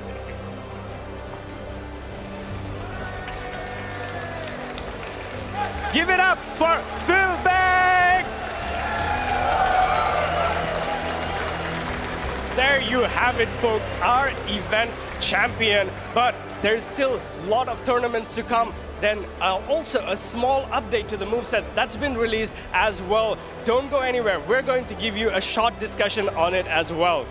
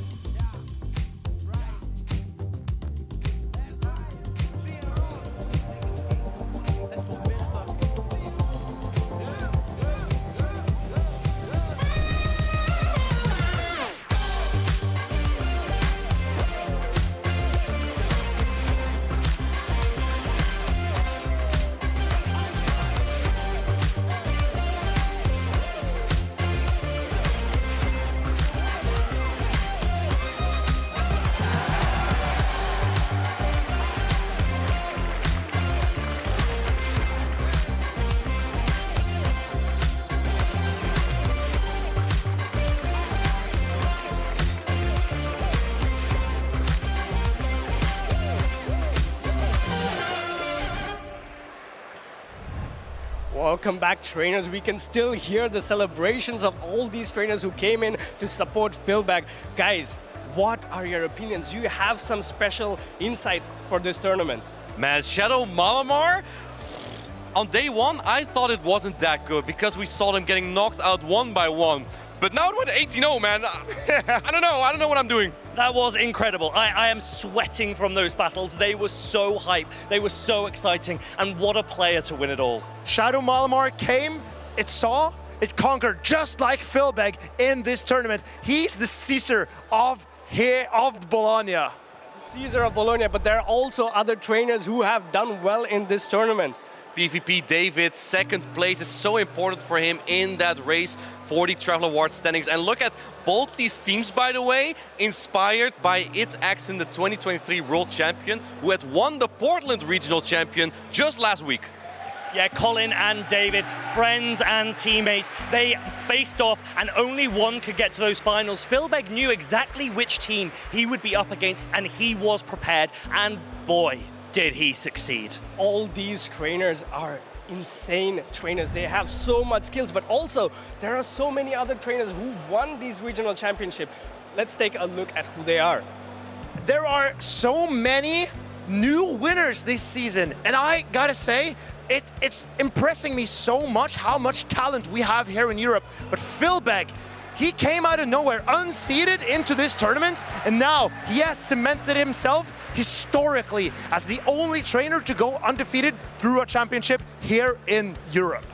In fact, we hardly have any champions here that had won last season as well. I believe it was only Patoman, but he won an international championship this time, so he even took it up further. If we take a look at the events we've had this season so far, we have come so far this season already in Europe here, and in 2 weeks. It's time for the North American. And what a way to end it. What a season we have had in Europe. And as you've said, Marcus, to win 18 games and 0 losses, that is a perfect final story for our European circuit. But it now does lead on to the North American International Championships and then the World Championships in Anaheim. As you said, before the World Championship, we have the NAIC. But for that, we have a small thing to see what is left in NAIC. And there are some of us who are going there to compete or to work. There's a lot at stake for us Europeans, even there in North America. Competing and work is the same, no? Well, yeah, you get paid. We will be hoping to. Marcus and I, we will be going there as competitors. Martijn, he'll be going there as a caster, but we want to make sure to see you there as well, either in that venue or watching from home, because that is going to be one really, really special event. And it's not going to be the same what we see here at NAIC. There is a new moveset update that's been dropped. Let's take a look at what we have all predicted will be the Pokemon that benefit from this. Yeah, how about that Giratina from you, Tomo? Can you explain that? Well, I think Martijn has slyly put Giratina Origin into my slot, but it's Dedenne that I think really stood out to me as one massive winner from this attack update. Parabolic Charge is going to be a great attack, and Electric Fairy typing is not too shabby either. You know what really loses heart to Dedenne? Galarian Moltres. But other than the Dedenne, Galarian Moltres looks incredible with this new move update. It already has Sucker Punch, it already has Brave Bird, but now it has Fly. So it doesn't need to throw that debuffing Brave Bird to hit that flying type damage. I think Moltres is going to be good. I do want to let Martijn talk about Giratina, but we're going to skip over him for a bit now. We have the Fortress that got that attack. They didn't get the attack. The Bug Bite from Fortress got buffed. And the best way to play Fortress, I believe, is running that Sand Tomb, slowly and steadily whittling down your opposition Pokemon. That's the best way to play. You're a master at that. I want to talk about Giratina, Abi, because it stands for its Ghost typing and Ghost resists Bug. Of course, Giratina might not be the most popular Ghost-type Pokemon, but I think Pokemon like Dusclops could really make steps. Of course, it does not want to face that Galarian Moltres of yours. That Galarian Moltres will shred your Giratina, and I can't wait to see Galarian Moltres put on a show at North America International Championship. There are so many Pokemon that I think will be really strong, so many winners from this update, and I think we all agree that the meta is going to see a massive shift, and there will be so many more opportunities to build teams that are really, really excited, and I can't wait to see who has success with them. And maybe not Azumarill? Maybe no Azumarill? You want to place a bet? We can do another one of those as well. Yeah, let's do that. Marcus, do you think there will not be Marcus any Azumarill? challenge. You're going to tweet one more time. Just let me think a little bit. Azumarill? No, I'm not going there. I'm not going there. Camera, shift back to some other. All right. So where can we watch all of these? The meta shift. So the only way and the only place and the best place for you to follow it is in Pokemon.com/broadcast. You will have all what you need in this website.